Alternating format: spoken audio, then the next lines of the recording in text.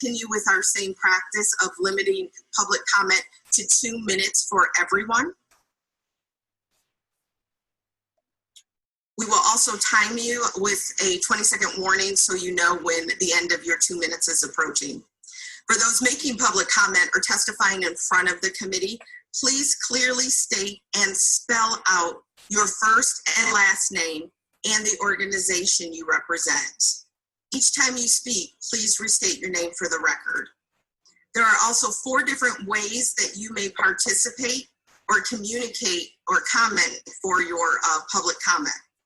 All of these are listed in the agenda.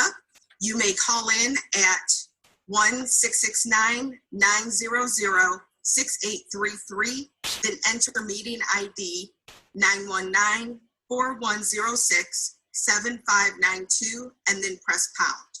You may also email comments to education@lcb.state.nv.us. You may also mail in your comments to the Research Division at 401 South Carson Street in Carson City, Nevada, 89701. Or you may fax comments to 775-684-6600. All public comments submitted to the committee's email will be part of the official record, but it will not be read aloud. With that, let's go ahead and get started with public comment. Is there anyone wishing to make public comment at this time? As a reminder, public comment will be limited to 2 minutes, and we will give you, Ms. Stern will give you a 20-second warning in the form of a flag or some visual so that you know you have 20 seconds remaining. Thank you, Madam Chair. I'm sorry, go ahead. Is that broadcast? Do we have someone? Yes, ma'am. Thank you, Madam Chair. We have approximately 9 callers on the line at this time. So we'll go ahead and get started by calling the last 3 digits of their phone number. Caller with the last 3 digits of 512. You may state your name and you may spell your name, and you're now unmuted.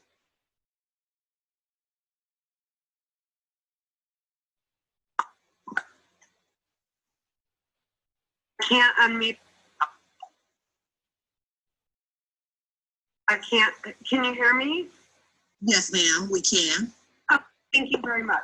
My name is Kate Kaufman. For the record, that's Katekau, as in Frank, MAN, and I teach special education at Knudsen Middle School. I am speaking today regarding the administration of student assessments.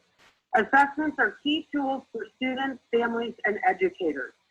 Quality tests to inform instruction, highlight learning gaps, and help parents and students understand a student's current level. Tests need to align with NBAC so that teachers have a better understanding of what needs to be taught and rechild. While they do not exactly need to mimic the SBAC, assessments do need to provide careful and comprehensive reporting so that teachers know what they have to do to meet the students where they are and get them to where they need to be. Current mandated assessments in CCSD and around the state fail to meet these needs. The math assessment does not directly align with the NBAC. The scores are difficult to interpret for teachers, and they are even more confusing for students and families. Teachers have to be trained on what the score ranges are for each testing period. It takes a long time to get results back, making accessing reports and reteaching concepts improbable. Providing training on how to pull the reports for grouping and skill building is lengthy, tiresome, and requires resources. The math is lengthy and takes anywhere from a week to 4 weeks to administer, taking valuable teaching time away. Having correct tests is necessary for reading successes. As a teacher in CCSD with many daily tasks each day, I want a tool that will help me instead of one that takes weeks to administer and weeks for results. Our students and families deserve assessments that are easy to administer, highly informative, and a true reflection of progress. Thank you for allowing me to speak today.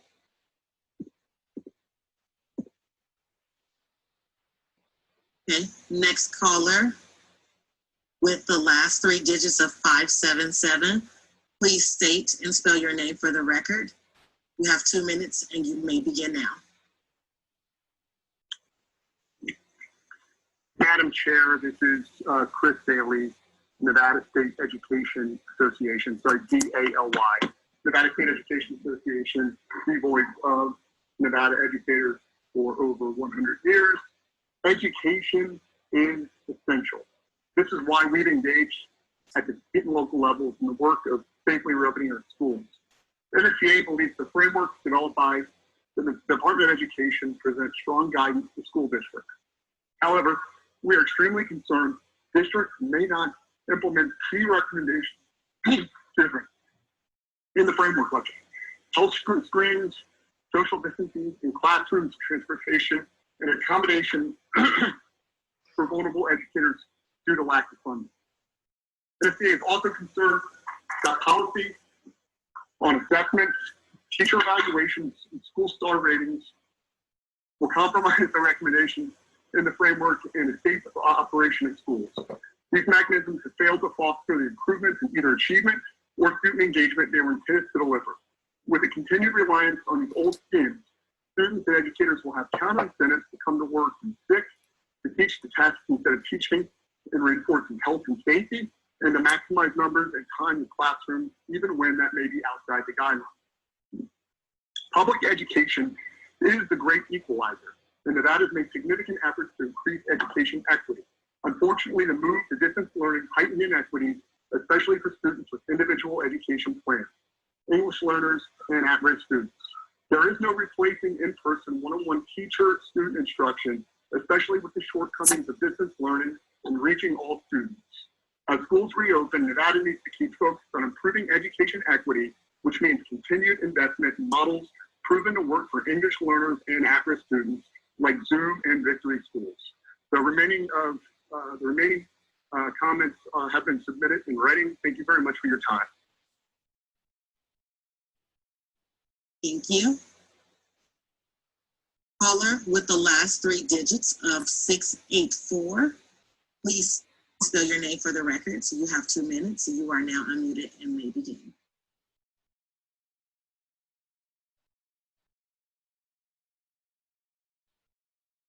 Madam Chairman Miller, Vice Chair Moises, and members, my name is Anna Ocasio-McAndrew, and I am the Learning Strategist at Fremont Professional Development Middle School, and have been an educator with CCSD for 27 years. I'm here to testify to ask for continued support with SB 467 by explaining how Zoom has impacted my life, our school site, and community. Personally, I have been afforded opportunities to mentor numerous colleagues by sharing my expertise. Zoom has ensured that our multi-professional learning includes the latest strategies that will aid in the development and growth of all English language learners that we are given the privilege to serve. The Zoom facilitators not only share these strategies, but also include training for the numerous programs that schools would otherwise not be able to afford, such as Achieve 3000, which is our reading program that assists with increasing students' lexile levels as they are engaging in articles related to current events. In addition, Zoom has been a provider of much needed supplies for our staff and, more importantly, our students. Our lessons that have been developed by Zoom facilitators require activities that necessitate interaction among them with collaborative discussions and assignments. These lessons also entail the use of supplies such as chart paper and sticky notes besides the basic supplies utilized by students. Our site has benefited tremendously by all of Zoom's assistance. The community has been active participants of activities such as Zoom Multi-Family Night, where parents, along with all of their children, were engaging in activities that were set up throughout our campus. The games were educational and enjoyable as communicated to us by working and documented via their exhibit tickets, which was a survey. We are truly grateful for Zoom, their services, professional learning, staff assistance, and money, which are dedicated for much needed programs that have proven to provide results of ample growth with their English skills. The fiscal backing is critical to support the students equitably. I humbly ask, please continue to support them by extending the duration so that in turn we can support our English language learners into becoming thriving, productive citizens of our society. Thank you so much. Thank you, caller. We will take the last We will take the caller with the last three digits of 155. Please state and spell your name for the record. You have 2 minutes. You may begin now. Thank you. Good morning, members of the committee. Alexandra Dominguez with the College Board. That's ALEXANDRADOMINGUEZ.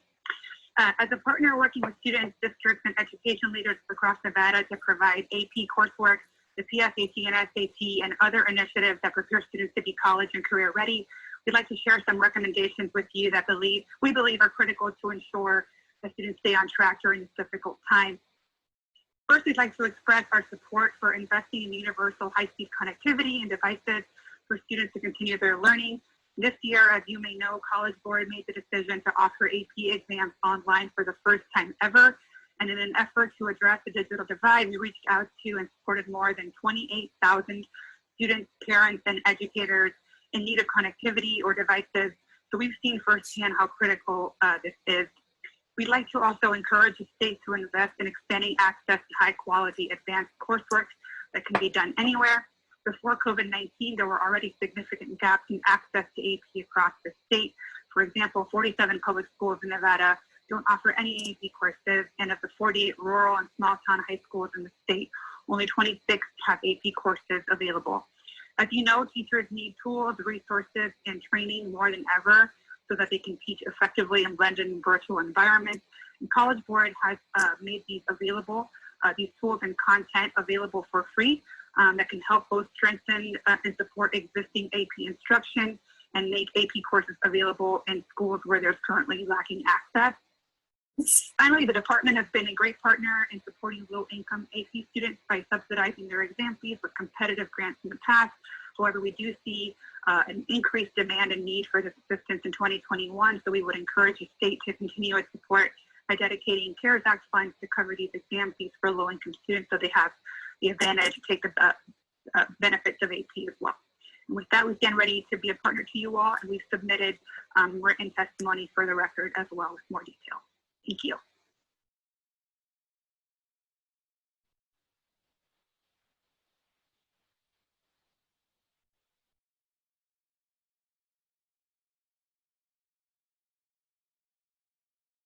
Thank you, caller. We will take the next caller with the last three digits of 309. Please state and spell your name for the record. You may begin now. Good morning. Good morning. For the record, my name is Brian Rippett, BRIAN RIPPET. I'm a high school physics and chemistry teacher from Douglas County, currently serving as the president of the Nevada State Education Association.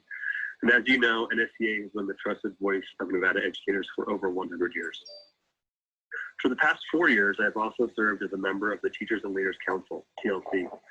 My experiences managing the NEPF as part of the TLC and being evaluated with the NEPF tool have informed my belief that the intellectual and emotional costs of the NEPF system are at cross purposes to attracting and retaining high-quality educators, and will also be at cross purposes to safely reopening Nevada schools. My beliefs were solidified at the Council's most recent meeting on May 27th, when findings of the Nevada Educator Performance Framework Impact and Validity Report were presented. The report stemmed from SB 475, which required a study of the impact and validity of the NEPF. It was prepared by researchers at the UNLV College of Education. Now I want to share some key takeaways from this study. While much time and consternation has been expended over the weighting of domains over the past several legislative sessions, the study concludes, and I quote, "The weighting of the NEPF domains do not measurably impact final scores or ratings," unquote. The study found, quoting here, "In short, the weighting does not appear to matter much." Additionally, the NEPF is held up as an instrument of growth and improvement. The study debunks this notion, stating, and I quote, "We find that schools and districts grow very little in their NEPF scores over time. The mean year-to-year change in teacher-administered NEPF scores is essentially zero." Most disturbing would be that the teachers and administrators believe the NEPF is a valid measure of performance, and the study shows that it's not. In conclusion, it's time the committee listens to its own study, We need to focus our diminishing resources on the safe and effective school reopening and trusted professionals in the classrooms to teach and fairly Sir, assess we're our at 2 students minutes. without the Mr. burden Rippett? of the NAPF. The remainder of the comments Mr. have been Rippett? submitted. Thank you. Yes. Thank you. Yep, you just went over your 2 minutes. I was trying to get your attention. Thank you. Okay. Thank you, caller. Next caller with the last three digits of 653. Please state and spell your name for the records. You have 2 minutes. You are now unmuted and may begin now. Good morning. Could you all hear me? Yes. Yes, ma'am. Okay, so my name is Dora Lee Uel Martinez. I am a blind mother of students for Washoe County School District. One of them is in the AP program, and I just want to let you all be aware that the website is not accessible. I was not able to keep track of my children's performance. And I also want to make you guys aware that some of the students who are in the Washoe County School District and the Nevada statewide who are visually impaired were reaching out to me, and I'm not a teacher, but I have resources, and they were frustrated because they were not able to participate in the distance learning program. One, because the website is not accessible, and two, their IEP was not being met. So they are frustrated and they don't know what to do. And I just want to let you all be aware that, you know, people who are disabled also matter. And I'm trying to read the agenda that I got from Ms. Christina Harper. Thank you, Ms. Christina Harper. Due to no fault of her own, 9 of those agenda items are image. I was not able to read them independently using my iPhone. As you all know, image is, you know, JPEG, VoiceOver cannot read those. So I'm not very well prepared, but I do want you all to be aware that it is consistent. The website are not accessible, and this needs to be addressed, especially coming 2020-2021 school year. We do not want to leave anyone left behind. It is inclusion education. And I will submit the statistics and my statement. Thank you for your time. Thank you, caller. Nothing like the We will community. take the caller with the last three digits of 927. Please state and spell your name for the record. You are now unmuted.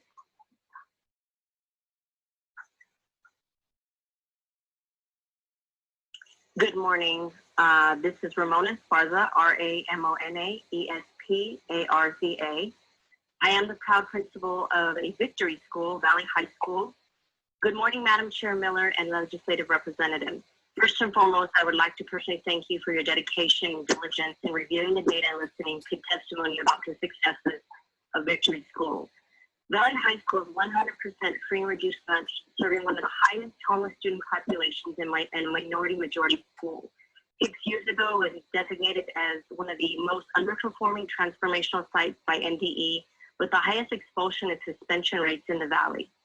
Due to sustained effective leadership, focus on teaching the whole child with the first established on-site wellness center, providing mental health counseling and medical care assistance, retention of highly qualified educators, and implementation of rigorous curriculum, it has increased its graduation rate to 87% last year, above the district average. It has been a flagship for the multiple tiered systems of support, reducing significantly the expulsion and suspension rates, specifically for minority majority students, implementing restorative practices. We have shown language proficiency for our ELL students and growth rates that outperform other secondary schools. We were half a point away from 3 stars last year. It's all possible due to the guidance and support of NDE and specifically the Victory Grant. Knowing it is not only about funding, we are a community-based school, and during this crisis of COVID-19, it has devastated our families economically and emotionally. We know there will be many difficult decisions and expected shared sacrifice from educational funding due to the shortfalls of our state revenue. My ask is to do no harm to the most underserved, structurally impoverished schools that are demonstrating results. Allow site administrators to have a seat at the table on future budget decisions. Please provide guidance and oversight on federal funds that may be provided for education. Please help to sustain effective systems and strategies, practices that have been built for first-time generation college graduates. How may we replicate these successes and think creatively to sustain resources? If funds were not to continue or be lessened, which we understand, it will widen opportunity gaps for equity, and all the gains made would be reversed for our most underserved communities. Thank you for your time and support during these unprecedented times. Be well and be safe. Colin? Yes, thank you. So we're going to take the caller with the last 3 digits of 807. Please state and spell your name for the record. You have 2 minutes. You may begin now. Thank you, Madam Chair. My name is Sylvia Lazos, Sylvialazos. I'm here in representation of the Nevada Immigrant Coalition, which is a coalition of groups who are champions of immigrants and working families all over Nevada. We all know that in the next couple of months, we will all have to tighten up our belts. All public employees are expecting cuts in their wages. There will be shared sacrifices. We ask this committee to keep in mind as we go forward to not cut off those programs that have been successful and those programs that have aided the poorest of the poor, our children who are being currently served by Victory and Zoom programs. As you have heard by several callers, these programs have been successful, and the data that you will see today shows that. It's not just about money, it's about blood and tears of educators, 5 and 7 years of effort to turn schools around. When this program was initiated, Senator Dennis, Senator Woodhouse, Senator Dondero Loop, Assemblywoman Carlton, we're all thinking of, well, we're going to allocate to ELLs and schools that are failing, and we're going to allocate to children in poverty. What we have discovered after years is that these schools that we chose to aid with Zoom and Victory are schools that are the victims of structural poverty and structural racism. When you are funding schools like Booker, Fitzgerald, Matt Kelly, and you're funding schools in reservations, funding the school that has the poorest zip code, you are funding structural poverty. We ask that at this time, as the legislature goes forward, it not abandon the poorest children and the children that now finally have a chance out of structural racism and structural poverty through these programs that have been so successful thanks to the efforts of educators. As we go forward, and we will. We're at 2 minutes. Ms. Lazos, that was 2 minutes. Thank you very much. I appreciate your time. Thank you. Okay, we're going to take the caller with the last 3 digits of 818. Please state and spell your name for the record. You have 2 minutes. You are now unmuted. Good morning, everyone. My name is Amber Shaynesi. That's AMBERSHAY, NNEZ as in zebra EY. And I'm testifying on behalf of SC467G. I'm a CCSD employee, but I'm testifying as an individual parent. I'm a parent of Jayla, who's a kinder at Detweiler Elementary School, and she attended Zoom. It's the first time that Zoom was offered to kinder at our school. And because of that, I saw benefits just in general with her in class and at home. For example, on the ride home, when she used to tell me what she did at school, she was able to give me an awesome retell. I felt like I read the book with her. And I ate that to Zoom because she did it in order. She told me the characters. And I think small group instruction helped with her confidence as well because she doesn't mind making mistakes. And because of that, her confidence builds with reading. even now with decoding or her small sight words that she knew ahead of time. She's able to like pick up a book now and she'll be told. She may get it wrong, but she'll go past that and she'll try again. And I think building that early on in education helped with her going into like first, second, third grade and so on. She also won the My On Reading contest because she's developed a love for reading now. So she read 1,429 minutes from May 4th to May 17th, which was the most in her whole school.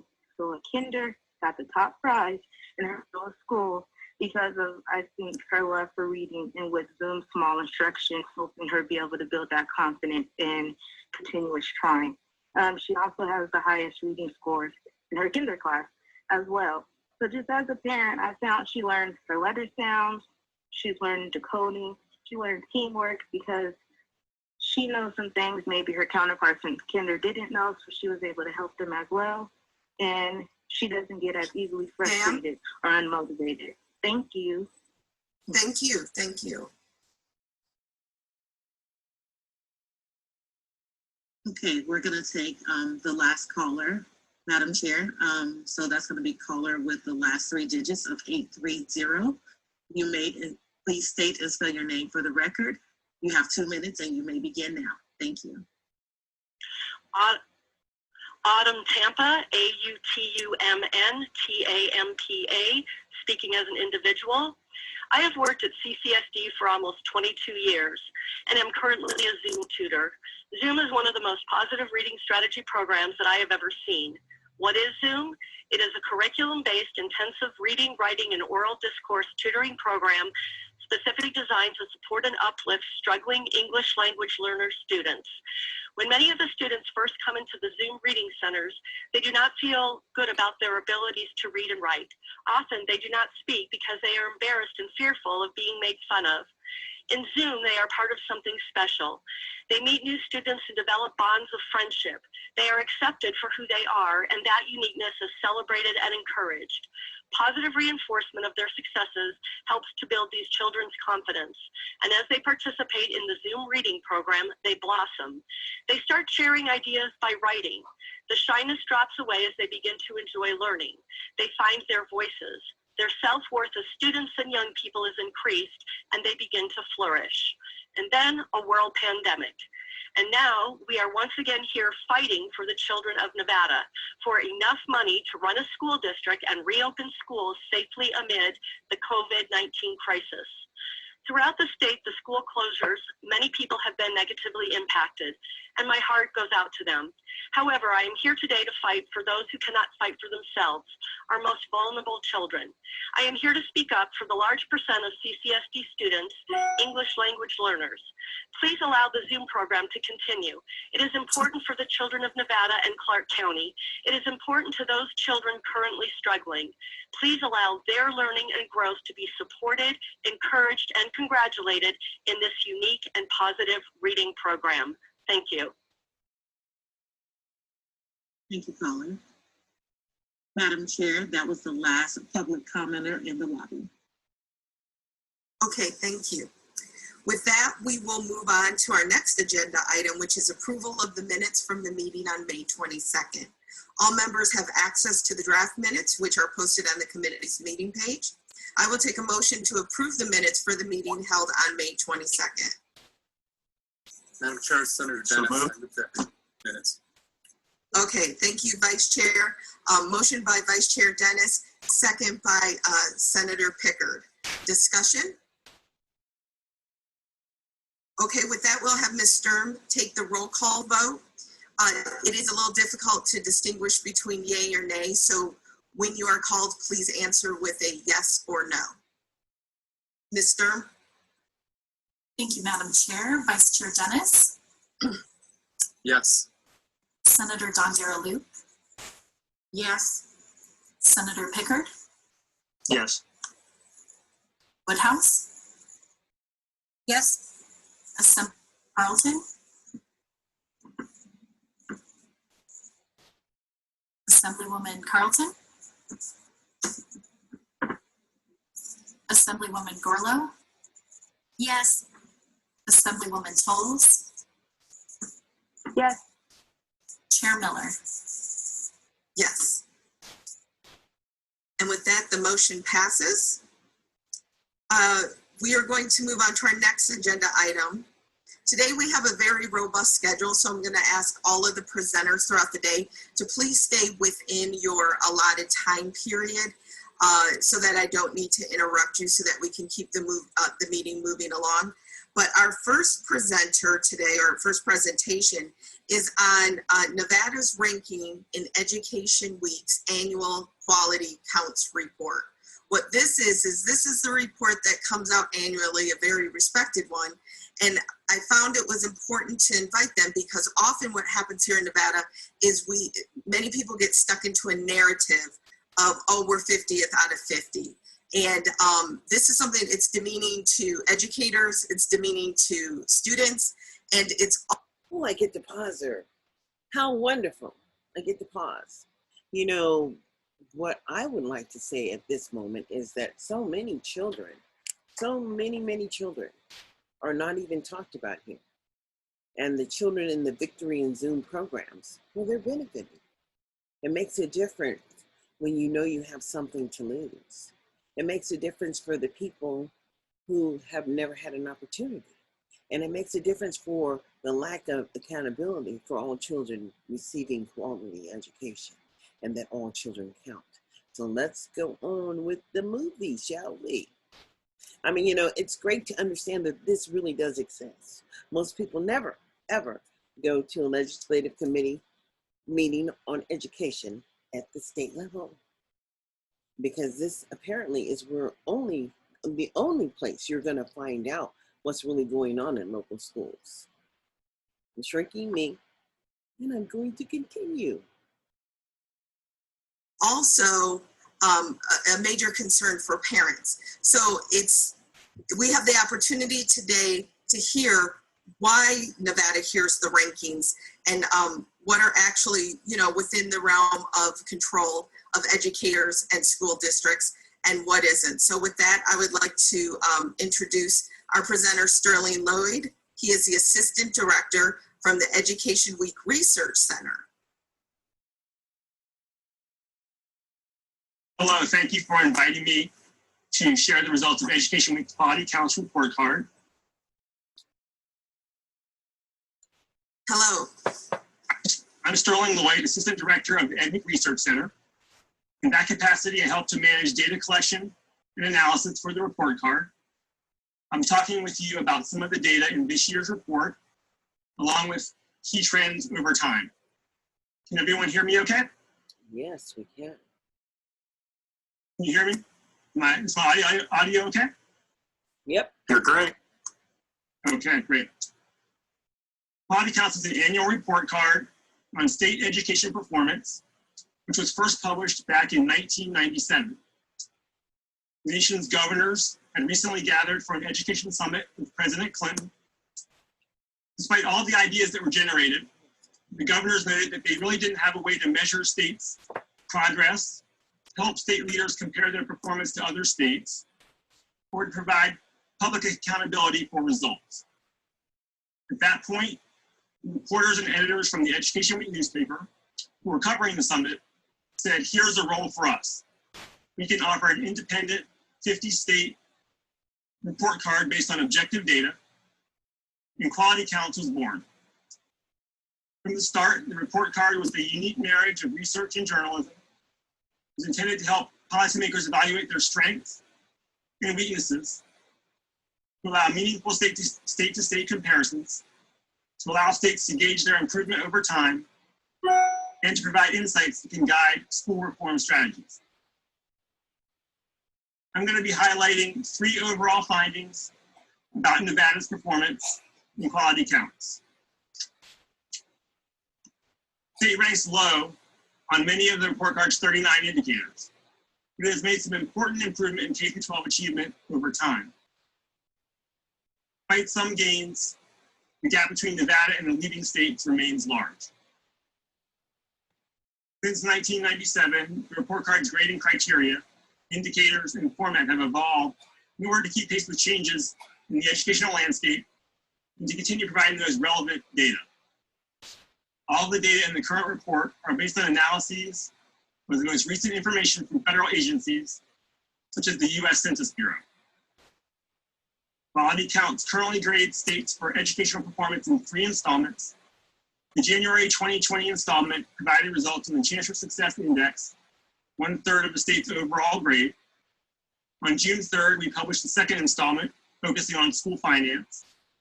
The September publication will feature the K-12 Achievement Index and overall grades. The state's overall grade is the average of its scores on the 3 separate indices tracked by the report. Now I'll dive into some findings for those categories. The Chancellor Success Index uses a cradle-to-career perspective to examine the role of education in promoting positive outcomes throughout an individual's lifetime. 13 indicators that make up the index capture opportunities for children to get off to a good start early in their lives, move smoothly through pre-K to post-secondary education, and ultimately achieve positive educational and workforce outcomes as adults. Results can be broken down to show education-related opportunities in 3 categories. Oh yeah, and you see that really works. Early access means that children are prepared to participate or engage in the process when they begin. And if they're not prepared, they are continually data-driven in regards to the behavioral things that they cannot complete. And then, that's all they collect. That's how come Nevada has so much information about the willful defiance and issues of behavioral infractions. How can you have a 259% higher rate of, disparity than any other race? Just 259%, working on 300% as far as I'm concerned, hasn't stopped. But let's just keep on listening to the role of, what are they called? Lobbyists, basically, for different programs. And this is education research. So really, I was just trying to figure out, okay, locally, how do the people disseminate the information so that they can make good choices? Because they have to make choices as to where they're going to put their children and where the best resources are. But if you don't think about that prior to having children, and then you're just kind of like stuck. But everybody's got to work and eat. See, everybody's got to pay those bills.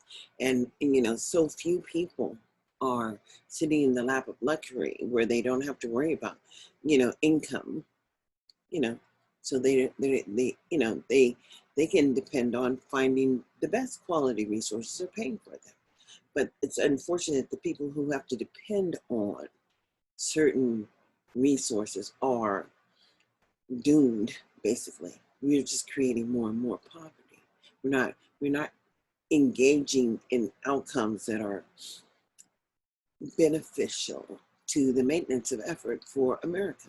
I want to keep playing. Categories: early foundations, school years, and adult outcomes. The nation receives a grade of C+ for Chancellor Success this year, a score of 79.2 out of 100 possible points, up 0.2 points over last year's result. Massachusetts, 91.3, leads the nation with an A-, is followed by 5 states at B+, New Jersey, Connecticut, Vermont, Minnesota, and New Hampshire.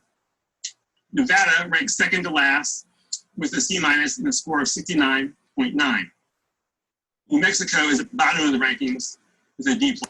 What does that really mean? Nevada's at the bottom.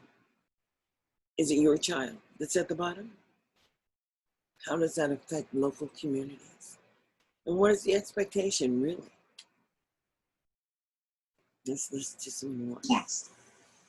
The 21 points that separate Massachusetts from Nevada on the index illustrate substantial differences in economic and educational conditions between the top and bottom ranked states. The early foundations category includes family income, parental education levels, and other factors that influence whether children start school ready to learn.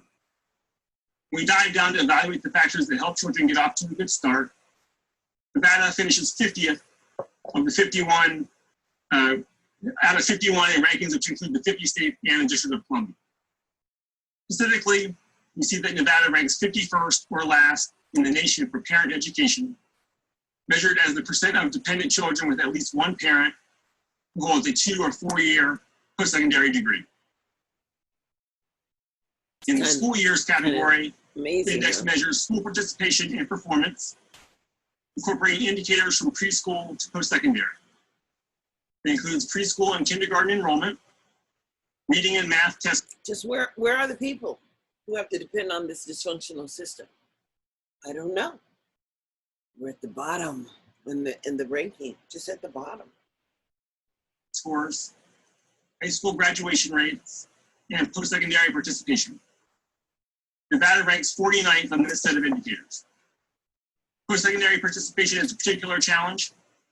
State ranks 50th, with 38.9% of young adults ages 18 to 24 either currently enrolled in a post-secondary education program or having already earned a post-secondary credential, compared with a national average of 56.5%. Educational attainment, steady employment, and income make up the key benchmarks of adult success. Here, Nevada ranks 46th in the nation. The state can seek to increase educational attainment, where it finishes 48th. Nevada, 32.7% of adults ages 25 to 64 have earned a post-secondary degree, compared with a national average of 43.2%. Changes on the index over time can reflect both academic and socioeconomic trends. We do find that states can make substantial improvements. The District of Columbia, for example, made the largest strides when comparing 2020 results to 2008, the year the index's current scoring system made its debut. Its score increased by 9.3 points, reaching its letter grade from a C to a B. As a result, the district's ranking climbed from 33rd to 7th nationally. Nevada gained 1.4 points from 2008 to 2020, placing it 21st nationally for improvement over that time. The U.S. as a whole improved by just 0.8 points. As educators and policymakers grapple with the unprecedented effects of the coronavirus on almost all aspects of their work, they face the prospect of deep cuts to education funding as a result of the pandemic. Against this jarring backdrop, the second installment of Quality Counts 2020 rated the states and the nation on overall spending and how equitably funding is distributed across districts. This year's school finance report card provides a nationwide snapshot of where the funding landscape stood in 2017, the most recent year of federal data available on a national basis. Indicators included in the grading illustrate differences in spending across states and the disparities between districts at that point in time. By highlighting these existing patterns, the data can be a useful tool for evaluating potential variations in the impact of future budget cuts across the nation. The nation receives a C grade for school finance this year with a score of 75.7 out of 100 possible points, up 0.8 points since last year. Nearly half the states, 22, finished with grades between C- and D-.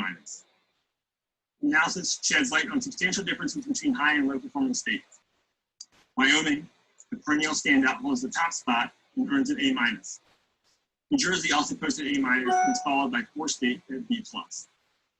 By contrast, Nevada receives a D and ranks next to last with a score of 62.6. Idaho receives a D- and the nation's lowest score at 62.3. Nationally, scores are higher for funding equity than for measures of overall spending. A B+, 87.0 for equity, but a D, 64.5 for spending. Yep. Nevada got overall, a F. 23 states get grades of F for spending, which continues a long-standing pattern of dismal spending results. 6 states in the District of Columbia illustrate the potential for stronger results with grades of A or A- in the spending category. Nevada ranks 44th in the spending category with a score of 45.4, compared with a national average of 64.5. Nevada's per pupil spending, adjusted for regional cost differences, is 46th in the nation at $9,436, The nation as a whole spends $13,301. Nevada is a solid B in finance equity, which measures the distribution of funding across districts within a state. It ranks 37th there because many states see strong results in this category, but it's fairly close to the national average of 87.0 or B+. The wealth neutrality score indicates that Nevada is one of many states spending less on its higher poverty students than on their more affluent peers. Only 3 states, Alaska, Wyoming, and Vermont, provide higher funding for poverty poor districts than for their wealthier counterparts. Nevada lost 5 points on the school finance analysis from 2008 to 2020, placing it 38th nationally for improvement over time. The US as a whole declined by 1.9 points. The K-12 Achievement Index grades states on current academic results, trends over time, and poverty-based gaps. Elements of the index include national assessment of educational progress, results in reading and math, high school graduation rates, and advanced placement test scores. For well on this index, the statements demonstrate strong academic performance, combined with improvements over time, and progress toward narrowing poverty-based achievement gaps. In this category, the data presented today are from our 2019 report card. Results will be updated when we publish our September report. The nation earned a C for K-12 achievement with a score of 73.0 out of 100 possible points. Massachusetts ranked first for K-12 achievement, posting the only B+. It's been the leader in the rankings over the past decade. Louisiana received the nation's lowest score at 60.7, a D-. Nevada ranks 35th in K-12 achievement with a D+ and a score of 69.1. The struggles on metrics regarding current achievement are ranks 43rd with a score of 57.0 in F. It got stuck in his throat. Nevada grade was F. That's what it says.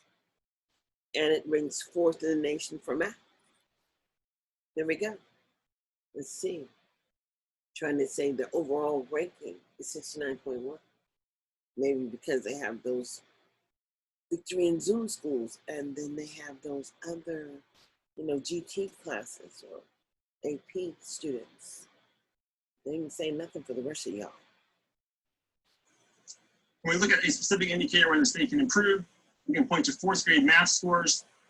You rank 49th in the nation for the percent of 4th graders proficient in math in the 2017 National Assessment of Educational Progress. The September report will include the 2019 test results. Nevada sees its strongest results when we look at change over time in K-12 achievement. It earns a C in this category, but ranks 7th in the nation with a score of 75.1, compared with the national average of 70.2. I will discuss specific areas of improvement in a moment. In the equity category, which examines poverty-based achievement gaps, Nevada ranks 46th. Its poverty gap in 8th grade math test scores widened by 8.8 points from 2003 to 2017. Nevada gained 6.9 points on the K-12 Achievement Index from 2008 to 2019, placing it 9th nationally for improvement over that time. The US as a whole gained 3.6 points, so that's good news. Where did Nevada make progress? It has strong rankings for improvement in its scale scores on the National Assessment of Educational Progress from 2003 to 2017. It ranks 15th for improvement in 8th grade math, 8th for gains in 4th grade reading, and 7th for gains in 8th grade reading. It also ranks 2nd in the nation for its high school graduation rate gains between 2013 and 2017. Sum up, Nevada ranks 50th on the Chancellor Smith Index, 48th on the School Finance Analysis, and 35th on the K-12 Achievement Index. These rankings indicate a need to improve opportunities for Nevada's public school students and to improve the state's competitiveness in preparing its workforce for the future. Nevada's gains in K-12 achievement highlight some positive trends and the capacity for additional improvement. With that, I'll turn things back over to you and be happy to answer any questions that you might have. Thank you. And do we have any questions from committee members? Senator Pickard. Thank you, Madam Chair. You talk about the data, and I assume that these aren't political statements of Ed Week, but rather data-driven. But is the data based on objective or subjective information? Well, as a research and journalism organization, Education Week is not an advocacy organization. We strive to be neutral and objective, and we think that's where we're really valuable. We don't have a spot on the ideological spectrum. We're not aligned with one side of the aisle politically or the other. And so we take our information from the most neutral sources we can, mostly, as I mentioned, federal agencies. So these are objective data.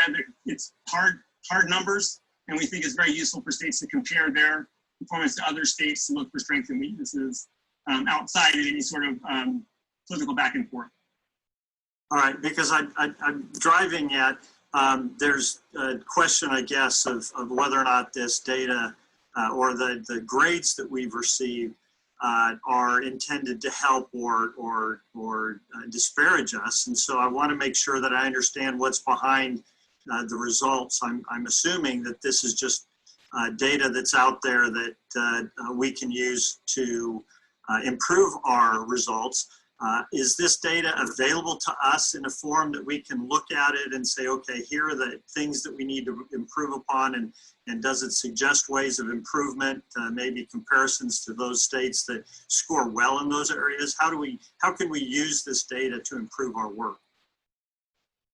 All of the data are available on our website, and the raw data are available on federal government websites. And the goal is really to help states to improve. As I mentioned in the beginning of my presentation, the governors called for this type of report card as a way of keeping track of progress and holding states accountable for gains and for improvement over time. And we really think that the key is to look at the high performing states or the states that are similar to your state, in your region, or demographically similar to your state's population. See where they made progress, where you can learn from them, and also where you can offer things and they can learn from you. So the data are all publicly available, and we encourage policymakers to use it as a tool to help guide their policy decisions. Very good, thank you. And if you could share the links with us to those sources, that would be very helpful. Thank you. Absolutely. Assemblywoman Carlton. Thank you, Madam Chair. And I guess along that same line as the senator, what I would be interested in is the states that weren't doing well a number of years ago and are doing better now, what they did and how they got there. There's no reason for us to try to recreate the wheel if there were certain things that they did, and especially. Oh, that's so true. But I don't believe that here in Nevada, that people look and see what's working in other places and then try to do that. I mean, of course, there's Victory and Zoom. Those models are based on a simple Title I regulation, and they happen to have enough money and resources to make that happen. But what about the rest of the children when nobody looks at the outcomes as to how they're making it? I mean, to me, it seems like, this is the Wild Wild West, and people do whatever they want to do, and they dare you to question what they're doing.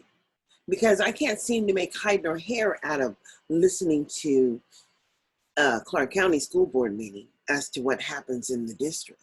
They mostly make financial decisions based on contracts and contractors.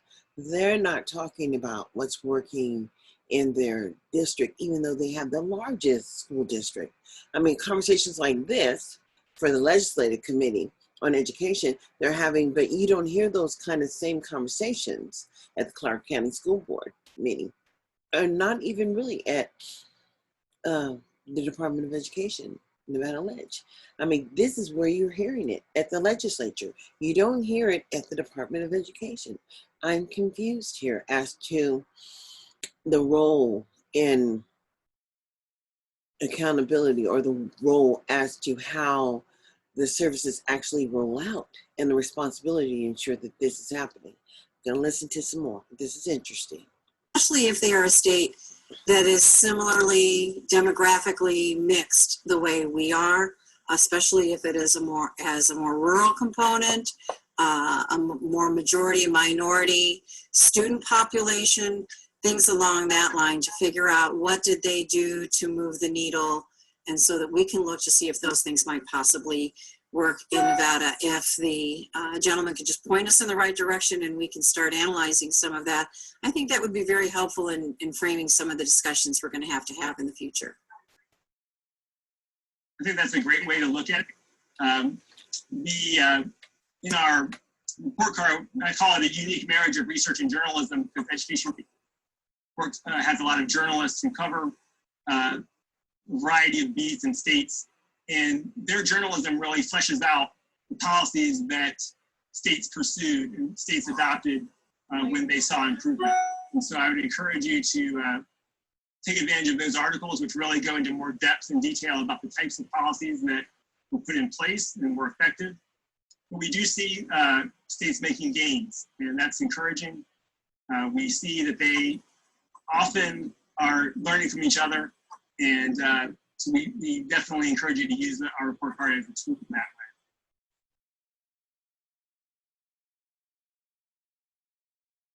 Vice Chair Dennis? Thank you. First of all, I just want to thank you. I know for the 16 years I've been on the legislature, and even before that when I was in PTA, the report card has been such a great resource to be able to look to see where we're at. And, you know, it's been great to see us moving in a positive direction. So I appreciate that work. My question has to do with some of the things that we've moved up. For example, like graduation.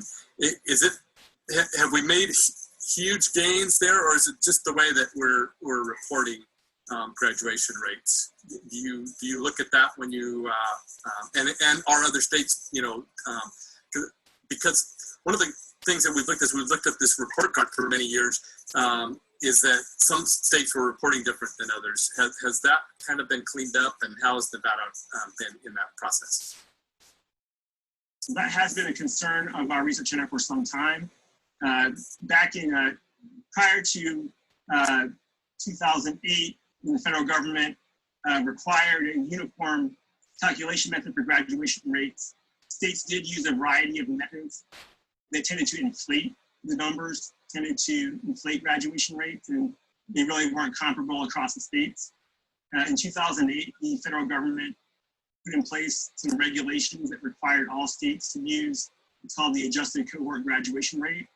And that was intended to increase the uniformity of those numbers, the comparability, to make it really an apples-to-apples comparison across states, and to make sure that those numbers were not inflated. We do still have always some measurement concerns.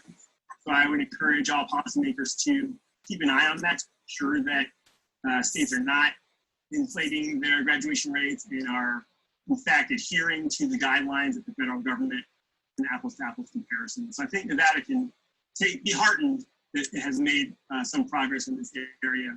But at the same time, we should also drill down to make sure that the books aren't being cooked in any way and the numbers are actually kosher. Thank you. And I, you know, I think that was always the biggest complaint that we always made was that we didn't think we were being compared equitably on graduation rates. And since those changes in 2008, I think that we have made some changes, not necessarily on how we report, but I think that the changes that we made have actually helped our graduation rates. So thank you, and thanks for the resources that you provide to help us make education better in Nevada. Thank you, Madam Chair. Yes, thank you. Assemblywoman Tolles?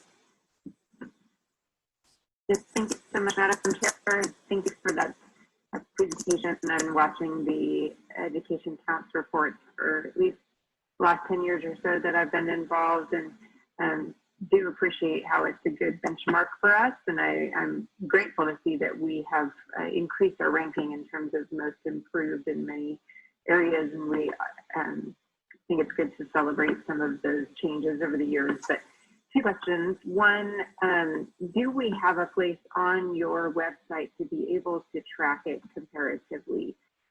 How we have ranked in each of the categories over that time period, so we can see where we are improving and where we're flatlining, or where perhaps we are losing some progress specific to Nevada. Yes, we do provide a 50-state data table for all the indicators that are part of the report card each year with the report. So all that data is available for each state, and you can track it over time. We also, in some cases, will highlight states that have made improvements or seen declines. We'll have little tables and visuals that show improvement over time or declines over time on our website. So that information is available. I would caution that the grading criteria have evolved over time.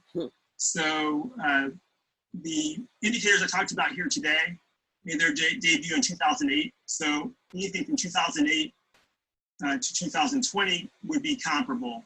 But anything before that is not comparable because we use different metrics, different criteria. And the overall grades use different criteria starting, we've only used the same methodology for overall grades and same categories since 2000. You know what he's saying? He's saying that the metrics and the overall process as to how they're assessing Nevada's input has changed dramatically because, you know, the requirements got kicked up a whole lot when Obama was in office. So just the end of, you know, California implemented the LCFF, local control funding formula. Nevada, I don't know what they've implemented. I don't believe they've implemented anything. They operate on a whole different system here.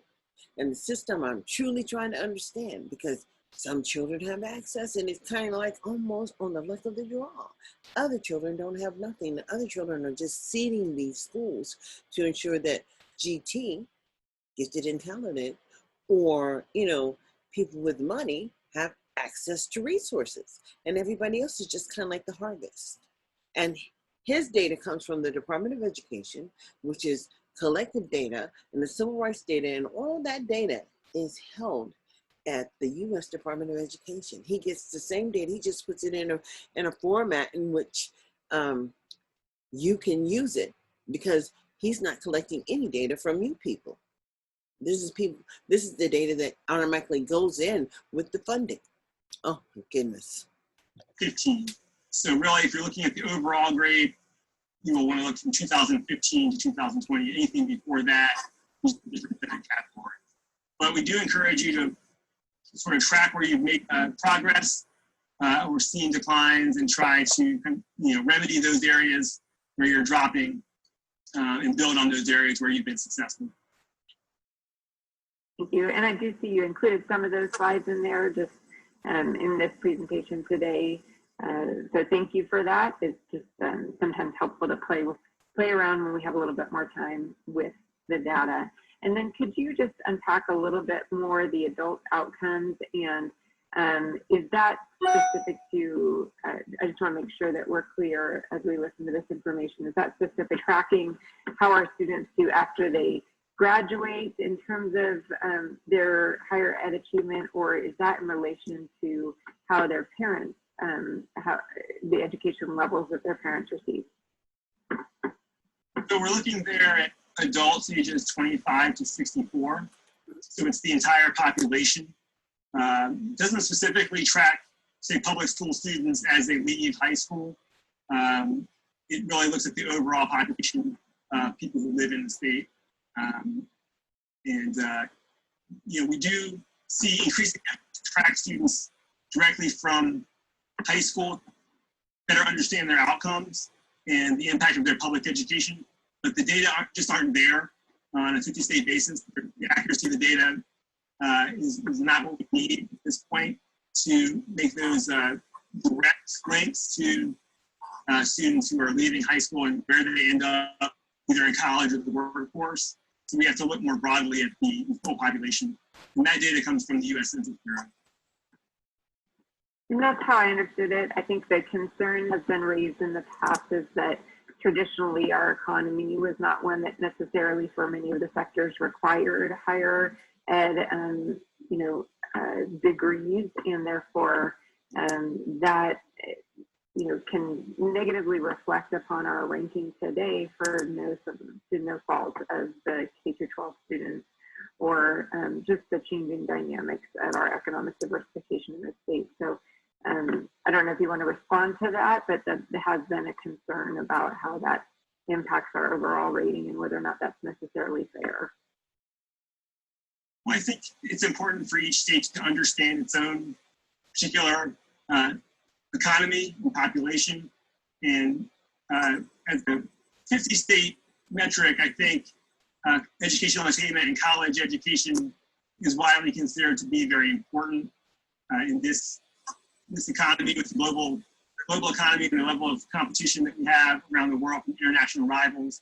I think that there's sort of widespread support for looking at post-secondary education as a key goal.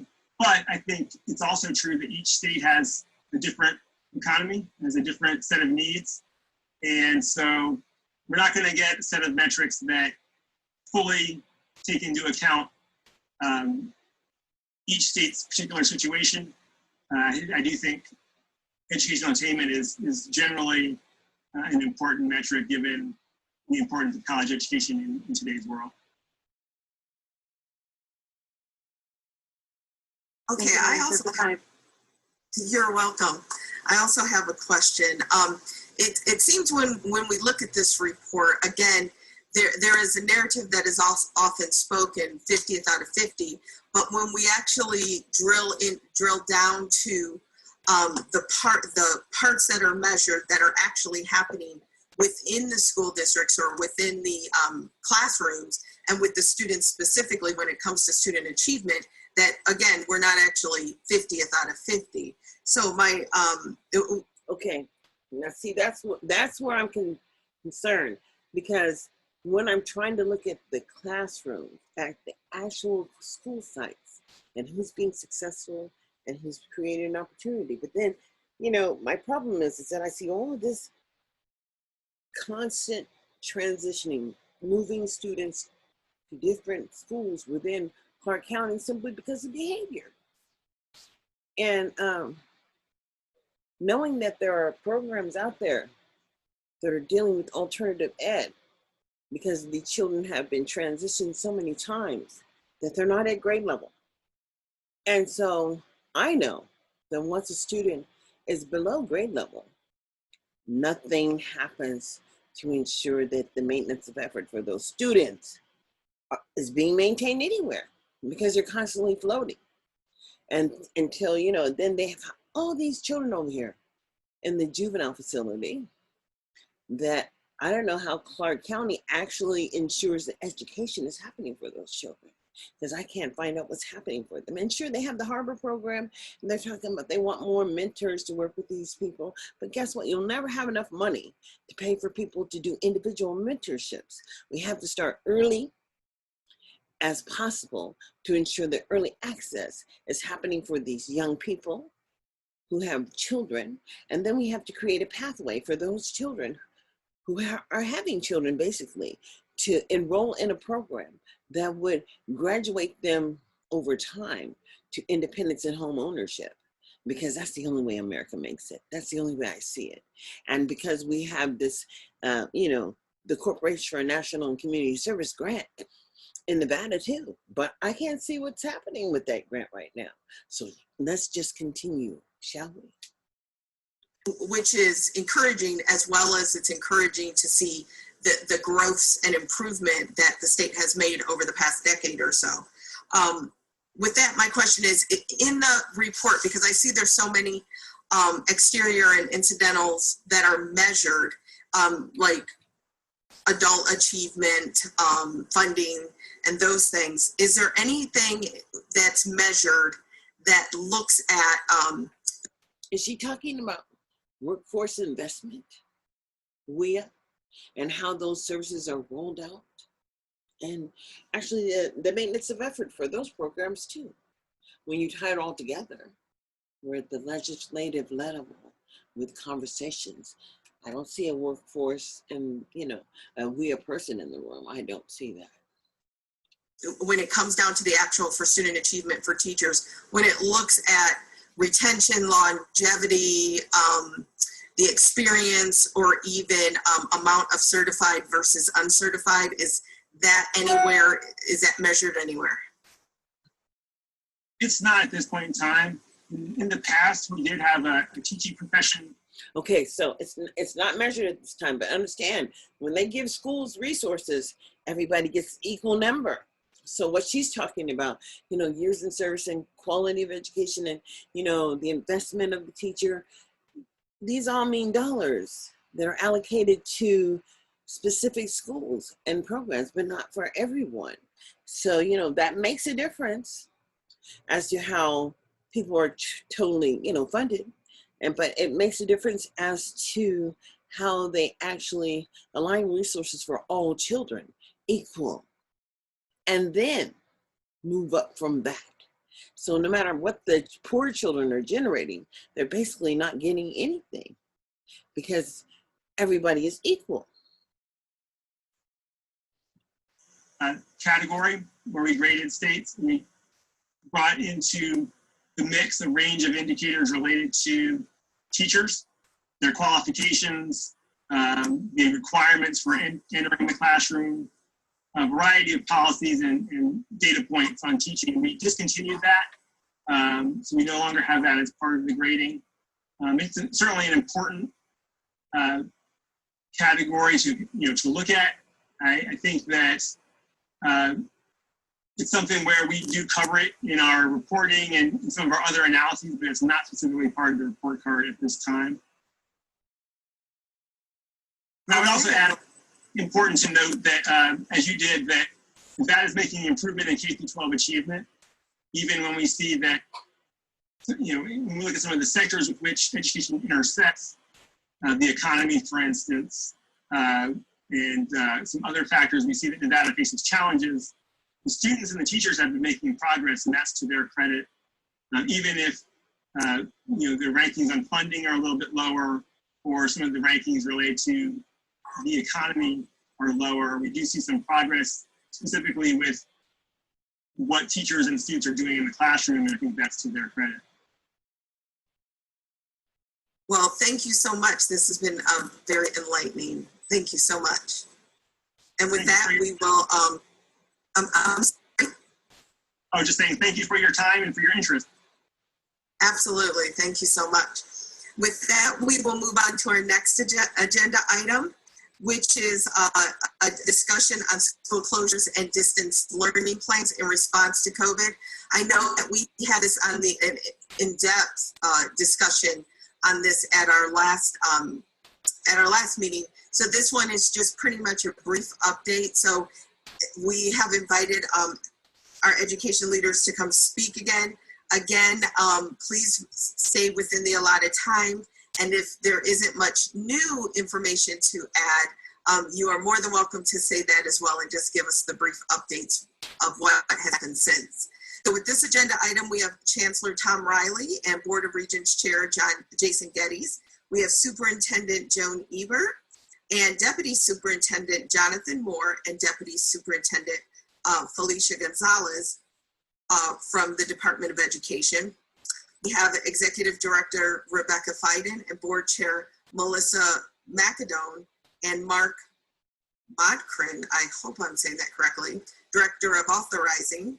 And from the school districts, we have Dr. Paul Lamarca.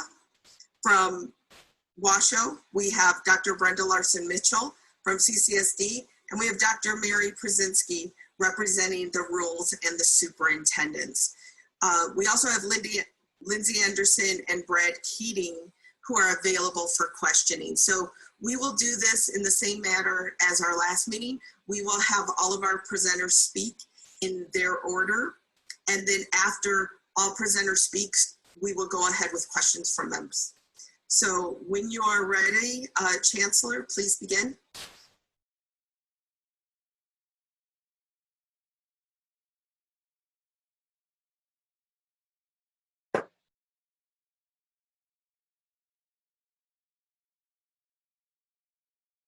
Please unmute yourself, sir.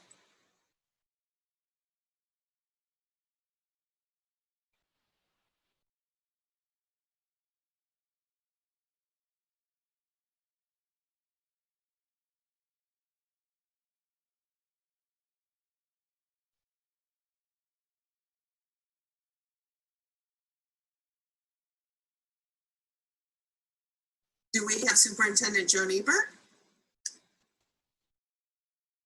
Yes, Madam Chair. Would you? Yes, please. Great. Thank you, Madam Chair, members of the committee. For the record, Superintendent Joan Ebert. So the last time we met, we did have a deep dive into the work that had transpired so far. So I just point to a few things and then turn it over to the team. On June 9th, the governor did release Directive 022. There are specific components in there in relationship to providing transparency to the public in regard to when the school districts are ready to open, that they share the documents 20 days in advance of opening school. It also provided the opportunity for school districts to bring students on campus within the guidelines that have been provided, making sure that health and safety is in place, as well as some direction with NIAA, our Nevada Activities Association with athletics. So that being, a very high level update. We also wanted to provide you, we are participating per request of the last meeting in a study with West Ed. They are going to study a few Western states and how the implementation of schooling at a distance and what transpired during COVID. So with that, I would like to turn the time over to Deputy Dr. Jonathan Moore.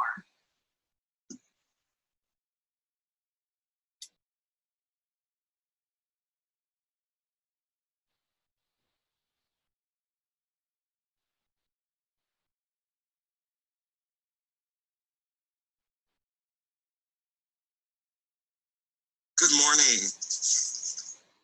My apologies for the technical difficulties. So I will speak a little bit about our digital learning collaborative. We are fortunate to have 65 educators from across the state representing 6 school districts who were selected to create resources and provide support for the delivery of professional development and resources that will support distance education. The digital engineers, as they are called within the Nevada Digital Learning Collaborative, will be focused on 4 areas. The first being platforms and digital tools, the second being best practices and professional learning, the third being K-12 curriculum and content, and the last being marketing and communication, which will also lend itself to parent involvement.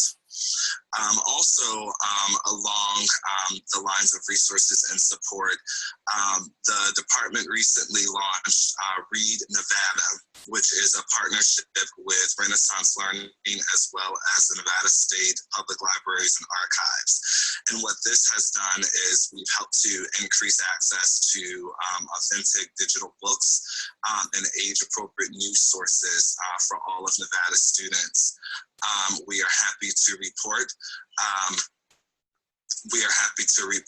that all 17 school districts have begun the process of ensuring their students have logins and have access to this resource. We're currently working with our charter schools during the second phase of implementation. What we're hoping with implementation of this resource is that one will contribute to continuity of learning during the summer, and also will be able to increase students' desire to read as they're able to pick texts that serve as most interesting to them. And with that, I will pause for any questions. Dr. Moore, we're taking questions at the end of all the presenters. My apologies. Thank you, Madam Chair. Then that concludes my presentation. So Madam Chair, we would love to have Felicia Gonzalez go over a high level with the framework that was released. I do know that we've received a number of questions in regard to, are we translating that document? And we're in the process of translating that document, as well as providing a high level piece of, providing the framework for a safe, efficient, and equitable return to our school buildings has been first and foremost, I know, for all of you as well. So with that, I will turn the time over to Felicia. Good morning, Chair Miller, members of the committee. My name is Felicia Gonzalez, Deputy Superintendent of Educators within the Nevada Department of Education. The Reopening of Schools Committee is comprised of state health.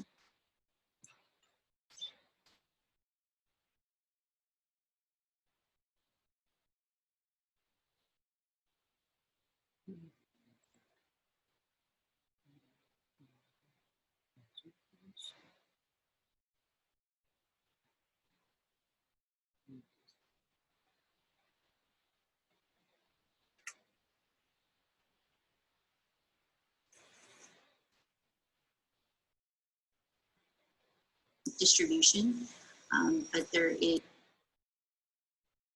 and if you look at the survey for our students, with many of our faculty over the summer to improve our. Nevada. Thank you, Madam Chair.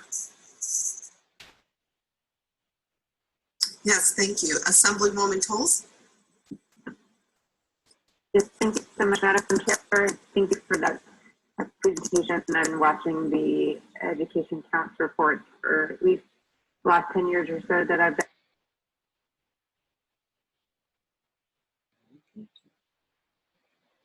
AimsWeb, iReady, those are out there in the district, and we consider those instructional tools. So yes, they are a quote unquote assessment that we have district-wide process that's used by teachers during instruction. But we, instead of walking you through it, that we created at your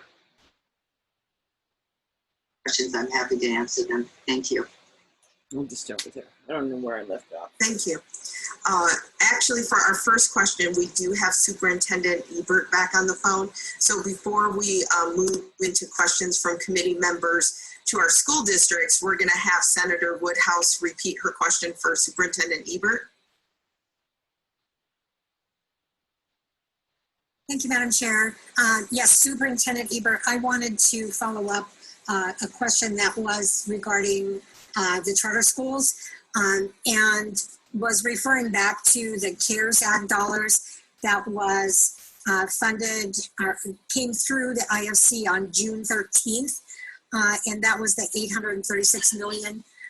And part of that is for education. And I did pull up my documents from that meeting while we were doing all of the next agenda item. But I wanted to reaffirm, my understanding was that the dollars within that $836 million that related, for example, to distance learning, also not, it goes to school districts as well as charter schools. Is that correct?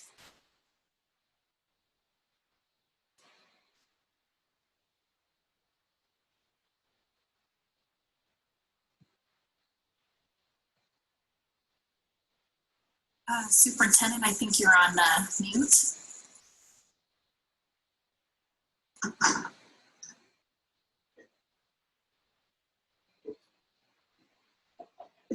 I did do. Can you hear me now?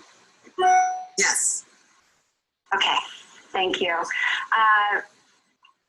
For the ESSER dollars that were allocated to the school districts, that is inclusive of charter schools, and I think it's also important to note that it is also inclusive of private schools as well.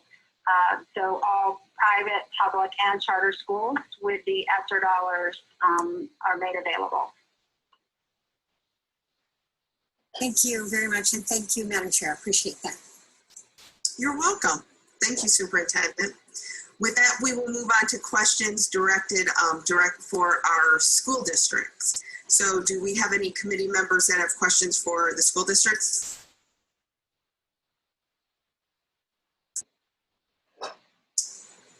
Okay, seeing none, thank you everyone for your presentations, and we will close this agenda item and we will move on to agenda item 6, which is the discussion concerning the administration of student assessments. If you recall, back in February, we began this discussion, and of course, due to having to take a month off because of COVID and such, we're continuing this discussion. This really came out of a bill that Senator Woodhouse had passed in 2017 to do an evaluation and really get a handle on the student assessments and standardized tests that are administered throughout our school districts. So with that, we have Chief Accountability Officer from Washoe County Schools, Ben Hayes. We have Assistant Superintendent from CCSD, Kelly O'Rourke, and we have Dr. Mary Krasinski, again representing the rural districts and the superintendents. So we are going to move on to our next agenda item. We'll preserve our questions for the end. Mr. Hayes, when you are ready, please begin. Good afternoon. For the record, this is Ben Hayes, Chief Accountability Officer for Washoe County School District. For clarity and kind of time, I'm going to hand it over right away to Dr. Aird, who is our Director of Assessment for the Washoe County School District. She's done an incredible amount of work filling out the committee's spreadsheet survey about assessments and an incredible amount of work with our teachers and educators in the district. So with that, I'll hand it over to Dr. Aird. Okay. Good morning, Madam Chair and committee members. For the record, my name is Sandra Aird. I am the Director of Assessment for Washoe County School District. And it's my understanding before I begin that you have the spreadsheet that we created at your request for all of the assessments that the Washoe County School District administers from the central office. That spreadsheet includes the name of the assessments, the expectations and general explanation, as well as the NRS or the NAC that requires those assessments to be administered, as well as when you go to the grade by grade spreadsheets that provides information about the amount of time that it takes to administer. Some of those times are calculated by vendor expectations. So vendors give us information about how much time they expect, as well as timers on the assessments that are computer format. They provide us the amount of time that students engage in an assessment. In Washoe County, we are very cognizant and we are concerned about the amount of time that teachers and students spend on assessments. And we want to make sure that we are dedicating the majority of time for our students to engage in Tier 1 instructional activities. At this time, one of the requests was to have data about the actual time for setup and time for technical challenges and things of that nature. We don't have a mechanism to actually be able to deliver that information. It varies widely from school to school. And again, we want to make sure that our students are always engaged in Tier 1 instructional activities, even though testing is a major and important part of their day and of data collection. We regularly revisit our assessment program. We like to believe and show that we have a balanced assessment system in Washoe County School District. And we are also, from our department, working on assessment literacy and spreading assessment literacy to all of our teachers on our school sites so that they can utilize that data effectively to drive their instruction. Part of our climate survey includes teacher input and feedback on our assessments, the amount of time it takes, and how they utilize the assessments to drive their instruction. One of the pieces that we gained from the climate survey, we are reconsidering now, looking at our balanced assessment to alter how we administer and what we administer to our schools during the school year. So we're looking at middle school. Middle school, traditionally, we have been giving or administering MAP assessment 3 times a year in math. We know that teachers tend to favor assessments that are more connected to their instruction, and they want results that they can implement and or use to implement effective instruction right away the next day. And MAP is an excellent assessment, but it doesn't give that right away information and how am I going to use this on the next day. So we're looking at administering assessments that are more aligned to the curriculum and the standards that teachers are teaching. So we're looking at smaller assessments, smaller amount of time to give the assessment, but teachers can see the assessment, teachers can utilize that assessment and the answers students provided so that they know exactly where errors are occurring and whether reteaching is required for the entire class or for individual small group interventions. We feel that that will help with moving students forward in a more expedient manner, and as well as being efficient and effective for us. We do realize also that standard testing is a requirement of ESSA for federal accountability, and we know that is a purpose for making high-level decisions, and we obviously will continue to provide that assessment and utilize the data we receive as effectively as we can. And we realize we can't change the assessment that we are given for federal accountability. In Washoe County, what we really want to do is work with the federal and state policymakers to ensure that the requirements for assessments are aligned with our student learning and are providing the valuable feedback that teachers need to move their instruction forward. So that is all we have from Washoe County, but I'll remain for questions. Thank you, we appreciate that. Now we have Kelly O'Rourke from Clark County Schools.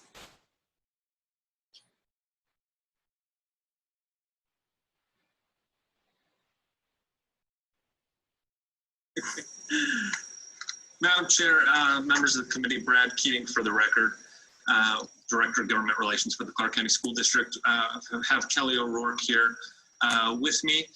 Just due to the timing of the meeting today, what we'd love to do is have the rurals go ahead and speak, and then we're here to answer any questions. We went through a number of the topics and the tests that we provide at the meeting in February.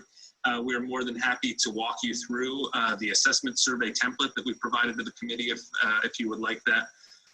But other than that, we are open to any questions that you may have. So Dr. Keating, were you saying that you would prefer that we would rearrange our agenda items for your convenience? Is that what I heard? Brad Keating for the record. No, I'm not saying to rearrange any agenda item. We are here to speak on this agenda item. We've provided all the information to the committee that has been requested, including the assessment survey. So we're here to walk through that assessment survey, as well as the time and all of that stuff. But instead of walking you through it piece by piece, if there are questions that you may have, we could focus on those. Okay, and now I understand. Okay, Dr. Krasinski? Thank you, Madam Chair and members of the committee. Again, the rural districts, we presented a couple of meetings ago the tests that are being given in the rurals, of course, the federally mandated tests, the summative assessments, and of course, a list of formative assessments. And the rural districts, as Washoe and Clark, you get from the vendor a estimated time it takes to actually take the test, but none of that takes into account the amount of time that it takes to get the students to the computer lab, to set up the computer lab, to explain tests, the test procedure to the students. All of that adds to the testing time, and I understand that that's a big concern. As it's already been stated, we don't really have a mechanism to give you a period by period total amount of minutes that it's taking, and it varies from school to school, and it varies from year to year, and from teacher to teacher and student to student. So, but we know that it's not just 30 minutes to take the test. You're going to have at least another 30 minutes or 45 prepping the student for the test, taking the student to the testing area and bringing them back to the classroom so that instruction can continue. We also have provided the committee a list of formative tests that many of the teachers in the various school districts like to give, because it helps them understand where their students are. And again, the time that takes varies, and it actually varies year to year as teachers figure quicker and easier ways to assess what the student knows and can then at that point change their instruction to provide for the students as best they can. So I am happy to answer any other questions. I'm happy to answer questions about the other particular formative tests if any committee members have those. Thank you. Thank you, Dr. Krasinski. And I appreciate you recognizing that those times do not take into account the reality of what actually happens in the classroom. Right now, before we go into questioning, we're going to move back to Clark County School District with Kelly O'Rourke and Brad Keating. Hi, good afternoon. I'm Kelly O'Rourke, for the record, O''Ourke. I am the Assistant Superintendent over Assessment Accountability, Research, and School Improvement. And I am here this afternoon to walk through the document that we sent, the assessment survey template. I'm available to answer any questions that you have regarding the survey, or any other questions you have regarding our summative and formative assessments. So in the Clark County School District, and just like across the state, assessments are placed in two categories. We have the summative and formative, and it is part of a balanced assessment system. In the summative category, we have the criterion referenced, or the standardized tests, and these are specifically geared to take place after the learning. So these are requirements by the state, the 390, the NRS 390, 105. We have SBAC, we have CRT in science, and the Nevada Alternative Assessment. We have WIDA for English language learners, and we have ACT for 11th graders. And then we also administer the NAEP in the spring, and this is specifically for grades 4 and 8, and these are the federally mandated tests as part of the Trial Urban District, the TUDA. The formative assessments, this is more of a deliberate process that's used by teachers during instruction. So it's geared specifically to give feedback to modify instruction and add interventions if necessary, add extensions for students who are showing that they are higher than grade level at that particular time period. In the Clark County School District, the MAP growth is the formative or the interim assessment that we use consistently throughout the district. It's used 3 times a year. There is a period of 12 weeks of instruction between each administration. It allows teachers to customize as needed. They track growth. They allow students to develop learning goals. And even though the official reports take a little bit of time to download, teachers have access to the assessment results immediately after their students have taken the MAP assessment. They just need to go onto the system and they can grab their students' assessment reports. The other formative piece is we do offer a PSAT. We offer this in the 8th grade to administer, and the 10th grade, it's administered to assist counselor in placement into advanced coursework. It helps high school teachers inform the instruction as well.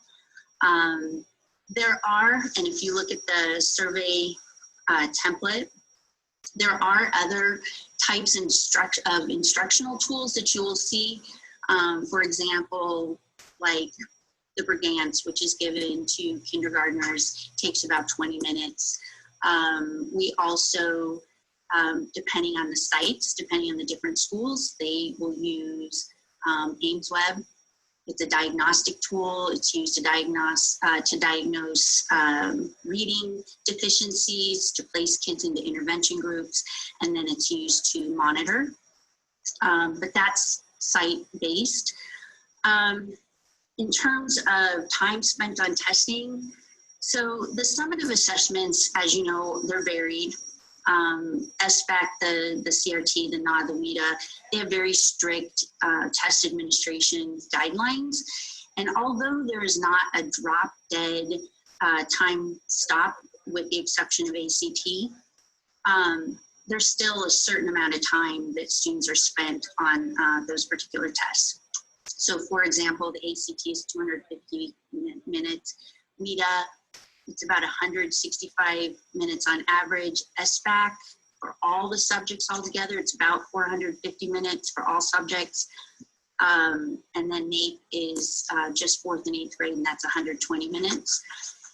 In regards to the formative assessments, the MAP growth, this is scheduled at the convenience of the school based on their master scheduling and the teacher schedules. So as long as they are within a window 3 times a year, and as long as they are maintaining that 12-week of instruction, schools can determine how they are going to assess at their schedule at the school, and really based on the needs of the teachers. The average test time nationwide is 60 minutes per subject. The test is computer adaptive, so it develops in difficulty based on the performance of the student. And we talked about this in February. So as students perform better, they get more difficult tests, or more difficult questions, I'm sorry. And sometimes that can lengthen the amount of time that a student takes. The overall time varies. We did pull district data to show that schools in which students are familiar with the assessment, the particular MAP growth assessment, so that means we pulled it, this is their 2nd year of familiarity with the test, have spent lower time overall taking the assessment, and we attribute that to just being comfortable to the guidelines.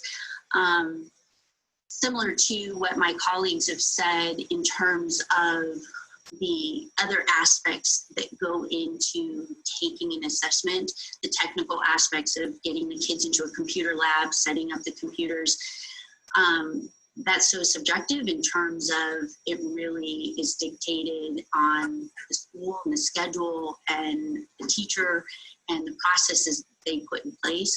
So that's very difficult to gauge when you want to tack on a particular time, because it was a valid point made in February that there is more to the assessment time than just sitting down at the computer taking the test. But that's too difficult to gauge. In the district, we reevaluate our balanced assessment system yearly. I offered and shared the balanced assessment system chart in February. it's reevaluated every year. We have teachers that are part of the focus group, administrators. We take it to our executive cabinet. We look at the assessments.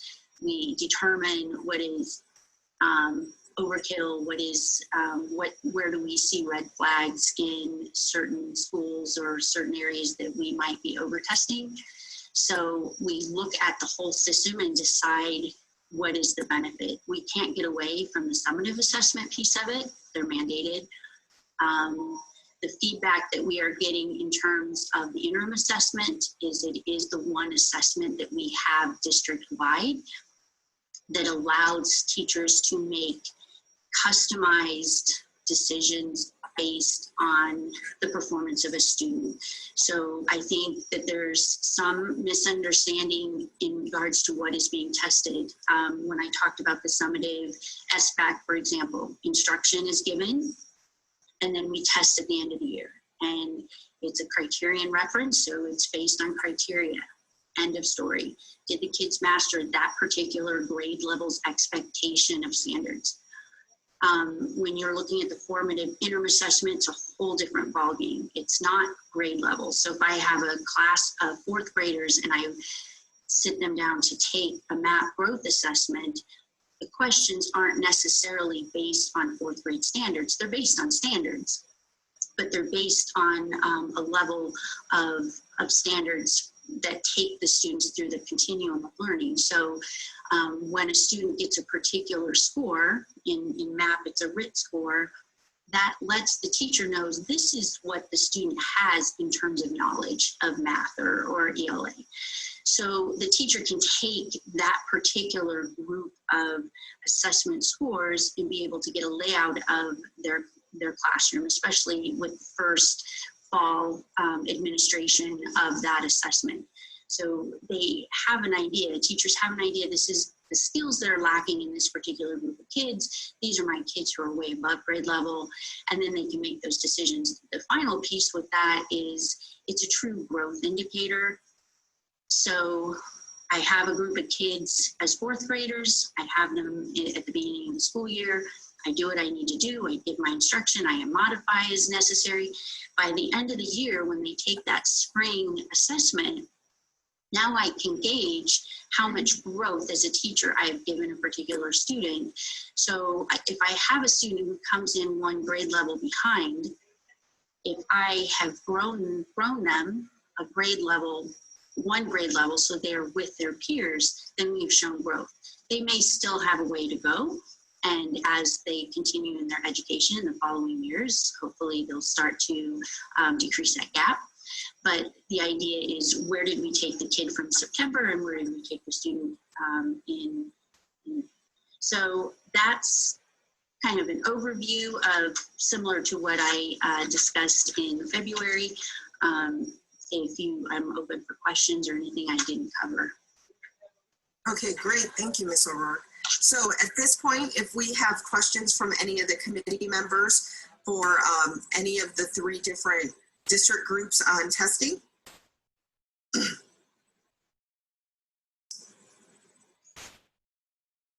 We will begin our first question with Senator Dondero Loop.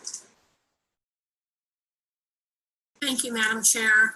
And this might be for both Washoe and Clark, but I'll start with Clark. Ms. O'Rourke, is there any test or how many tests in total do we give to the school district students? And are there any of those tests that are optional?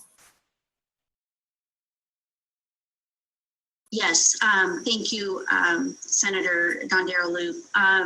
So with the test, when we're talking the SBAC is a mandatory test.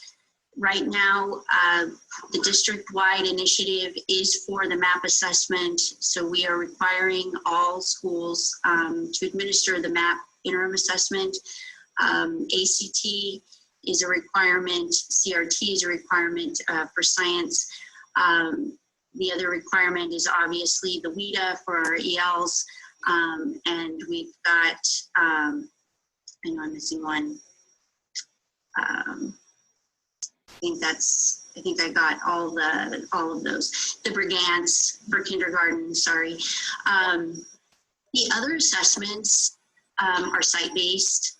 So there is a list on that survey, and a PSAT, sorry, that was the other one I knew I was missing. The other assessments that you hear about, AimsWeb, iReady, those are out there in the district, and we consider those instructional tools. So yes, they are a quote unquote assessment, but they're used site-based, based on a particular need. Like I said with the AimsWeb earlier, a school may use AimsWeb specifically if they have a high level of at-needs or at-risk kids in literacy. Let's say they're going to want to diagnose the students, and they use those AimsWeb score reports to put kids into interventions. And then, of course, you need something to monitor if the kids are doing well in those interventions, so then the AimsWeb. So in terms of assessments that are required, I don't know if I answered your question, but in terms of the assessments that are required versus the assessments that are used as instructional tools, that's it. I don't know if that answered what you were looking for, Senator. I guess what I would break it down to, so if I'm a kindergarten teacher, I'm going to give the Brigance and I'm going to give the map. If I'm a third grade teacher, I'm going to give the map.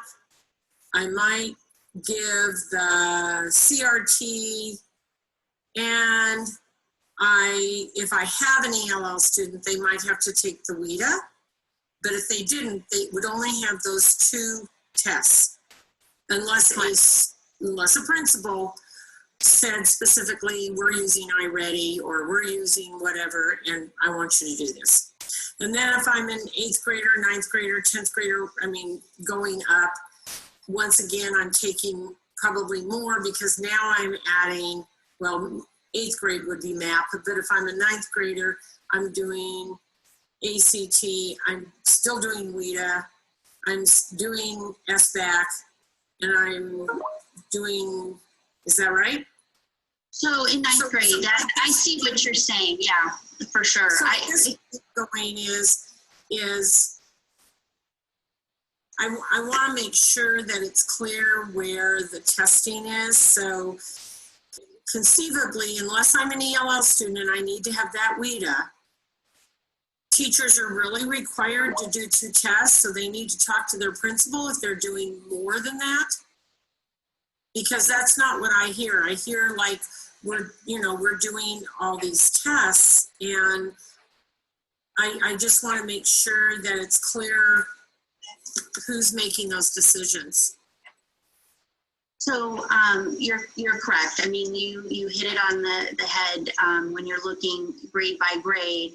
The only thing added, but it's not a requirement, is once you get into 9th grade, it's, students are taking, let's say, AP Humanities, we would expect that at the end of the year that they're going to take the AP assessment, but that of course is instruction and based. But no, you hit it right on the head in terms of a requirement versus instructional tool and site-based.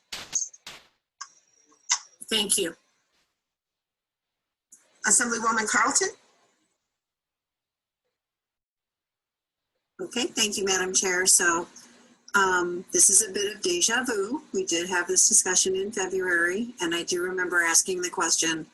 The times that were quoted were the times that the testing companies had quoted for how long the kids should actually be involved in taking these tests. But then I believe my question was, what is the actual time that it really takes? And in the conversation and presentation we just had, I don't think we actually got an answer to that. And it may be a very tough answer to come up with now, especially since the kids have been out of school and they haven't had a chance to look at it. But I would ask that as we move forward into the next school year, that the district take a look, find a couple classrooms really analyze what the time commitment is as we're getting into these different testing modules.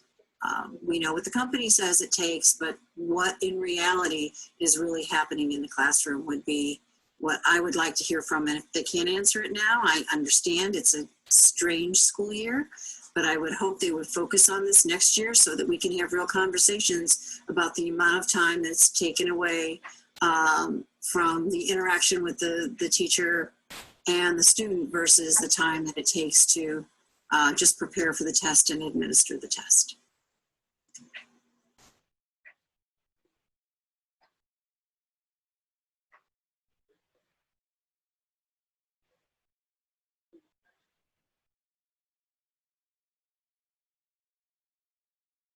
Ms. O'Rourke, do you have a response?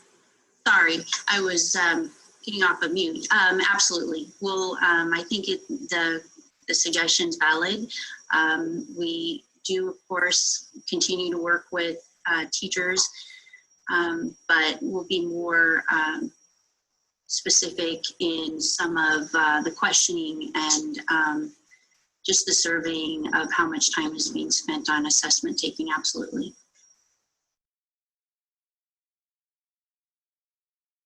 Are there any other questions from committee members? I have a question. Before, one of the concerns is that with SBAC being online, and I know that we had discussed this before, SBAC being online, and again, it's been mentioned before by everyone that teachers want tests that actually provide them with data that's actually soon, so they can actually use it to in their instruction. But with the SBAC, those scores don't come until like August or September, and so the teacher, those students are gone. They've gone on to the next school year. They're not able to actually use it in a formative way. So moving to the SBAC, these scores aren't coming any sooner than they did on Scantron and Pencil with the CRT. So I know that you and I and Senator Woodhouse had discussed before that other states are doing the SBAC still on paper and pencil. And I'm looking at this in two ways. I'm looking at the time frames and the actual cost. So what considerations are being made? First, if you could answer just if that's a possibility, because again, saving between time and money, would that be a possibility? So I can't answer completely everything that you just asked, because it has been up for committee discussion as a state sitting on an assessment committee meeting. That question did come up regarding removing the online aspect of taking SBAC to paper and pencil. The cost at the time seemed very prohibitive, especially in the budget cuts that we're facing right now. That and I think I don't remember who just said it, but this is kind of an awkward time that we're in right now. But the discussion has come up. I would assume that once the dust settles and we get back to some new normal, that may come up again. But right now, there's nothing definitive on whether we can actually move our district to a paper and pencil type of format.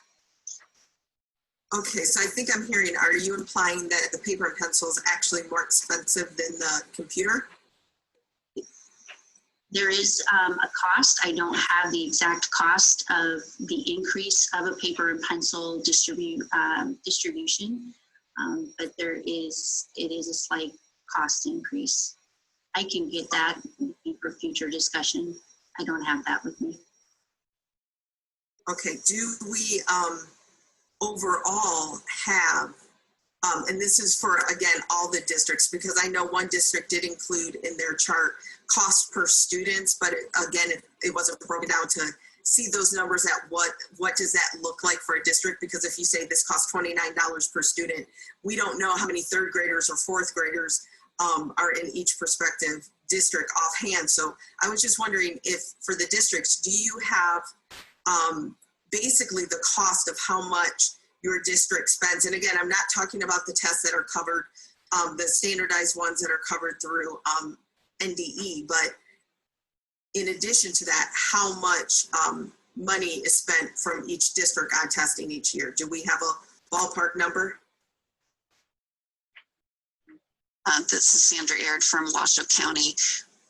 We have the numbers. I don't have them with me today, but we do keep account of different assessments and costs per student, and then we can multiply that times the number of students in each grade level. But that would be something that I hesitate to speak of at this point because I don't have those numbers in front of me. But we can add that to our survey chart if that is something that would interest the committee. Yes, please. Madam Chair, this is Mary Presenti, representing the rural school districts. And we did survey cost. I could just give you one example. Let's say Carson City, they figured their total cost is $79,000 for MAP at $43,000, WEDA at $35,000, for dance at $1,500. That kind of information we can get that to you. Of course, as you say, it depends on how many students are taking the test, and but if you would like to see that, we can provide you information on the past year. That would be appreciated.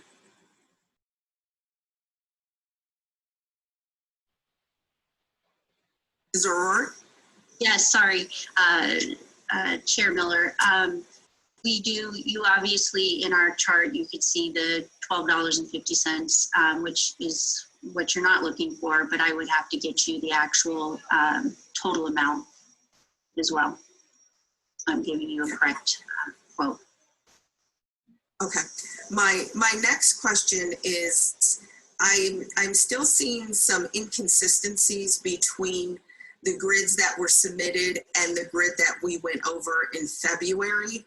And maybe that inconsistency is because you're filling in what the district's requiring, and then that there are additional tests that principals may require. And so when I compare the two charts, there were actually 13 additional tests that weren't listed on this grid.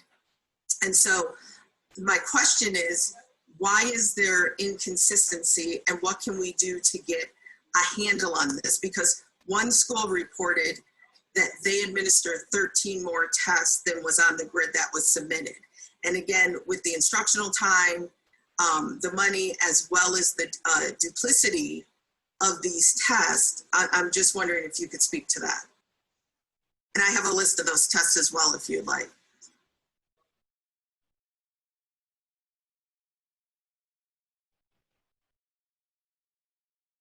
All right, Chair Miller, and you're correct in the fact that this last survey template that was asked for our district, and I think the other districts, these are the required assessments. These are what we're asking our schools and our students to take. There are other assessments, like I mentioned, the iReady, AimsWeb, other types of assessments that are considered instructional tools that are geared towards that particular instructional piece. And they're assessments for sure, but that is site-based decisions that principals make. And but I will tell you on top of that, that we do continue to meet yearly, annually to revise that balanced assessment system. And the conversations are occurring, and we're asking schools to identify the assessments that they're using and to justify the needs for them and how they fit into that balanced assessment system. But those are ongoing discussions that I think Washoe mentioned that they do in their district. It's just a survey of what's available, what types of assessments are geared towards instruction, and what are used as district-wide interims and state-mandated requirements. Okay, because I hope you appreciate that that's one of the challenges, that we know there's certain tests that are required by the state, certain that are required by the district, but then when there's additional testing on top of that, and that's where it seems to be a disconnect between the conversations of, well, this is all that's required, but then we hear parents and educators saying, but that's not all we're doing. You know, why are we doing so much more in excess? So for all of the districts, because I can't believe that this is specific to just one district, do you have some abilities or plans around that to streamline this more than just discussions?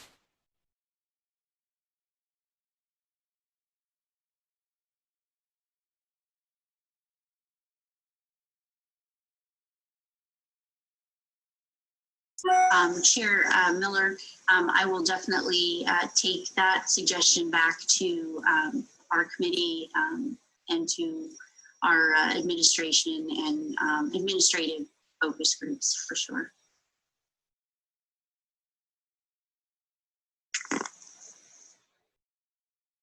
Chair, Washoe can follow suit and survey what assessments might be going that are not listed as district expectations, but rather school expectations, classroom expectations, and see if we can get an idea of what our schools are administering outside of what's required by the state and by the district. Thank you, Chair Miller. This is Mary Przinski representing the rural districts. We can do the same. I have some of that information, and I know you're also interested in seeing from the rurals the particular tests that they're giving, like first grade, second grade, third grade, and we'll have that for you as well. Thank you. Wonderful, thank you. Well, with that, seeing no additional questions, we're going to go ahead and close this agenda item. We will take our lunch right now, and so our half-hour lunch we will resume at 1:10. Thank you, everyone.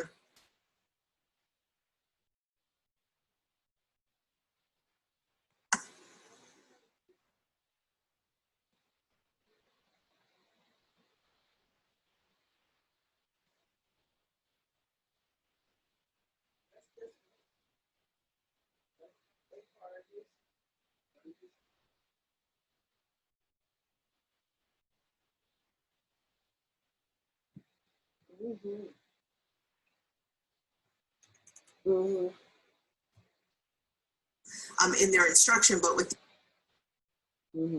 yeah. Compared with similar okay, schools. They took a break, so I just rushed the break. Wait a second. Implement. Yeah,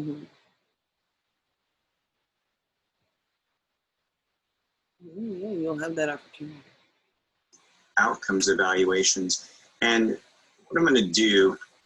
That's actually for the next one. Let's get to the right one. This is great because it's grade by grade 3 evaluation. What I'm going to do is I'm just going to take a couple minutes. 16th. Obviously, these are large programs, and to spend just a few minutes kind of refreshing people on the substance of the evaluation report. It would take a lot longer, but I know that everybody's probably already read the report and very familiar with the programs. I do want to also acknowledge my colleagues, Dr. Gwen Marchant from UNLV in Las Vegas, and also Ms. Maisha Williams with MYS Project Management, who are my co-leads on the project. And so I think they're able to join us here today, but only I'll be presenting. So for Zoom and Victory specifically, kind of taking each of these separately. So for the Zoom schools, the highlights of outcomes that we observed after a few years of implementation of the program are that, again, a number of strengths, and you heard some of the representatives during public comment this morning talk about that as well. And some of the strengths are that there's been notable improvement in schools moving from that lowest quartile in terms of the star ratings on the accountability system. So that's something both at kind of a macro level we like to see in terms of the influence of the program on student achievement, and then also that being reflected in how schools are performing. There's also notable positive trends of increased achievement. the We to Access, and we were talking before the break about some of the different assessment systems that are used in the state.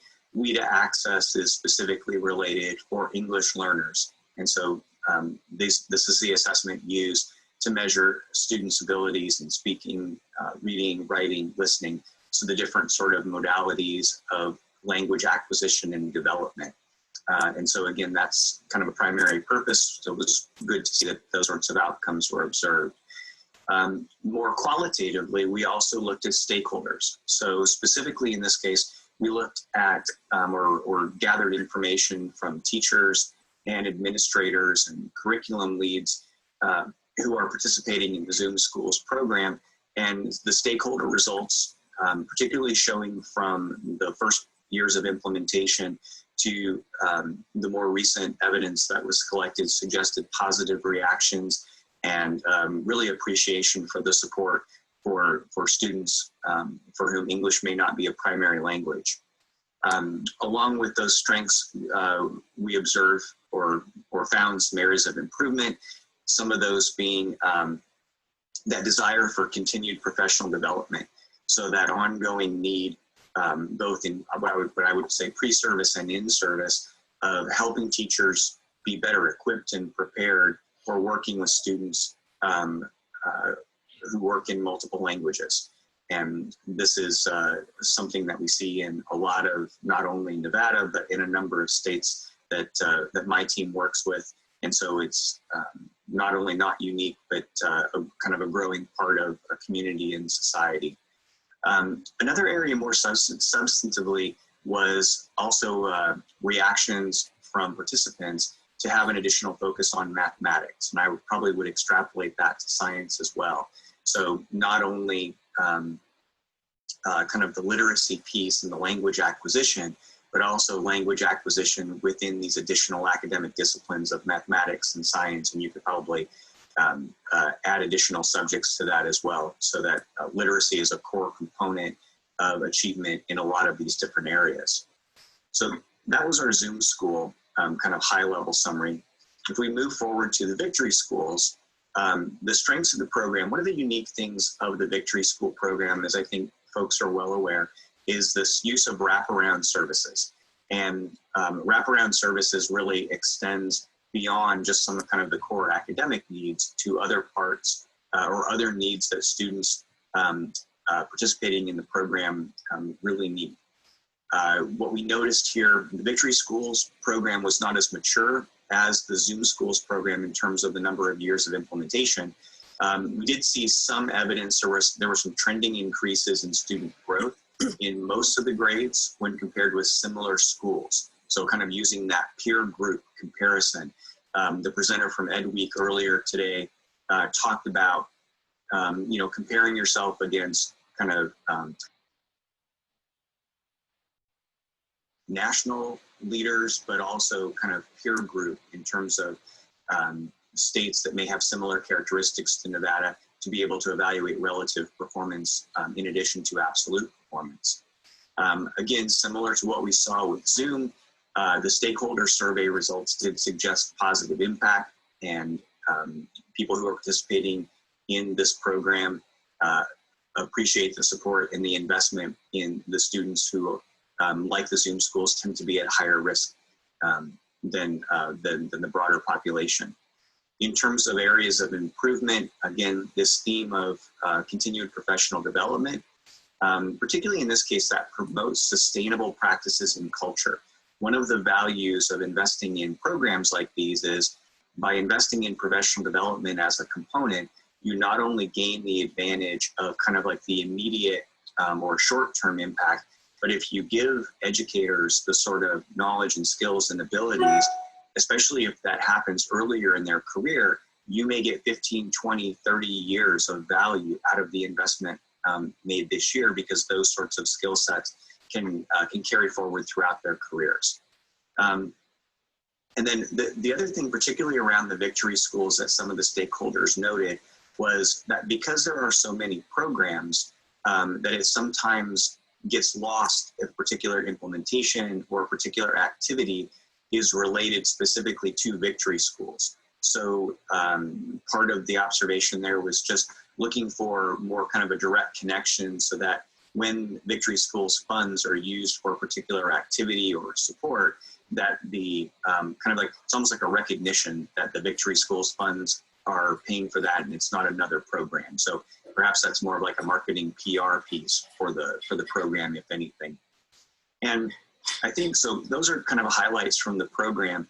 And again, kind of now reflecting a year later, given kind of the context of the pandemic that we're living through, just some things for the committee to think about or consider in advance of the additional presentations on these topics are that the students in schools supported by the programs are likely at an increased risk of having to accelerate learning because of what's happened over the past few months. And not looking at it as a deficit model, but more as an opportunity or a way to strategically look at how can students not let this be kind of a constant that is potentially limiting factor for them as a cohort kind of throughout their academic career. And so that concept of accelerating learning is something to kind of bring people back or bring students back to grade level expectations and beyond. The other thing I think to be cognizant of is that these observed trends of improvement over the course of these programs implementation is that there may be an expectation or at least a recognition that you could see a plateau, you could see a decline in this coming year. And so either resetting expectations, resetting a baseline, that would be something to at least consider from a policy standpoint in terms of mitigating expectations going forward for these programs. And so I guess I wouldn't overinterpret data from 1 or 2 years going forward as being a potential negative if the positive trends that we've seen during the first few years don't continue in the immediate term. And then I would say finally, I do think, again, with any sort of major disruption, whether it's pandemic or financial crisis or other sorts of things that a lot of us have experienced over our careers, you can also look at this as an opportunity to rethink current practices. And one of the areas where a number of states are looking, and I would encourage Nevada to do the same, is to also rethink pre-service teacher preparation and some of the expectations related to these professional development needs. And so are there things that you can move into pre-service or better prepare through investment the opportunity for educators once they get to an in-service place to have that as a skill set that they can use throughout their careers to benefit Nevada students for decades to come.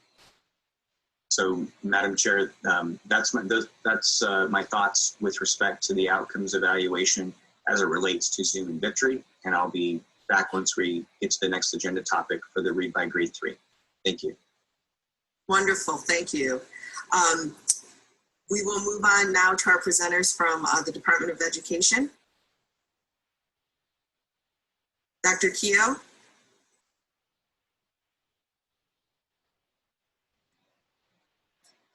Good afternoon. Thank you so much. This is Sang-Jia Yang Keough, the Director of the Office of Student and School Supports. I'd like to invite my esteemed colleague, Carl Wilson, who will be representing the Nevada Department of Education for this portion. Thank you. Good afternoon, Chair Miller and members of the Legislative Committee on Education. For the record, my name is Carl Wilson, and I have the privilege of working with the Office of Student School Supports at the Nevada Department of Education. I've been asked to provide an update on the Zoom Schools and Victory Schools initiatives authorized under Senate Bill 467, Sections 1 and 2. We have provided PowerPoint information to members of the committee. Instead of showing those and going through slide by slide, I will work to provide highlights from those slides and then be available to answer any questions at the end of the discussion. The Zoom program was initially funded in 2013 by the Nevada State Legislature under Senate Bill 504.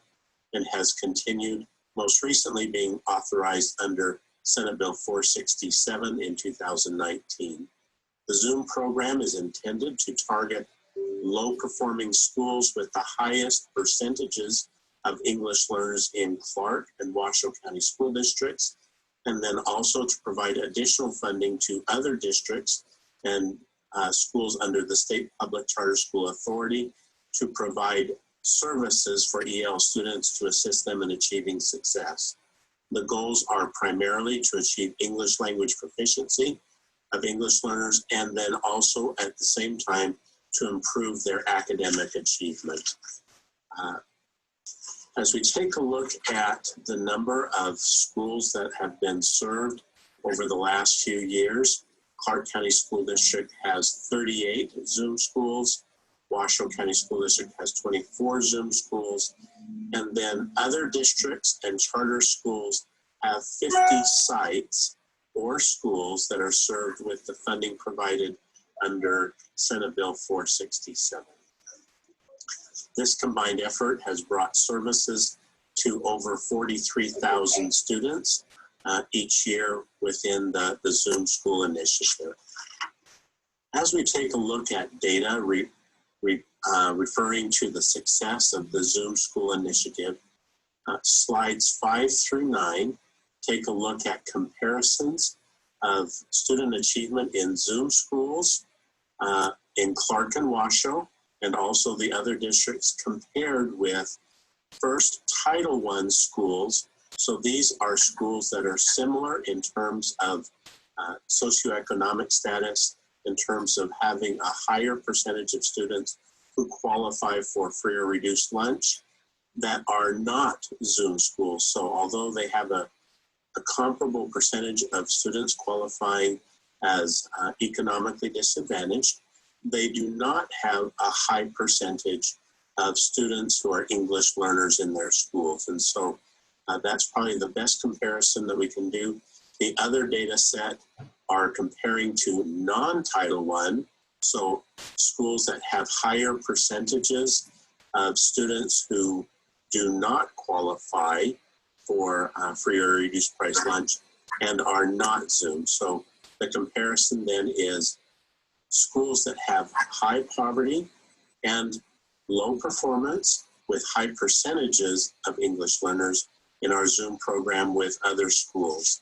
What we are seeing is that in terms of the performance of students in the Zoom schools in Clark and Washoe, their growth in terms of adequate growth percentile, which is a measure to see if students are on track to achieve English language proficiency, equals or exceeds the comparison groups in terms of the performance in our Zoom schools in Clark and Washoe. The comparison for districts and charter schools not Clark or Washoe is comparable in that the impact on English learners who receive services under the Zoom initiative appear to have a greater rate of proficiency in terms of achieving adequate growth percentile.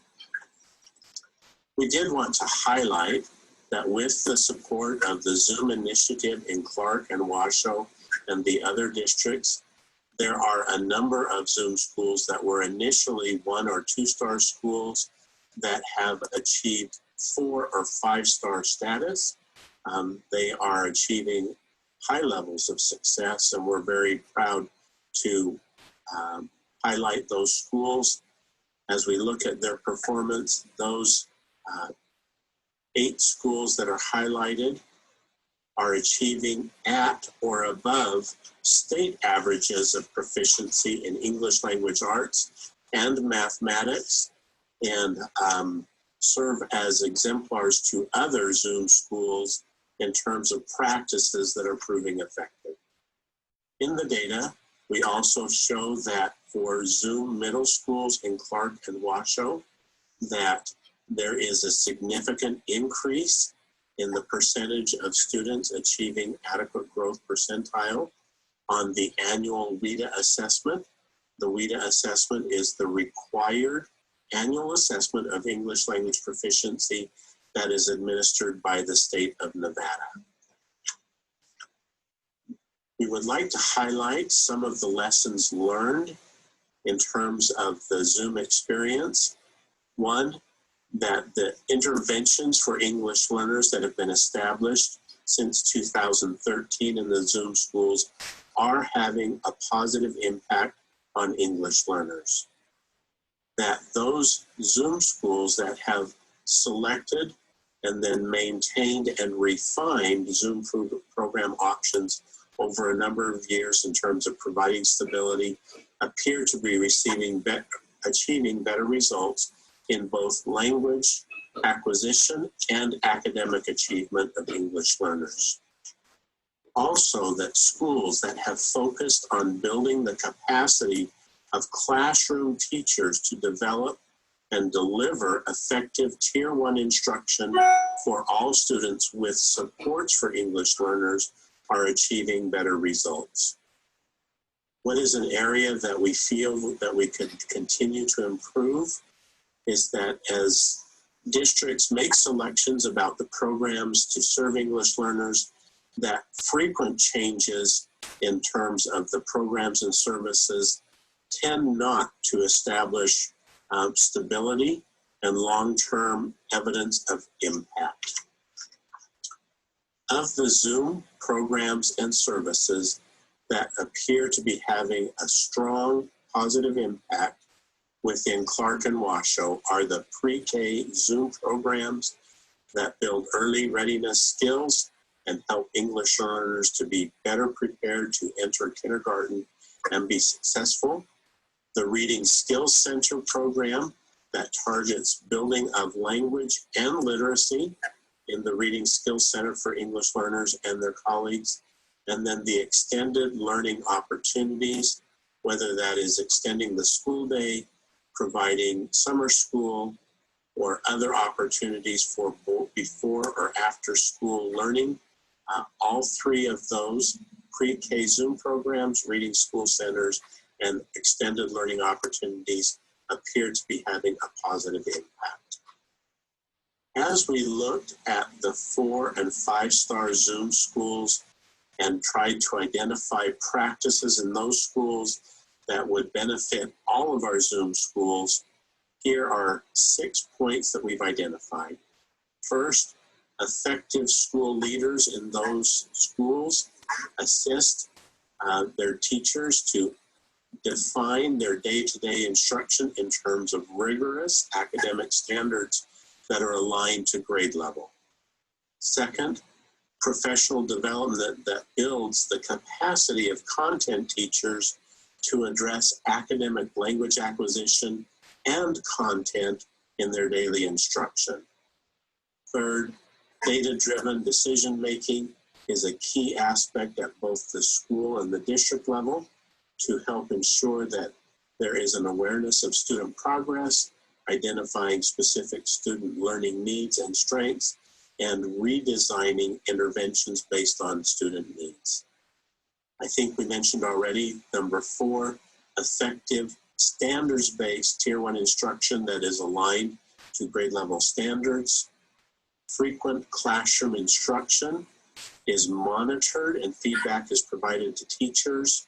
And then effective data teams within the school that have opportunities for professional learning based on student learning and teacher efforts.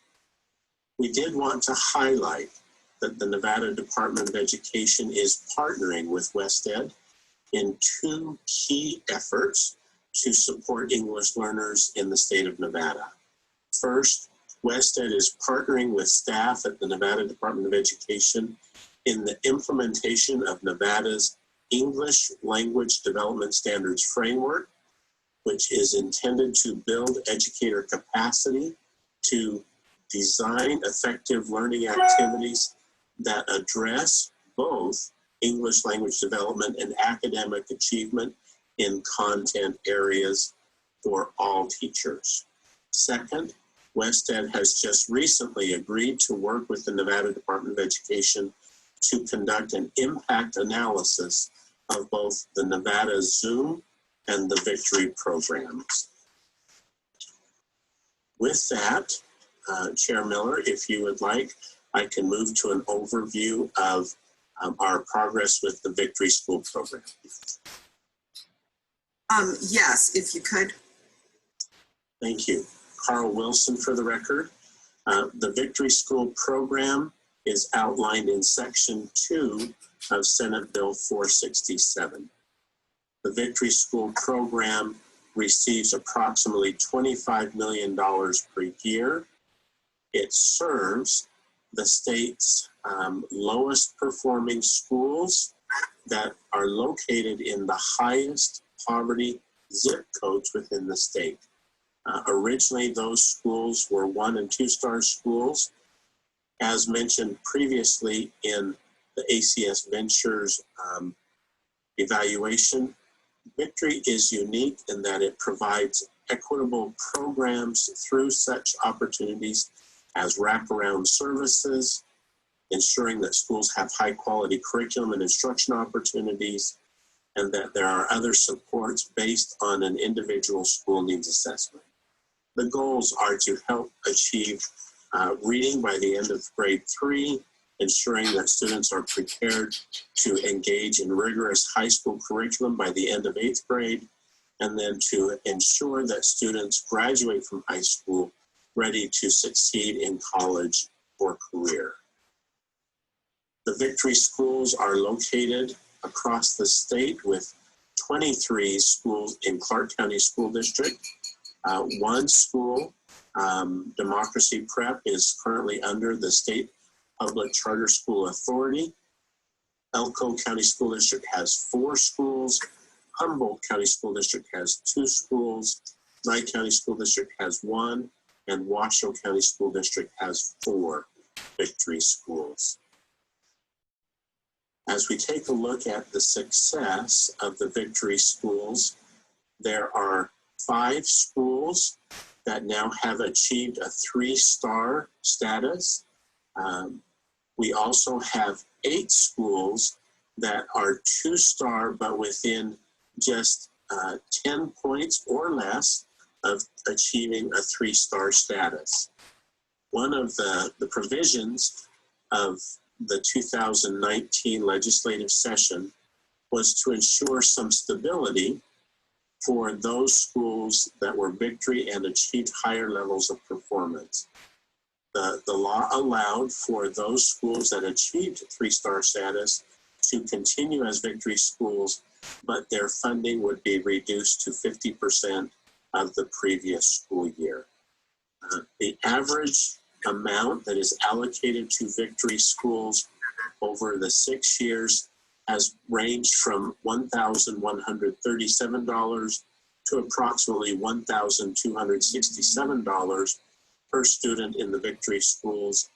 This has a variety in terms of the amount, partly because of changing enrollments in the Victory schools, but also the last factor that I mentioned, that those schools that achieved a 3-star status were reduced by 50%, and the remaining schools received a little bit more per pupil as a result of that adjustment.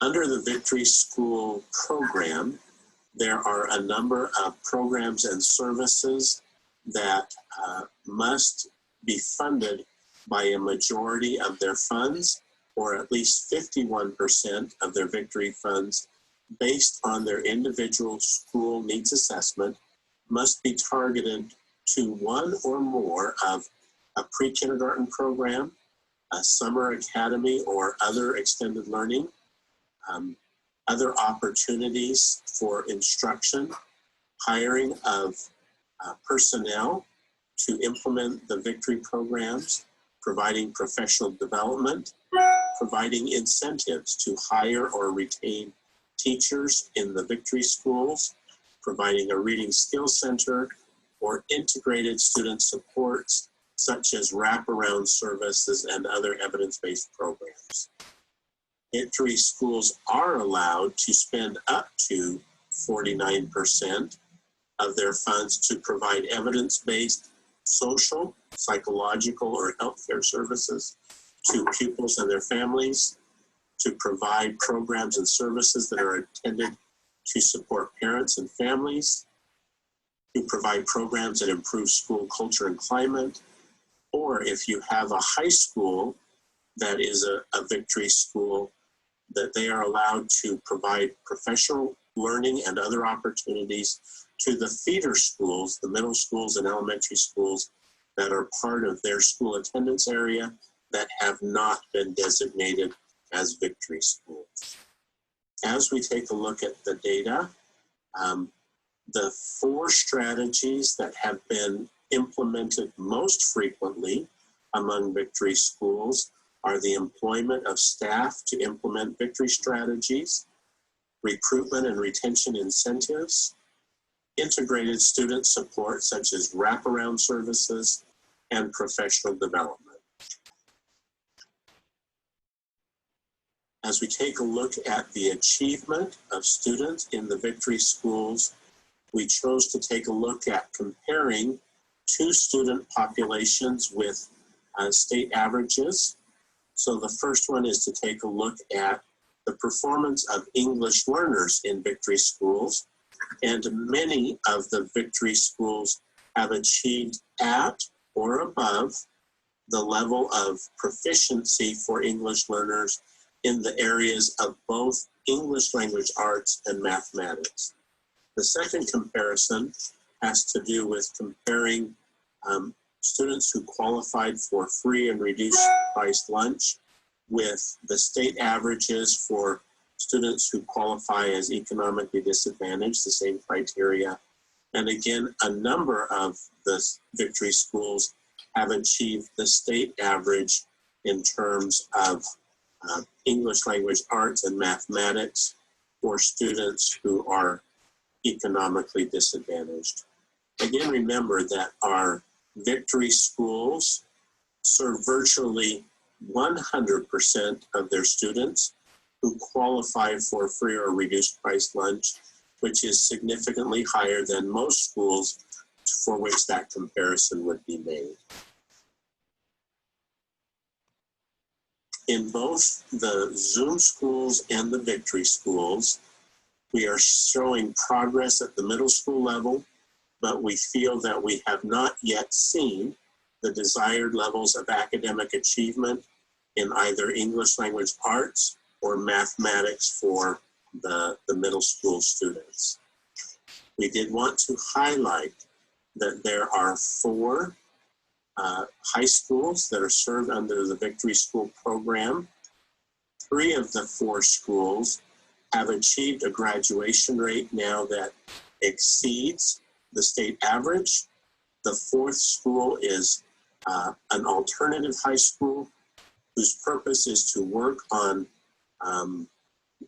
credit recovery because students have fallen significantly behind in terms of being on track to graduate, and the graduation rate. Okay, so credit recovery means that children have failed. Now, what are they doing to talk about the baselines of where these children actually are? I mean, you keep on adding credits just for time served, but if there's no maintenance of effort, no benefit to the student, I'm just concerned.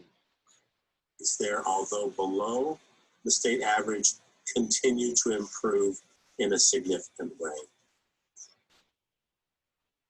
As we think about what is working with our victory schools and the lessons learned, the emphasis over the last few years on ensuring that the strategies implemented align with federal definitions of evidence-based interventions appears to be having a significant impact. Again, similar to the Zoom schools, those victory schools that have identified and maintained and refined specific strategies over a period of time seem to be making steady progress, where if schools are changing the program options frequently, say year to year, they have not yet achieved the kind of stability that would demonstrate evidence of progress. As with the Zoom schools, effective, sustained leadership in the victory schools that lead the instructional and organizational shifts that are necessary to have teachers providing high quality tier 1 instruction aligned to grade level standards is an important factor, and then continuing to build the capacity of teachers through quality professional development. One of the other factors that appears to need attention within the Victory School program as much as possible to avoid the frequent changing of leadership in the Victory Schools would help to provide greater stability. The following promising practices identified through the higher performing Victory Schools are to be noted. The purchasing of technology devices, especially to ensure that economically disadvantaged students have access to technology and 21st century concepts, has been a major factor. Choosing and implementing effective and evidence-based curriculum aligned to Nevada's academic content standards has been a major progress in many Victory Schools. Ensuring professional development to continue to build educator capacity in both academics and social emotional learning. The professional development across grade levels, elementary to middle school to high school, and then again, the use of data-driven decision-making at both the district and school level to target wraparound services and supports and academic interventions to students as they need those is important.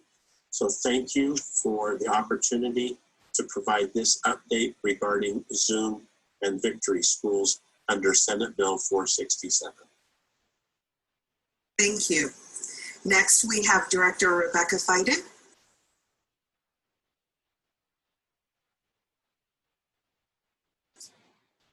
Good afternoon. Thank you. I will be brief. The State Public Charter School Authority, as mentioned by Mr. Wilson, has one Victory School and currently 11 Zoom schools.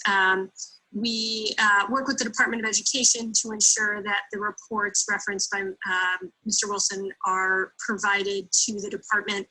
Our Victory schools submitted their report on their Victory program back in November. It included an outline of multiple strategies, such as increasing staff to reduce student-to-teacher ratio, providing professional development to staff, and having a behavioral specialist in order to support social emotional learning. In addition, they leveraged a reading skills center and additional instructional time throughout the school year, as well as through summer school, to provide supports to students. In that school's reflection on the program, they see opportunities in the future to provide additional professional development in specific high need areas related to literacy, such as phonics and close reading. They also highlighted a need to continue to focus on improving attendance, as well as looking for additional curricular resources to support those students that are academically behind through their response to intervention program. With regard to Zoom, again, we have 11 Zoom schools. We passed through approximately $2 million this year through the Zoom program. And those schools used a range of the Zoom funding for a range of services, including extended learning time that included summer school, after school, as well as specifics with those programs included small group instruction as well as tutoring. Professional development in terms of English language acquisition and how teachers can best support that amongst their students and in their classrooms. And then again, response to intervention RTI supports for those students. Through conversations with these schools over the past couple of months, they've indicated that these funds in particular have been helpful in funding very valuable services to their English language students. And so I will leave it at that, but would be happy to answer any specific questions that members may have. Thank you. Thank you. With this, we'll move on to Washoe County School District, then we'll hear from CCSD and the rural school districts as well. So Ms. Beersdorf. Hello, Madam Chair. Thank you very much. For the record, Deborah Beiersdorf, the Chief Academic Officer for Washoe County, and good afternoon, members of the committee. Thank you for having Washoe before you today. We're always very happy and excited to talk about our Zoom programming and our Victory programming as well. So I am going to turn it over, I think, to our Director of English Language Development. I think she's having some connectivity issues. So I'm going to introduce to you Janine Kelly and see if she's with us. If not, perhaps you could allow us to come back in just a little while. Sure, let's give her a second and see if she can get on. Thank you.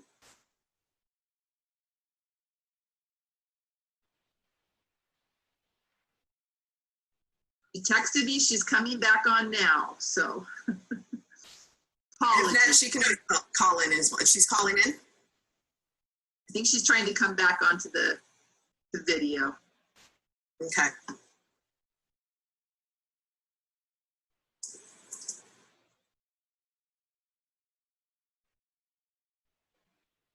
Oh, that's her.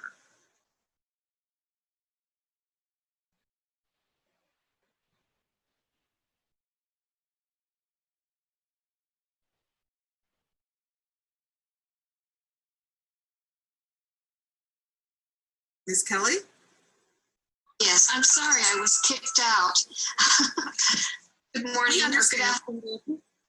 Can everyone hear me? Yes. Yes, okay, I can hear you. You're fine. All right, I'm sorry, I was kicked out and just got back on. Chairman Miller and members of the Education Committee, thank you so much for allowing me to speak today. We did present slides, and if you will look at slides 5, 6, and 7 of our handout, we highlight our schools, our Victory schools, and our Zoom schools. I will follow Carl Wilson's pattern of beginning with the Zoom schools. He covered, I believe, the strengths and the needs of improvement within our Zoom schools very well, and highlighted the growth that we have seen not only for our language learners within acquiring a new language, but also being able to comprehend and show their learning in all content areas. We have been able to align at our schools for our reading skills centers, our professional development, with our new adopted EL programming, as well as making sure everything is standards-based. We have aligned with the EL departments, with the GT, with literacy specialists, with general education teachers, all with the express purpose of increasing teachers' capacity in understanding how language developments and how language develops and how academic language demands are in each content area and need to be addressed and scaffolded for our ELs. We have been able to work with our literacy specialists to increase the progress of reading for our EL students and have the success and achievement that they deserve. The money has helped us to hire extra personnel at schools, whether it's a data coach or assistants or extra teachers, in order to strategically select the strategies that are needed in order for our ELs to learn and to achieve. We've also been able to help all of our teachers by using the Elevation platform, which gives them a framework by which they are able to plan around data, know exactly what their students can do with language, what they're bringing to the classroom, and that they're able to build on those strengths of each of the students in order to teach and help them learn through content. All of our schools have reached at least 10% rate of exit for our students. And as we look at our data, we are seeing good progress on their annual growth percentile that we feel most of our EL students are on track to be able to meet or exceed on their SBAC exams. We've also given many professional learning opportunities so that students and teachers are able to connect the literacy and the language to their learning, and do so with strategies that are designed to help not only our ELs, but all of our students. I will move on to our Zoom schools. Unless you would like to ask me questions, I can do either. We're actually holding the questions until after the end of the entire agenda item. Thank you, Chairman Miller. Our Victory Schools, I would like to just kind of, excuse me. Our Victory Schools, I would like to highlight some of the successes that they have had by being able to put structures into place that have helped all the students at their schools. One of our schools had a lot of difficulty with students not attending school or being suspended from school throughout the school year. So they hired a behavioral specialist. They also put in place what they called a wellness room, which was going to help students be able to cope with the trauma that they had in their lives. Because of these two structures that they put in place, they were able to decrease the out-of-school suspension rate by 86%, and also to decrease just general defiance and disobedience by 16%. So in being able to have behaviors in place and students in school increase the ability for all of their students to have 100% of exposure and expectations to Tier 1 instruction daily. Other schools also increased their math and reading goals by 20 to 15% in the past year. They've also used their wraparound services to help students and families to be better engaged in the school and receive the services that they need, such as a food pantry. Our high school was able to start Saturday schools and help students who were falling behind, not only credit-wise, but just in need of extra tutoring that was one-on-one. Each of these schools has seen a steady increase in students attending school, being on the pathway towards graduation, and excelling and doing better on their exams. If you have any further questions for me, I will remain on the line and be able to answer those as you ask. Thank you. Thank you, Ms. Kelly. We will move to Clark County School District with Ignacio Ruiz and Dina Holloway.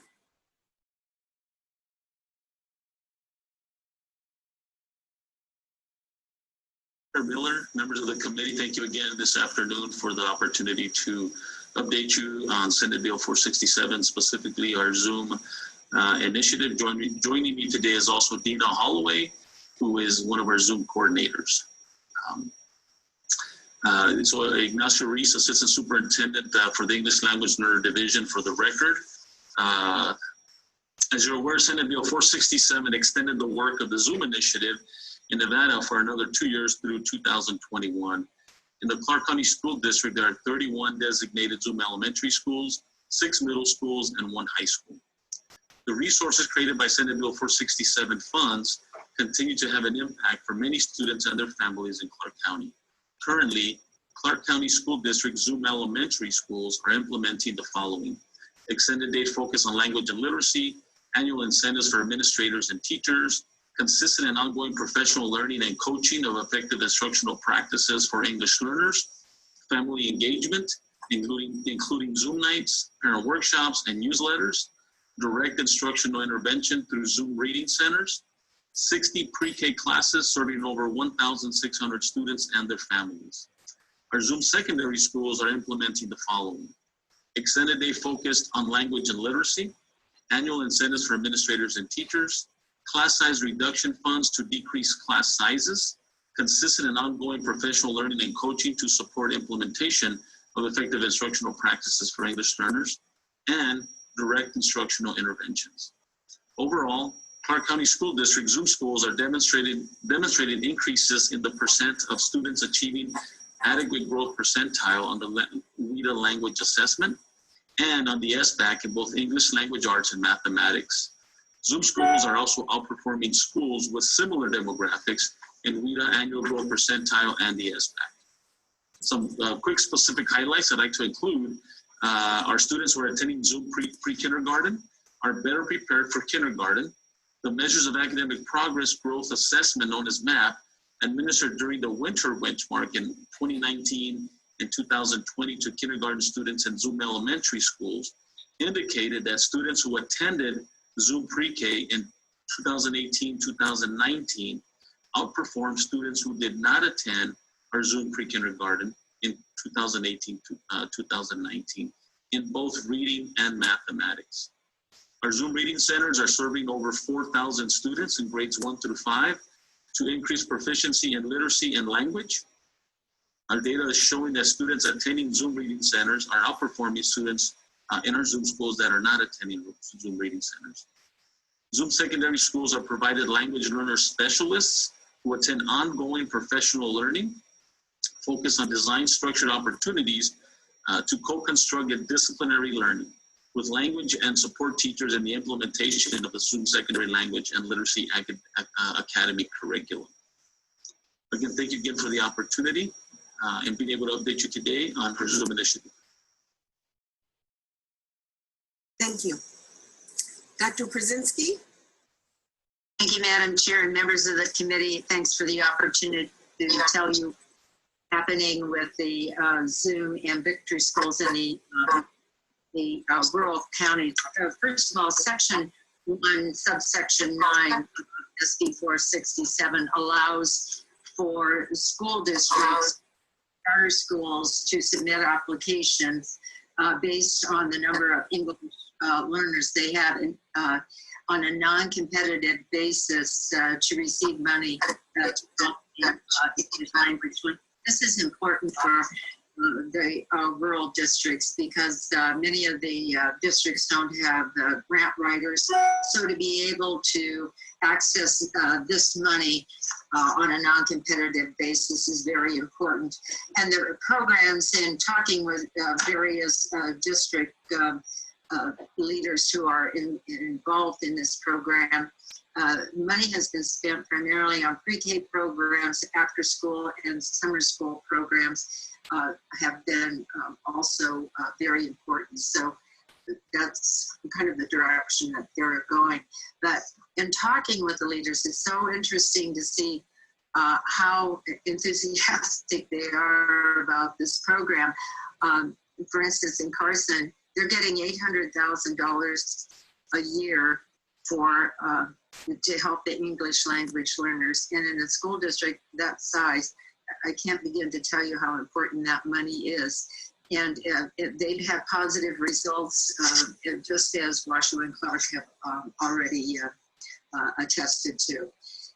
As far as Victory schools are concerned, I know you've already heard that there are 3 rural districts that have qualified for Victory schools. And of course, the other obligation is that that school board for that district will accept being a Victory school. So I think it's already been mentioned that Elko, Humboldt, and Nye County all have Victory schools. In Elko, it's West Wendover Elementary and Middle School, and Milwaukee Elementary and High School.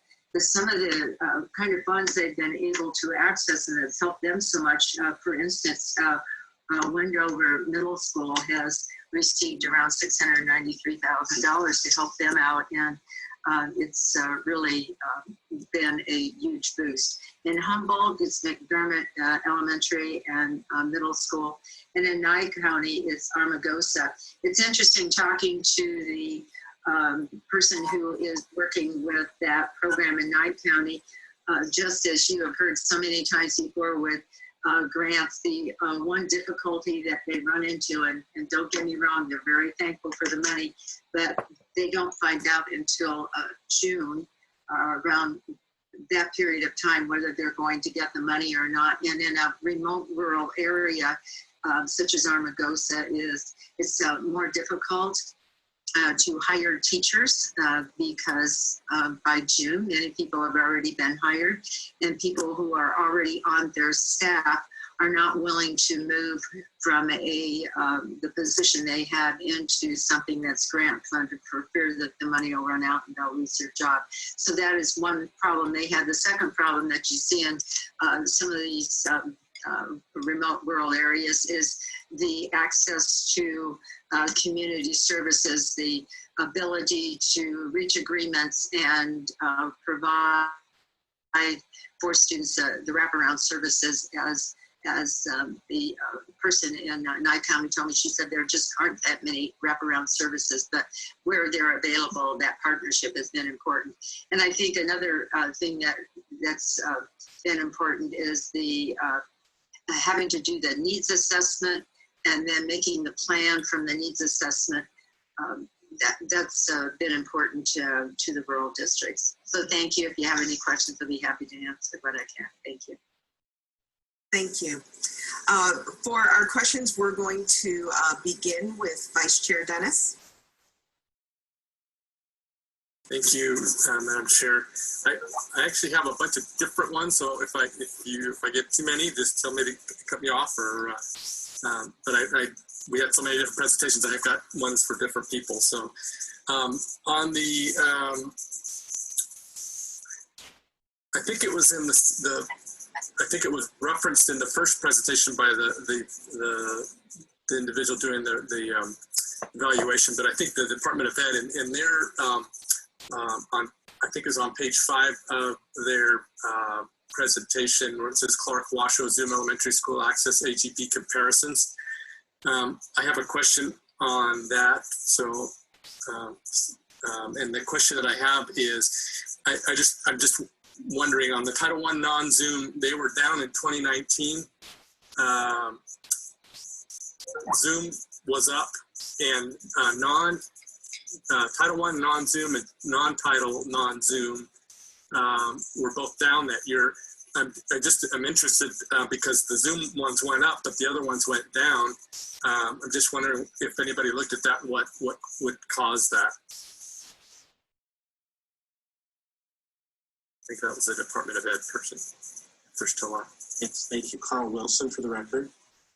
We too have noticed that unusual dip in terms of adequate growth percentile for the Title I non-Zoom and the non-Title I non-Zoom. We have not yet identified what might be the causation there. So we will continue to look at that. Thank you. Interesting. And then on the Zoom lessons learned, I think I had a question on there. If I can pull it up. I think that was in that same presentation.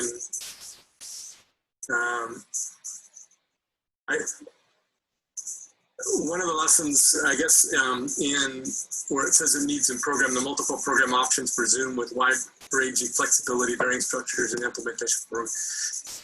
Can you talk a little bit about that? Are you talking about the different implementations between Washoe and Clark and the rurals? Is that?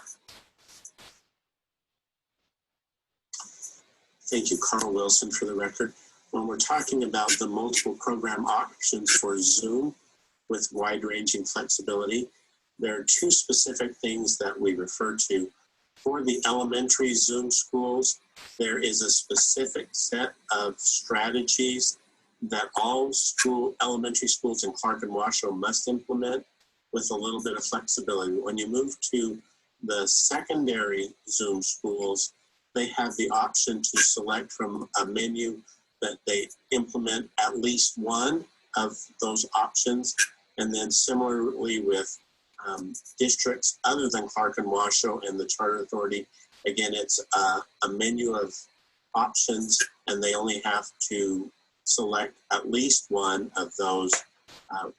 What we find is that historically, it's the inconsistency in terms of not following through with specific strategies over multiple years, and with that inconsistency, they don't get the traction in terms of refining and implementing services in an effective way. Thank you. And that was always the challenge when we set this up, that we didn't quite know what to do for middle school and high school, so it wasn't as prescriptive as the elementary school one was. But we knew we needed the prescriptive in the elementary so that we could see if it was working.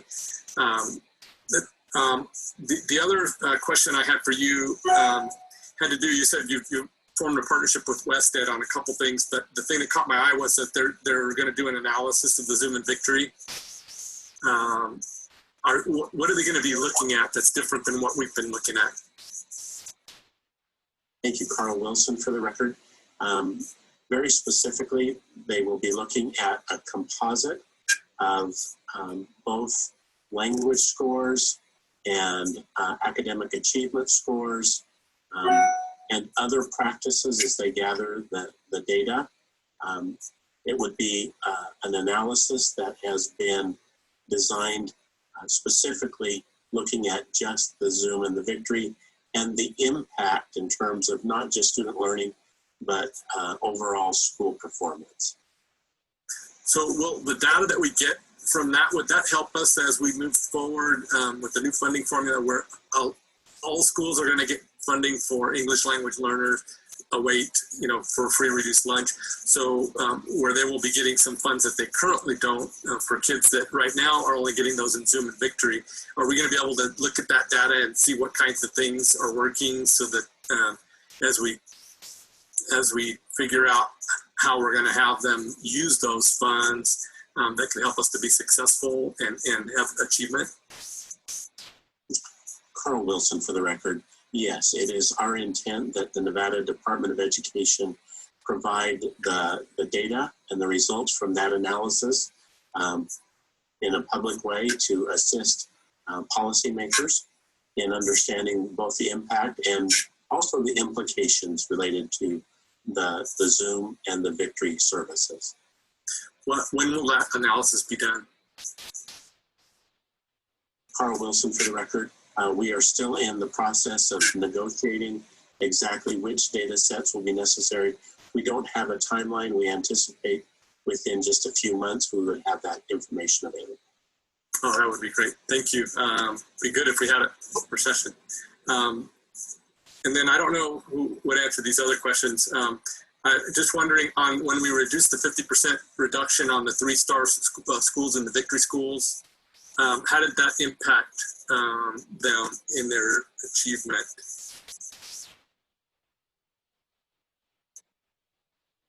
Carl Wilson, for the record. It may be helpful to have some of our LEA representatives share here.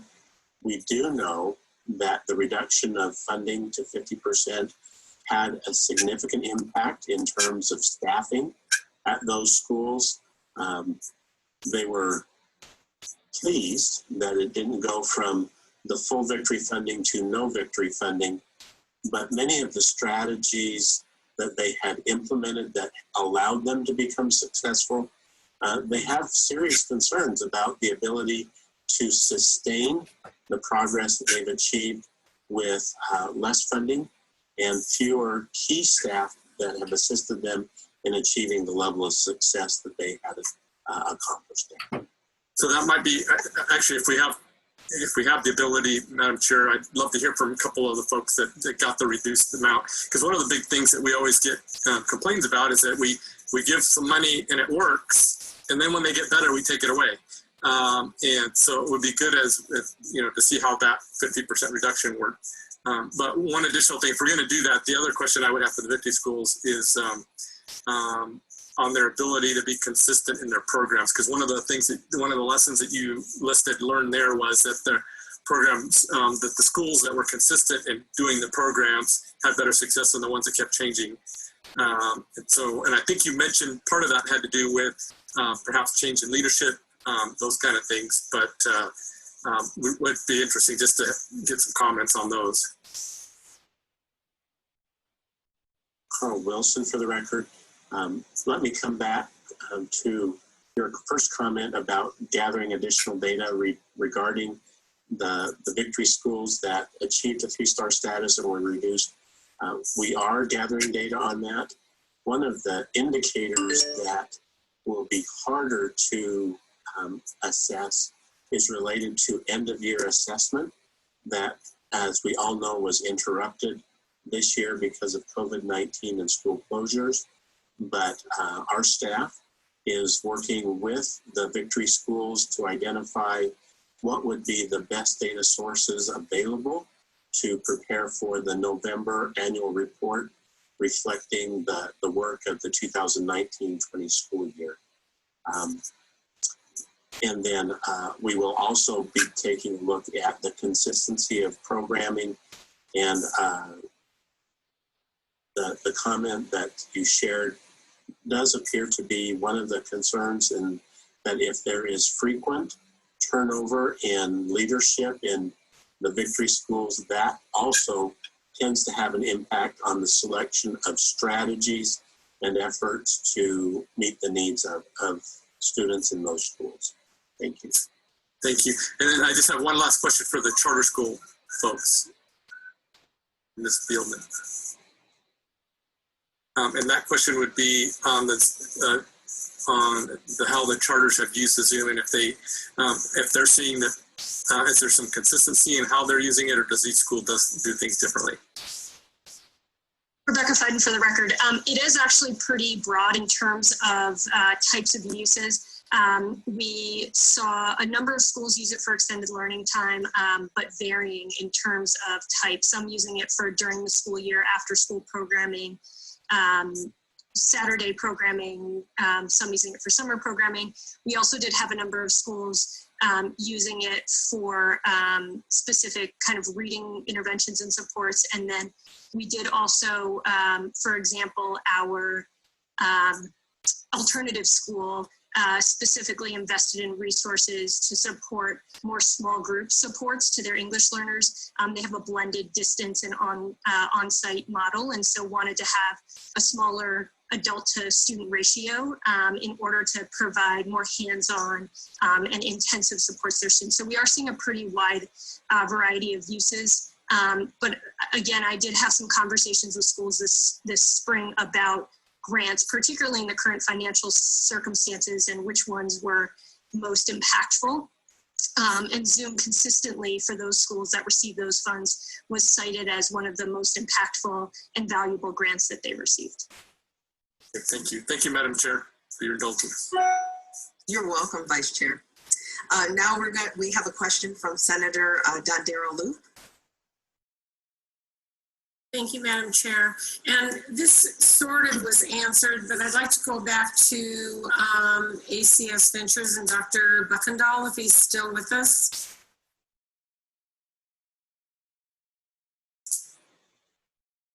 Yes, I'm here. Oh, okay. My question to you is, since you're at the consultant piece and you're outside of these school districts, are you seeing any evidence, because Zoom is very specifically has the strategies that they have to use versus Victory was just sort of, here's your money, go forth. Do you see some strong correlation with those strategies that were defined?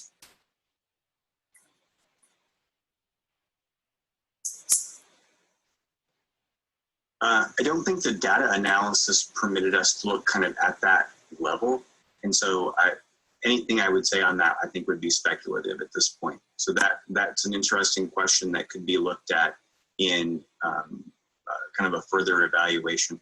I think anytime programs are asked to implement particular strategies, it may or may not then facilitate innovation or contextual instructional opportunities the way that, say, Victory would, as opposed to kind of the language focus of the Zoom schools. I just know specifically that, and I agree with you, but I do know specifically when the Zoom bill was crafted, one of the specifics was we would have these 4 parameters for these schools to be using so that we could see and these things and how they worked, and if the money was being put to good use. That didn't always designate exactly how they did it, but they had to have the pre-K, the kindergarten, the reading intervention and the after-school programs, however they did that. So I was just curious to that. Thank you very much. I look forward to hearing more from you. And then another question was, Ms. Fiden, with the charter schools, did I understand you to say that that their usage with the Zoom money was flexible? Rebecca Fiden, for the record, it is in line with the requirements in the Zoom program, but there are a variety of different allowable uses, and so schools have the discretion to decide which of those uses makes the most sense in their context. And that goes through the application process, the grant application process, that we review those and then pass them to the Department of Education, who then also has to review those those uses to make sure that they're allowable prior to the school being signed off to be able to use those dollars. Thank you for that clarification. I thought that's what it was, but I thought I heard something different, so I was trying to make sure I didn't. Thank you very much. I think Vice Chair Dennis asked the other couple questions I was going to ask, but if I think of anything else, I'll let you know. Thank you very much.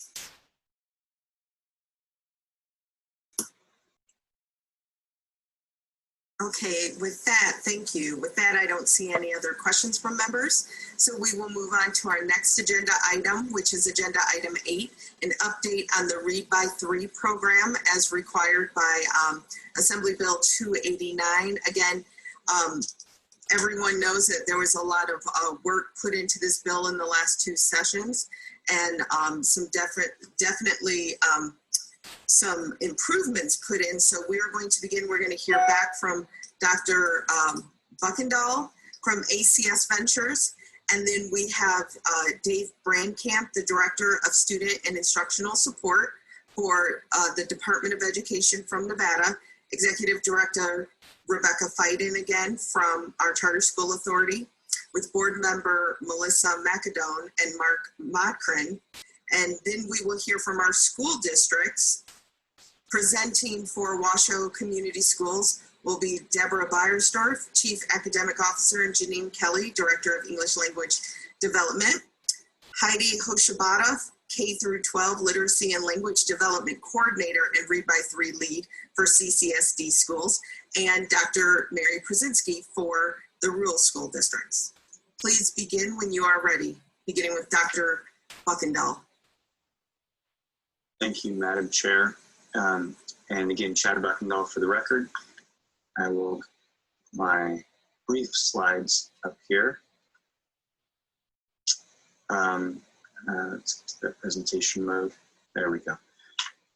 So in terms of the Read by Grade 3 program, again, this is an initiative to try to get students at a place where they are on track or reading on grade level by the end of grade 3. The underlying theory of action for this is that really by that grade 3, if students fall too far behind, it not only has an implication for their literacy and their English language arts skills, but because literacy is related to performance in a number of academic areas, this is kind of a critical skill set for students to have in order to have long-term success, both career and college, whichever of these multiple pathways that they pursue. And so the Read by Grade 3 program is one that is similar to those that have been implemented in a number of states. And some of the key strengths that we noted in the most recent evaluation that we presented to each of the education committees last year, where that a key piece is the schools have developed a literacy plan. And so again, having a plan that they can then put into place locally is a key component. From an outcomes perspective, seeing that there was an addition of statewide measures, so using common metrics on which to evaluate students' literacy is something that was observed during the first part of the evaluation that then by the time the second component, the second phase of the evaluation was discussed last year, we then had some preliminary evidence to be able to make comparisons across common metrics or common measures of performance. A key observation then related to that was there was this decrease in reading deficiency. So if you think about the double negative there, that means there was an increase in students being identified as reading by grade 3 or fewer students in the fall when that information around potential reading deficiency is identified. When those numbers decrease, it suggests that the interventions related to promoting reading, to promoting literacy are being effective. I do think, I don't have it here as a strength of the program because it was something that was implemented last year as part of session, I believe, and that is the removal of the retention policy. Just again, kind of editorializing a little bit, I think this was a good move for Nevada as a state. As I mentioned, with what's happened in a number of states with the Read by Grade 3 program, a number of states, through the process of the good cause exemptions that were originally part of the program, the retention policy ended up being something that created some unintended consequences and unintended behaviors in states in terms of advocacy or of parents really pushing for students to kind of be promoted whether they had the skill set or not. And so the fact that that's been delegated more so to kind of local control with respect to determining whether or not with kind of the collection of information as opposed to just using an indicator for that is really, I think, another positive improvement in the program. I still think there's enough kind of broader incentive for students to perform on grade, for schools to want to promote that literacy because of how connected it is, not only to the Read by Grade 3 program, but also to some of the other programs that are part of kind of this larger set that the evaluation looked at. Rather than areas of improvement, and I know that there are obviously things that the program can do to improve, I identify more of kind of like areas of caution or opportunities for learning. And that is, this is one of those programs that is being implemented in various degrees in a number of different states. And so, you know, looking at states like Florida or Mississippi or other states that kind of have literacy initiatives, this is really an opportunity to not only to take what Nevada has learned through its implementation of the program, but to also then look at either peer states or other states just in general that have similar initiatives to see what sort of policies and practices have been used to support professional development, to support, you know, we talked about with Vic. You see, the whole thing is that people are supposed to look and see who's making it and who's making a difference. And then try to emulate those things, because it's always about doing better. It shouldn't be about what it's been about lack of oversight, lack of implementation. It should be about growth and development for all children. It's not. Treat some of those wraparound services, and literacy is something that cannot just happen in the schools.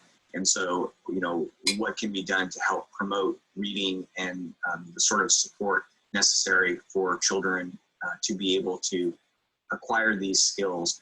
And again, particularly in the current environment, how can we continue to kind of accelerate learning in this area? For the Read by Grade 3 program, similar to observations from our Zoom and Victory, as more of just, you know, thoughts to share with the committee, that students, again, at the threshold of a grade level literacy expectation are at an increased risk of having to accelerate learning if they don't have the same levels of support, access to information, access to books or opportunities that all students might have from an equity perspective.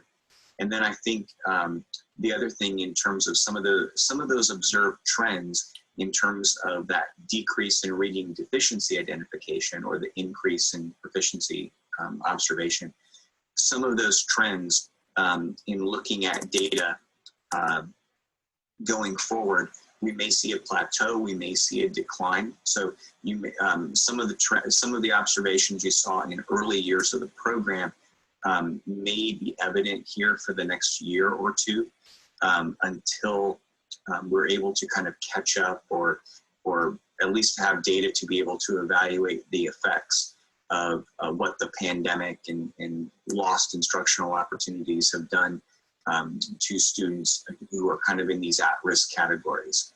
So again, similar sorts of observations as were noted for Zoom and Victory. And I think with anything related to achievement or evaluating achievement, those are things that would mitigate interpretation of the performance of the program in the short term. Thank you, Chair, and I will turn it back over to you. Thank you. With that, we will move on to Dave Brainkamp from NDE. Good afternoon. Thank you, Madam Chair, members of the Legislative Committee on Education. It is my honor to be here with you. I'm blessed as being the director of our Standards Instructional Support to have three amazing employees who run the Read by Grade 3 program. You will hear from two of them in the next couple minutes here. Dr. Kevin Marie Laxalt and Mark Rincon will take the reins here in just a second. We also have another member, Darren Hartman, who is one of our other leads, but unfortunately he is out sick today. So at this point, I'm going to let you talk to the experts and they can explain it. I will turn this over to Mark Rincon. Thank you. Thank you, Mr. Brainkamp. And good afternoon, Madam Chair and members of the committee. Our team is honored to present the 2019-2020 brief update of Nevada's Read by Grade 3 program. We have provided 6 slides for your review. I'm now going to turn it over to my colleague, Dr. Kevin Marie Laxalt. All right. Good afternoon, Madam Chair and members of Nevada's Interim Legislative Committee on Education. For the record, I'm Kevin Marie Laxalt. I currently serve as a Read by Grade 3 education program professional in NDE's Office of Standards and Instructional Support. We're going to begin with where we started in creating this presentation. We looked across the entire year. And what our team has determined is that the 2019-2020 year emerges as a complete year of transformation for Read by Grade 3. This transformation has been fueled by major shifts in public policy, impacted student populations, and daily educational practices. To begin, this year began with a major shift in public policy that was led by the primary sponsor of AB 289, the late Assemblyman Tyrone Thompson. Assemblyman Thompson's efforts culminated in a significant shift in public policy when the 2015's SB 391 was replaced with a revised version of the Nevada Read by Grade 3 Act, AB 289. AB 289 in turn has created a shift in the impacted student population of Read by Grade 3. From one that only included a K-3 grade span to one that now includes all grade levels within Nevada's public elementary schools. And in Nevada, that can vary from K-4 to K-5 to K-6. Another shift we have experienced is a shift in funding protocols for Read by Grade 3. During 2019-2020, we have had a shift from a competitive grant allocation process to a non-competitive grant allocation process, one that is determined by a weighted funding formula. In addition, AB 289 has created a tremendous shift in the scope of this program. For example, during fiscal year 2019, a total of 17 programs were funded for Read by Grade 3, and that included 14 school districts and 3 public charters. This number was greatly expanded in fiscal year 20 to include all 27 public charters and all 17 school districts across the state. When you look at it from a school perspective, The prior year, we had 205 elementary schools in Read by Grade 3. This year, that expanded to approximately 406 elementary schools. If you think about it, that demonstrates a 62% increase in just 1 year's time. And lastly, Dr. Buchendahl referred to this, a huge shift in practice occurred in 2019-2020 when the 2015 mandatory retention requirement for Read by Grade 3 was replaced by mandatory intervention and intensive instructional support for all elementary students who are struggling in reading or operating below grade level in reading. I'm now going to turn it back to my colleague, Mr. Rincon. Thank you, Dr. Laxalt. The Read by Grade 3 program has assist in supporting elementary students who are struggling in reading. All elementary students demonstrating below grade level reading are identified at the beginning of the year using an assortment of assessments. These assessments include the Brigance, the NWEA MAP Growth Reading Assessment for K through 3, and the Smarter Balance for grades 4 and 5. Once students have been identified, school administrators work with parents to notify them and their guardians of their child's status. Guidance for in-home supports for reading is offered. Teachers then create individual student literacy plans for identified students to conduct ongoing progress monitoring.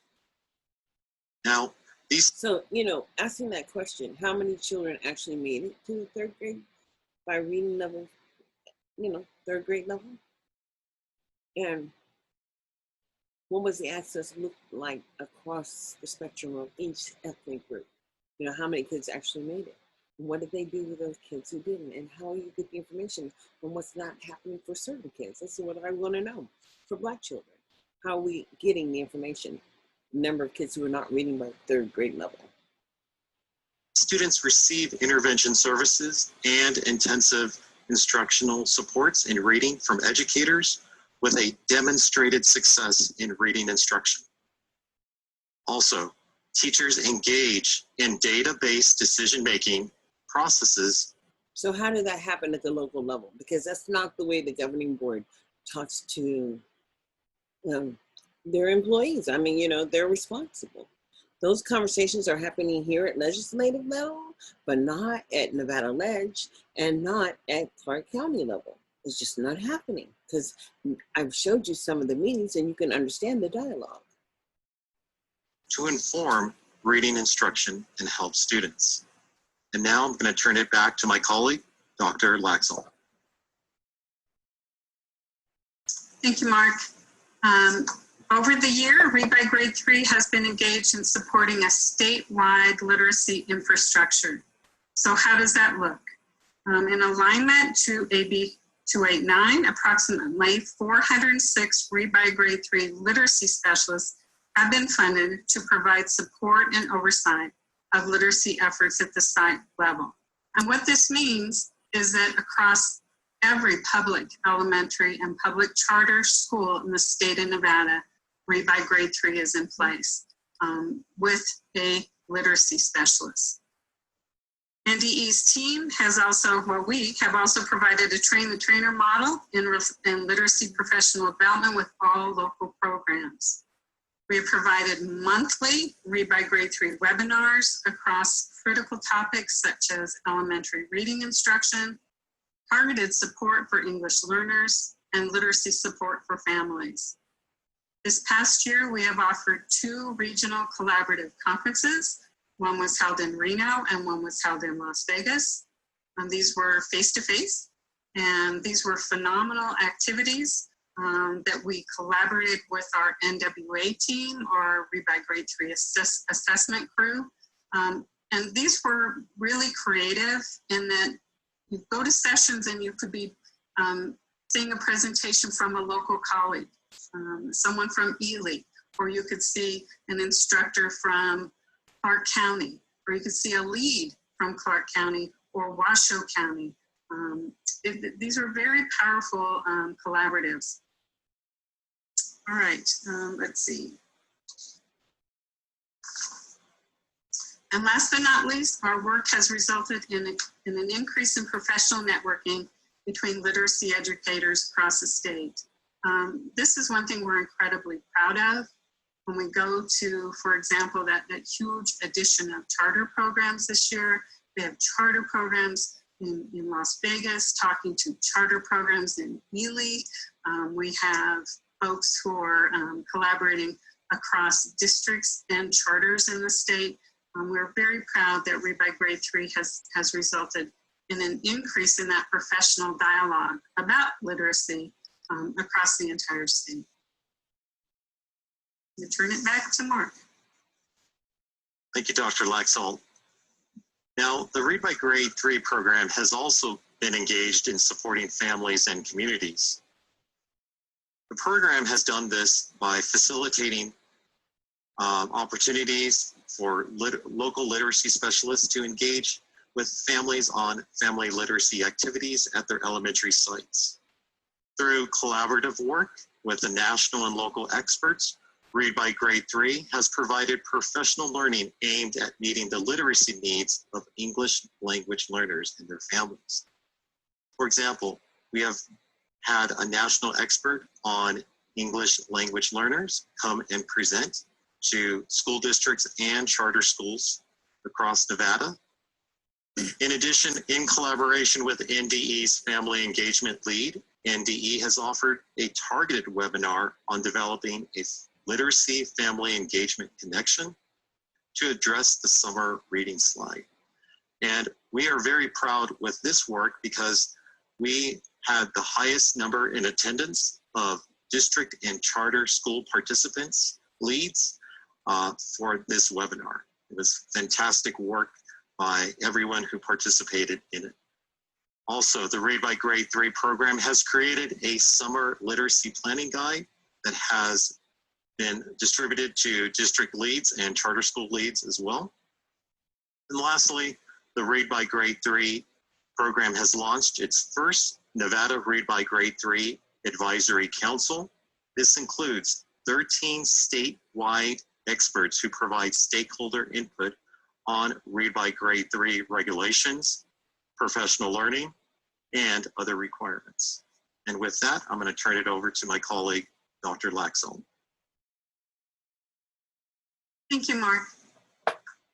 I'm honored to share this slide in particular. Y'all have these slides, but over the past 12 weeks, our team has been engaged in offering what the NDE has coined to be office hours for our local educators. And this started out with, conversations, et cetera, and soon into the process, we realized they were needing more resources, more, what do I want to say, systematic support. So we moved our office hours into an experience where we partnered with local RPDP experts from both the North and the South to support local Read by Grade 3 educators 2 times a week. And we have offered that for the past 12 weeks. We just finished that project last week. And I got to tell you, this was really a proud moment for us. During that time, we were able to model effective distance learning strategies for literacy instruction. Things such as how to create a virtual classroom, to how to use a phenomenal teaching methodology called Pear Deck were shared with these local experts. We also led this online collaboration and support network to assist our Read by Grade 3 educators in dealing with the overall impact of COVID-19. During this time, we know that this has been particularly stressful on our educators, and we also know that they were just completely inundated, in their words, with so many resources they weren't even quite sure how to work through them. And what was amazing is that we brought in materials really relevant. We did our research materials on how they themselves would engage in good mental health practices, how they could take care of themselves, their families, and then also share those resources with local families and their students. They were very thrilled to receive those resources. During the past several weeks of social unrest, we really believed that it was important to open that discussion with our educators. And what we did was we decided that a great way for them to share with the teachers, for students to emote and to deal with all of the angst in our culture was through poetry. And so we shared with them methods for using poetry, for writing about social injustice, etc. And trust me, this can occur from kindergarten all the way on. We brought in model poems by current writers that are writing about social injustice, appropriate for elementary school, by the way. But we also ended with And Still I Rise by Maya Angelou. It was a very powerful office hour session for all of us. And then last but not least, we have over the year assisted our colleague, Dr. Darrell Kiernan, who was our K-12 ELA lead at NDE, and launching the Read Nevada with Mayan project. All in all, the COVID-19 work we've done really gave us some unexpected surprises, and the folks that engaged in that have asked us to repeat that once we begin the next school year. Okay, and I'm going to turn this back to my colleague, Mr. Rincon. Thank you, Dr. Laxalt. So in closing, what are our next steps? First, programs will be submitting the required local literacy plans that align to the new AB 289 law to NDE by June 30th, 2020. Read by Grade 3 staff will review and provide feedback. In addition, programs will be submitting the required July 1st, 2020 reports to NDE per AB 289, explaining how the funds were used and the number of students who received services at each school. NDE program staff will be creating and submitting the AB 289 required Read by Grade 3 preliminary report on August 31st, 2020. NDE program staff will be creating and submitting the AB 289 required Read by Grade 3 final report on November 15th, 2020. And also, NDE has engaged in a collaborative grant application effort with UNLV that includes longitudinal and impact analysis of Nevada's Read by Grade 3 program, which we're excited to be collaborating with our new partners at UNLV. And lastly, this concludes our presentation on the Read by Grade 3 program, and we are happy to answer any questions. Thank you. Thank you. And I hope that you stick around because we'll be asking questions at the end of the agenda item. Next, we're going to move to Director Fiden.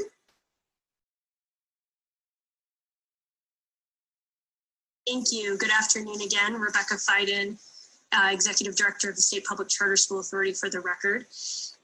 The Read by Grade 3 team provided a very comprehensive summary. So first, I'll just provide a thank you to their team. They've been excellent and proactive in their communication with us in our schools, particularly under the expanded scope of the program this year to cover all of the elementary schools, as well as the changes that came forth from the 2019 legislature. The expansion of the program has been positive for our schools in enabling literacy specialists in all of our schools and improving the quality of implementation of the Read by Grade 3 program. Our elementary schools have been working with their assigned NDE Read by Grade 3 representative. So they divvy our schools up a bit between their team and have been working to implement the programs and ultimately working to increase early literacy skills. The SPCSA maintains communication with the department and will continue to work to ensure that all the requirements that the department has and that are in statute are fulfilled. In short, we are grateful for the efforts of the department and will continue to work to ensure strong implementation of the Read by Grade 3 program in the schools that we sponsor. Thank you. Thank you. Now we'll hear from Ms. Beiersdorf and Ms. Kelly. Thank you again, Madam Chair. For the record, Deborah Beiersdorf, Chief Academic Officer for Washoe County School District. And thank you also members of the committee. So Washoe too thanks the Nevada Department of Education for our partnership in making Read by Grade 3 such a positive thing for our elementary schools as well. So I will again turn it over to our Director of English Language Development, Janine Kelly. Thank you. Good afternoon, everyone. Thank you, Chairman Miller and Education Committee.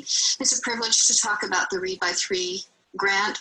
It's an important grant for our students as reading is essential for all students in all areas of their learning. Our district has worked hard to align the work that we do with all of our departments in order to help our students to achieve. Having a literacy specialist in every single school has helped to strengthen this program and to create structures that are consistent for our students to not only have the exposure and the expectations to grade level standards and texts, but also to use the data to help drive the decisions that are needed in order to fill the holes for the students who need intervention. And when we know they know it, what are our next steps, and what do we do for those students who are doing well? What are our next steps for them? Those things are important to us, and the LSs have truly helped us to meet those goals. We've also had lots of professional learning. I don't think we cannot have enough professional learning, as it helps us to create a systematic system across our district that we are working together for our students to be readers. We've also created an opportunity for our LSs to have their own training, as well as to go into the schools and do the training within their professional learning communities or with whole staff, and to align the work with all departments and all levels of SPED, GT, EL, and those students who are struggling. We've had collaboration with all the departments, and we have looked closely at our reading plans to increase the improvement and also the strategic structures that are needed in place for our students to succeed. Thank you. Thank you. With that, we will move to Ms. Hoshibata.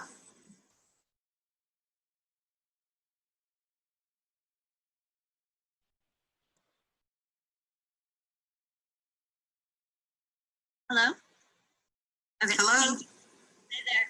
Hello, Madam Chair Miller and members of the committee. My name, for the record, is Heidi Hoshibata. I am a coordinator for the Literacy and Language Development Department for Clark County School District and the lead over Read by Grade 3.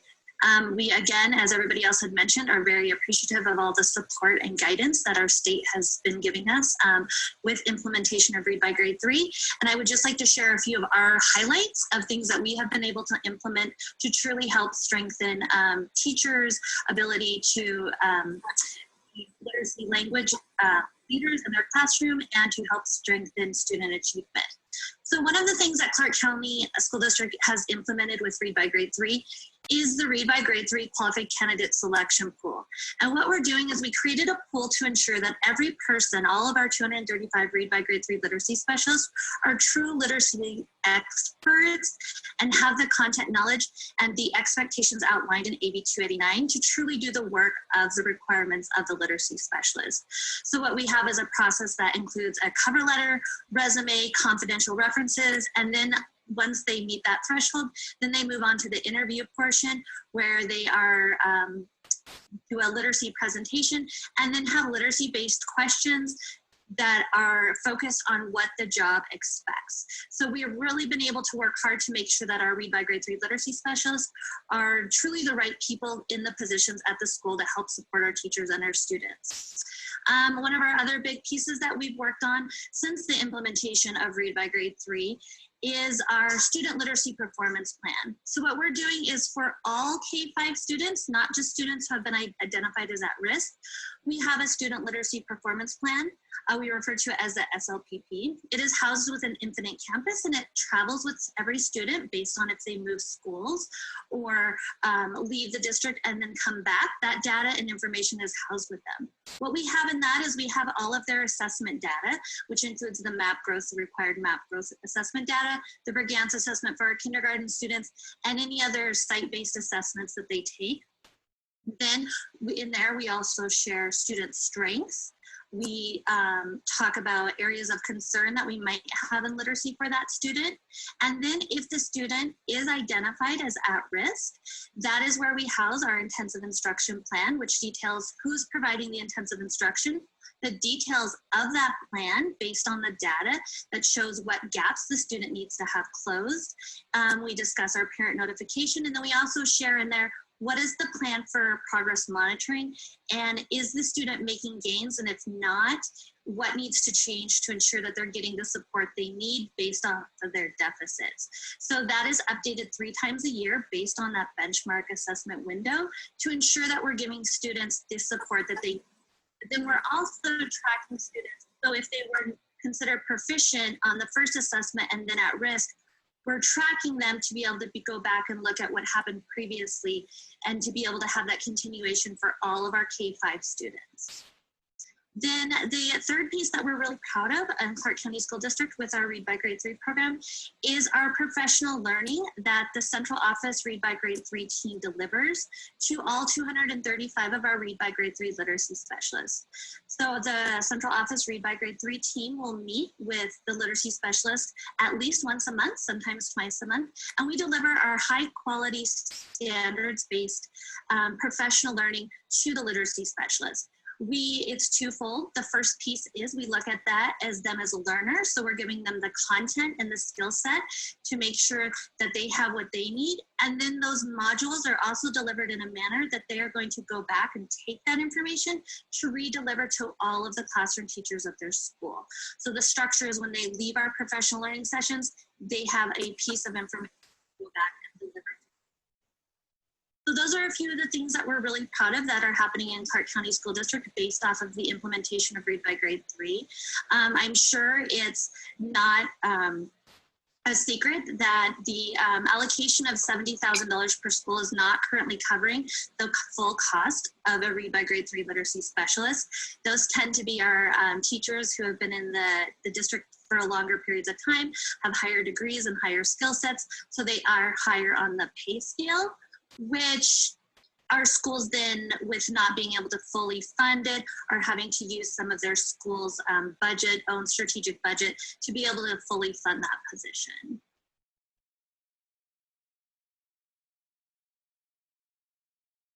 And that's all.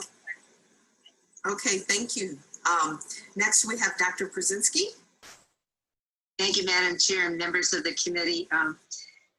A couple of things I wanted to just say from the rural district perspective. I know that you've already heard the importance of literacy and how important that is in all of our schools, and that our kids are able to read. You know, when this grant first started out, or when this program first started out, it was on a competitive grant basis, and that was very difficult for small rural districts that didn't have good grant writers. If you had a good grant writer, it was great, but if you didn't, it wasn't so good. So the switch to $72,000 a year for a literacy specialist in each school has really benefited all of the rural districts. Everybody is getting some help now. And so I think that's been an important change with the program. And all the good things about the program have already been said, but I do want to tell you, I talked with a principal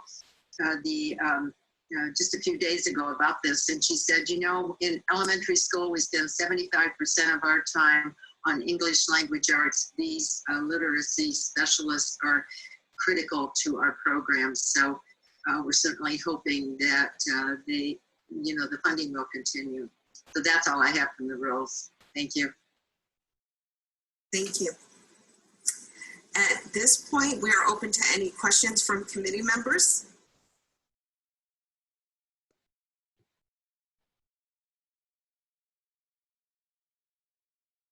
Okay, not seeing any questions. I do have a general question for any of the districts that would like to answer it. I know that initially one of the major concerns and something that was revamped was about the automatic retention of third graders. And so we know that the bill had addressed that and put a lot more supports and parental involvement and consent in those decisions. But I'm just wondering, have there been any third graders in any of our districts retained under Read by 3? That was my question. Madam Chair, this is Mary Krasinski. I'm not aware of that, but I will be happy to survey the 15 roles that I'm representing today and find out for you. Okay, great, thank you. What about the urban? And Madam Chair Miller, this is Heidi Hoshibata for the record for Clark County School District. No, at this time, no third grader has been retained under the requirements of Read by Grade 3. There have been third grade students that have been retained based off of other concerns and going through the process, but none of them have been retained under the requirements of Read by Grade 3. Okay, thank you. Madam Chair, this is Deborah Beiersdorf again, Washoe County School District. The same is true for Washoe as well. Good to hear, thank you. And with that,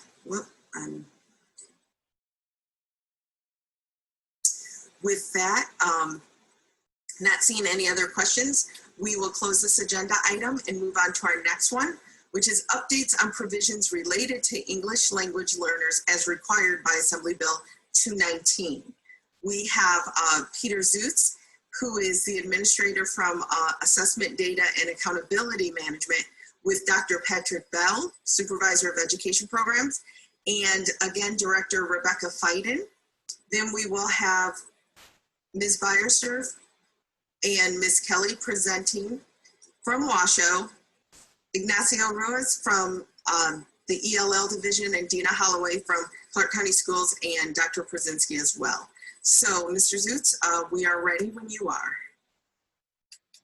Thank you, everyone. I'll pass the mic off immediately to Dr. Patrick Bell. Thank you.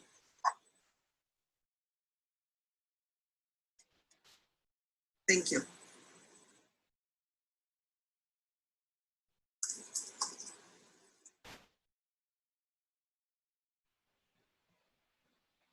Apologize for the delay. This is Dr. Patrick Bell with the Adam office at the NDE, Chair Miller and Vice Chair Dennis. I'd like to pass the initial presentation to Carl Wilson. He'll begin, and then I'll follow up with accountability information for this bill. Thank you, Chair Miller and members of the Legislative Committee on Education. Carl Wilson for the record with the Nevada Department of Education. I've been asked to provide a preliminary update regarding implementation of Assembly Bill 219. The PowerPoint that was provided to you, again, we will not go through slide by slide, but just provide some highlights.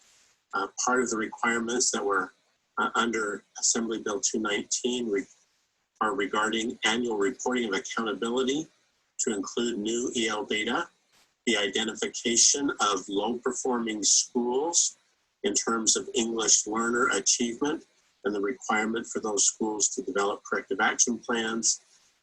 Also the requirement that high schools identified for corrective action plans provide the opportunity for English learners to transfer to other high schools that were not identified for corrective action plans.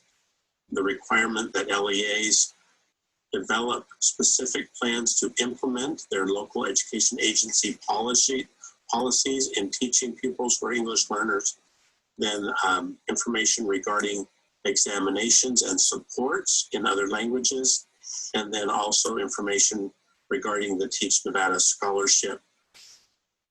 I will take just a minute to identify that the Nevada Department of Education, in accordance with the requirements, worked with our colleagues in the Assessment, Data, and Accountability Management Division to identify the schools required to develop a corrective action plan that was based on schools that had at least 10 English learners who had completed summative assessments in English language arts and in mathematics.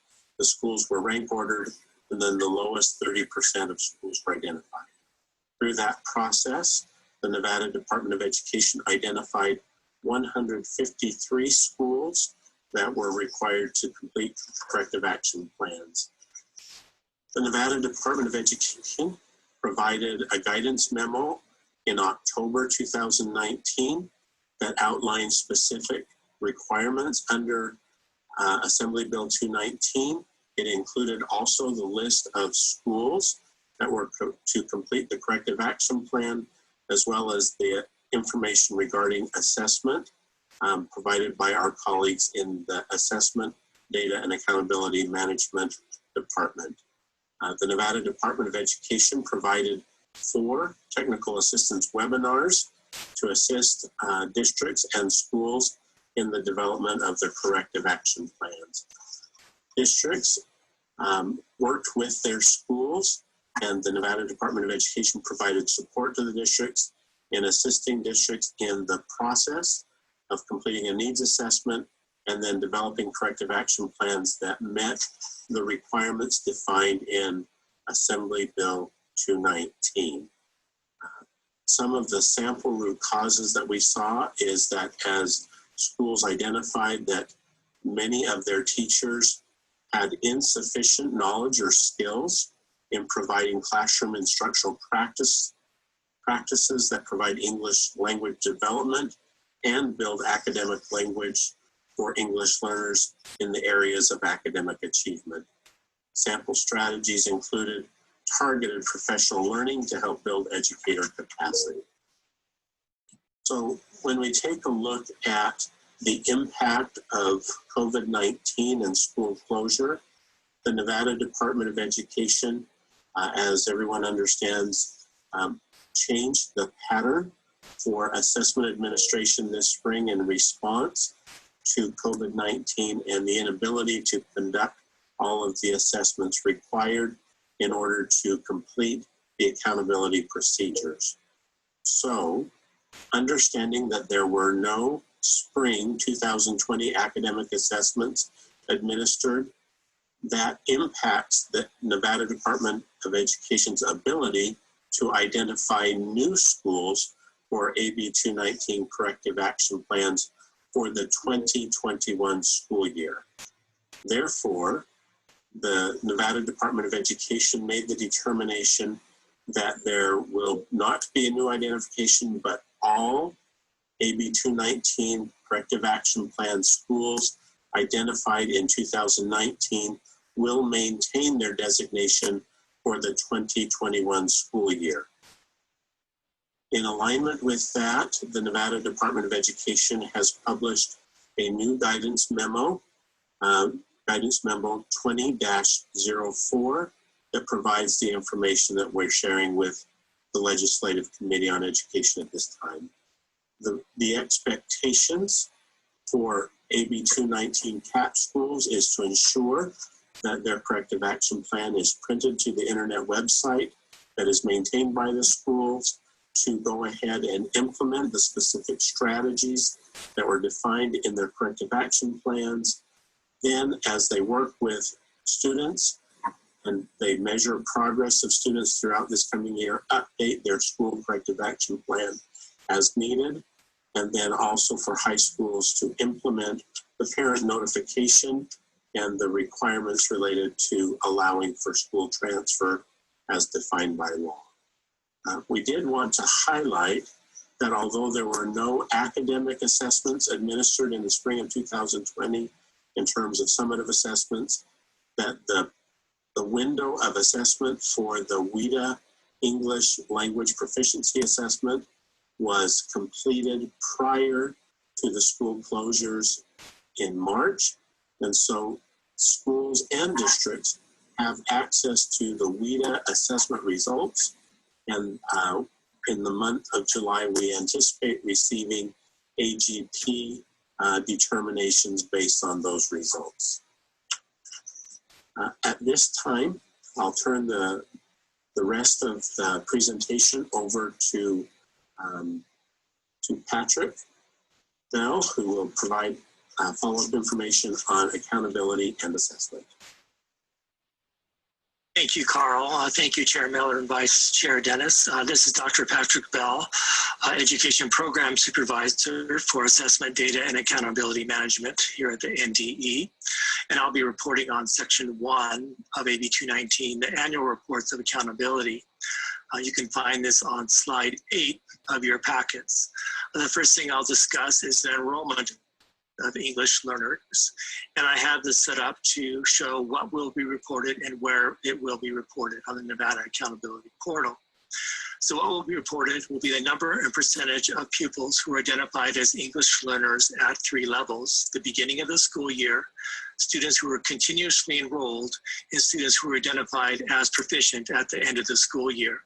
For the data for the beginning of the school year, EL students will be identified in the annual validation day enrollment for state and federal student enrollment reporting, which occurs October of every year. For continuous enrollment, EL students continuously enrolled from validation day until WIDA testing is completed in the spring of that year. And for students identified as proficient, EL students identified as proficient on the WIDA exam who scored a 4.5 or above, and those students who score at least a 4.0 and upon teacher school evaluation of coursework are additionally identified as proficient by the school. This data will be reported on the demographic profile interactive report of the Nevada Accountability Portal or the Nevada Report Card. So this data will be able to be disaggregated by English language assessment upon these 3 levels. The next slide is slide 9, academic achievement of English learners. What will be reported? We will report elementary, middle school, and high school assessment proficiency data separately for pupils who are in the 3 categories. Newcomer EL, which is a pupil who has been identified as an English learner who has 1 year or less from the time of identification as EL or the entry date. Short-term EL, a pupil who has been identified as an English learner who has not qualified to exit EL status for at least 1 full year, but less than 6 years from the time of identification as EL.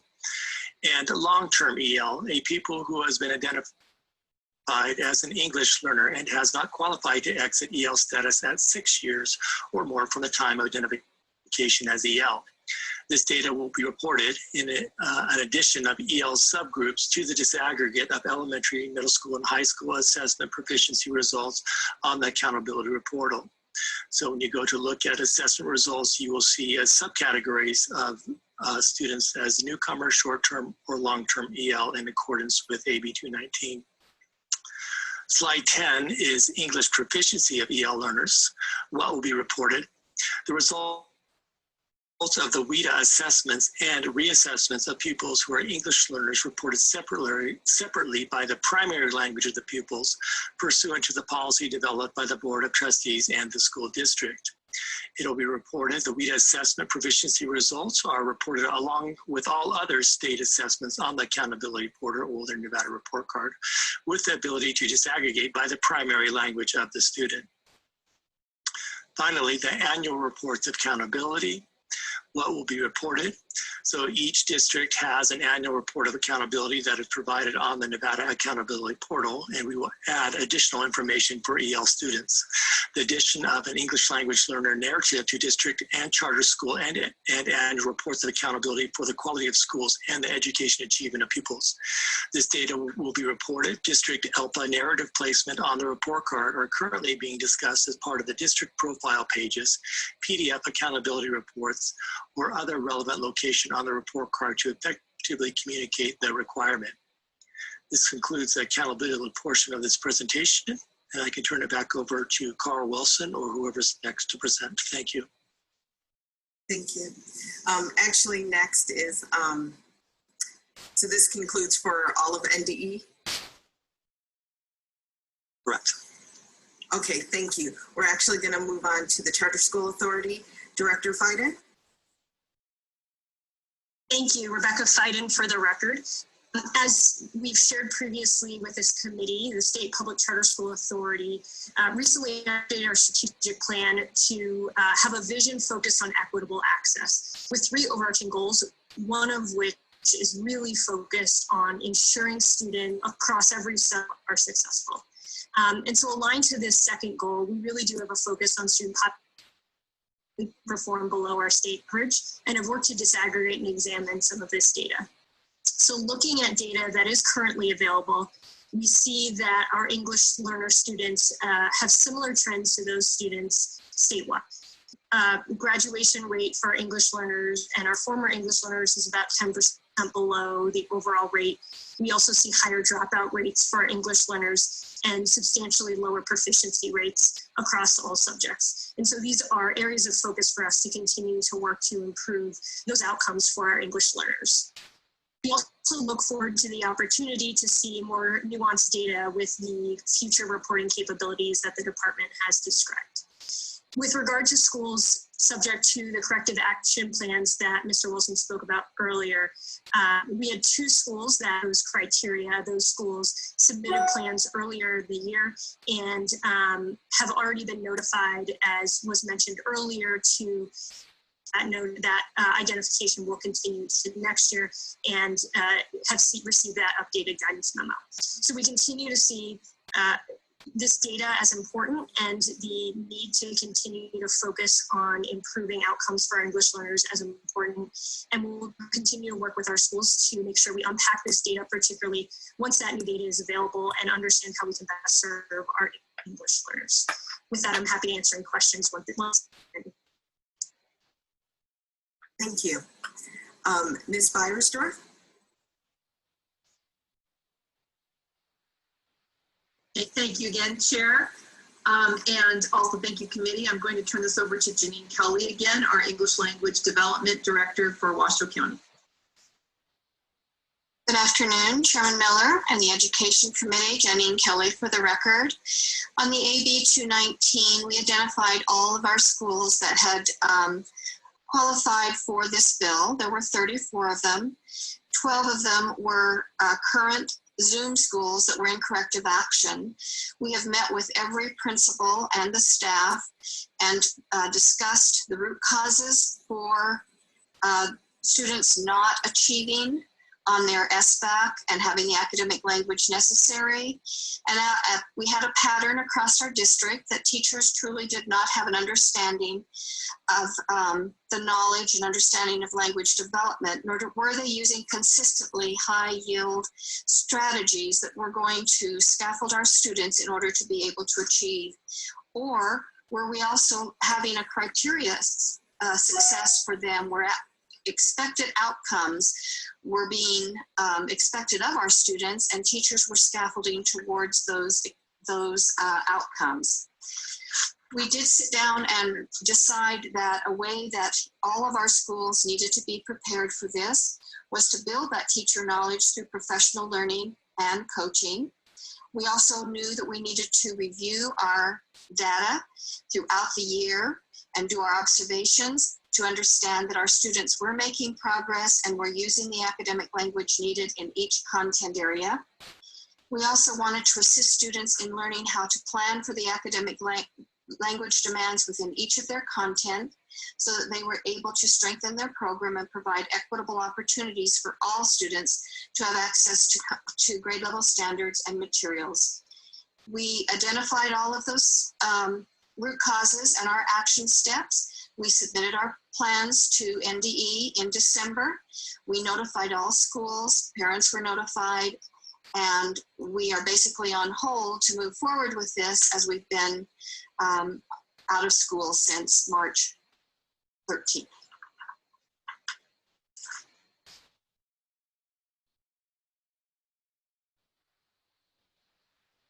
Thank you. Mr. Ruiz? Madam Chair, committee members, for the record, Ignatius Reese, Assistant Superintendent for the English Language Division here in Clark County School District. So as you know, AB 219 addresses provisions regarding reporting information concerning the achievement of English learners in English language arts and mathematics. I'm going to share a little bit about the implementation efforts here in Clark County School District under AB 219. One of the key components, as we heard, is a requirement of schools that demonstrate low achievement for English learners to complete corrective action plans or CAPs. That's really designed to improve student outcomes, especially around English learners. For 2019 to 2020 school year, the Clark County School District has 71 schools required to complete CAPs under AB 219. Of those 71 schools, 45 are elementary schools, 16 middle schools, and 10 are high schools. Support was identified, support for identified schools began in October 2019, when our schools were notified of AB 219 designation and requirements to complete corrective action plans. The English Language Learner Division facilitated 9 AB 219 work sessions that were focused on providing an overview of the statutory components of AB 219, sharing the corrective action plan requirements, sharing examples of previously approved corrective action plans, and most importantly, partnering with schools to work on completing the CAPs. Schools first completed CAPs to the English Language Learner Division, and members of the division reviewed the CAPs, provided additional feedback and suggestions. All 71 plans were submitted to the Nevada Department of Education. Our partnership with the schools resulted in all 71 corrective action plans being approved. Schools began implementing strategies outlined in the CAPs. However, as a result, as we all know, of COVID-19 and school closures, implementation challenges did occur, such as the virtual implementation of student interventions, professional development, and instructional rounds. Measuring progress was another challenge, as our local and state assessments were not given during school closures. However, as we heard from my NDE partners, that the WIDA language assessment was completed and will be a data point that we'll be looking at. Continued implementation of AB 219 for 2020 and 2021 school year will focus on the following: a second review and approval of the corrective action plans, ensuring parent notification, ensuring corrective action plans are posted on school websites, the implementation of high school student transfer plan, continued implementation of identified corrective action plan strategies at our schools, progress monitoring and ongoing support from the ELL division, and end of year reporting for 2020-2021. Thank you very much. Thank you. Dr. Brzezinski? Thank you, Madam Chair and members of the committee. I appreciate an opportunity to tell you a little bit about this bill as far as the rural counties are concerned. 7 of the 15 rural counties did not have to have a correction action plan, a corrective action plan, I should say. But those that did, they've completed their requirements and have provided have met all the requirements of the bill, I should say. It's interesting, on doing this corrective action plan for one of the districts, when I talked with them, they said it made them draw attention to something they really hadn't noticed before. As they walked through one of their schools that really needed to make some improvement, and they did receive help from the Department of Ed, and they were appreciative of that. But as they walked through the schools and tried to determine what was the root cause of the students not really doing as well as they should do, and they realized that the students were not talking enough. They were not using the English language enough. And so they immediately started professional development for their teachers to institute more conversations in the classrooms. And that seems to have helped their students, start to improve. So they're trying to find the root cause. Sometimes it's right there, but you don't really realize it until you really focus on it. And so they wanted to share that with you. So the mere fact that they don't organize by site level to determine the support for all children is a concern to me. And, the observation from on high doesn't change what's happening locally. And the mere fact that they don't have to tell you what they're doing with the money is straight concerning, because it just allows people to commit fraud. The other thing that I think at least a couple of the districts told me about was when the Department of Ed came out on October 10th with their guidance memo. In the back, in Appendix B, is a section that talks about assessments and help that students can get, and even some assessments in the native language. But being able to use or having it reconfirmed using the language-based accommodations, the word-to-word glossaries, all of this. The one coordinator told me how happy she was to see that, in a guidance memo so that everyone knew of that opportunity to help the students out. So at any rate, I'm happy to answer any questions about any of the other rules. Thank you. Thank you. Do we have any questions from committee members? No questions. I have one question, and this is a question actually for all the school districts.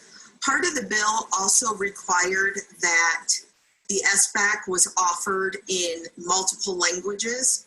I know that during the hearing, during session, it was disclosed that SBAC is actually offered in 11 different core languages. So I understand that COVID, that our last day of school was March 13th, but for many schools, particularly in Clark County, students would have been returning to just when the beginning of SBAC would have started for that window. So can the districts explain where they were, that how many different languages the SBAC was going to be available in, and how you determined which students were allowed to take it under each specific language?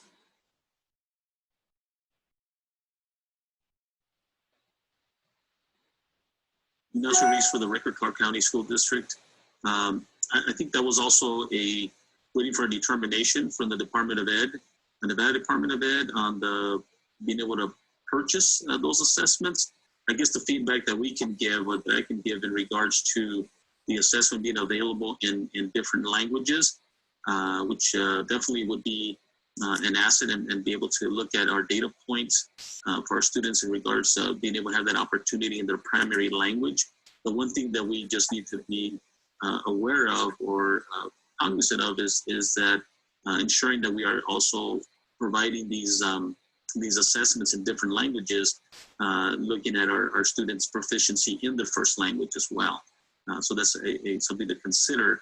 I know that that's something that, as you look at language development, ensuring that we are considering the proficiency in that first language. I agree with Luis. This is Janine Kelly, Washoe County School District. I agree with Luis. We were waiting for some guidance from the State Department. As far as I know, we did not purchase in any other languages. We also need to remember that many of our students may speak the language, but another language, but not necessarily read or write it. So it's something that we need to investigate, and I think to really truly give an opportunity for our students to be able to show the proficiency in either language.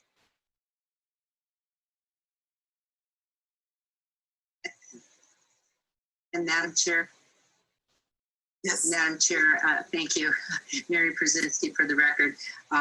Yes, I do believe that many of the districts were looking to the State Department for that kind of accommodation, and but they are aware of it, and the guidance memo that came out in October made everyone aware of it.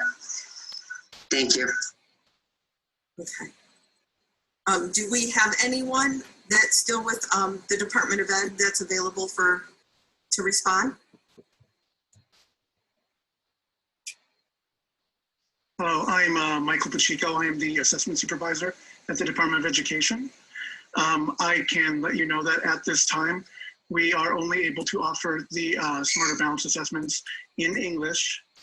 We do have supports for students, as Dr.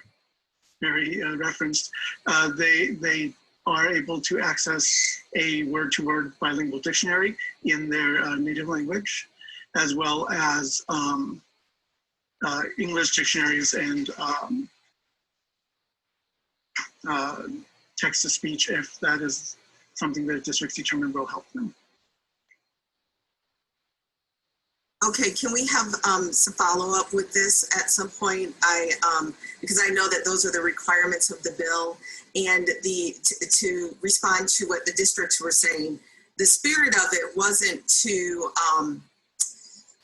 we understand that every English language learner is different. Some read and write in their primary language, some do not. Again, it also depends on how long the student has been engulfed in an English-speaking culture or country, And, you know, obviously a student who's been here 1 year is different than a student who is, you know, been here for 5 or 6 years. And we know that it usually takes 3 years to acquire that academic English language. So definitely would need some policies around how and which students could qualify to do that. But again, it's stated in the bill, and I want to make sure that we have that opportunity, because the other thing we were losing is we're losing the ability to capture students who have the ability but are just not able to demonstrate their skills yet because they have not fully transitioned into that level of English yet, but yet may very well have very strong academic skills. We're just not capturing that because maybe this student has only, you know, been entrenched in English for a short time. So if we could have some follow up with that later, that would be wonderful. Any other committee members? Okay, thank you. With that, we will move on to our next agenda item, which is a report on the charter school site evaluations as required by Assembly Bill 462. I know the last time that Director Fiden had presented on this, you were still in the process of, and especially trying to manage this through COVID. So Director Fiden.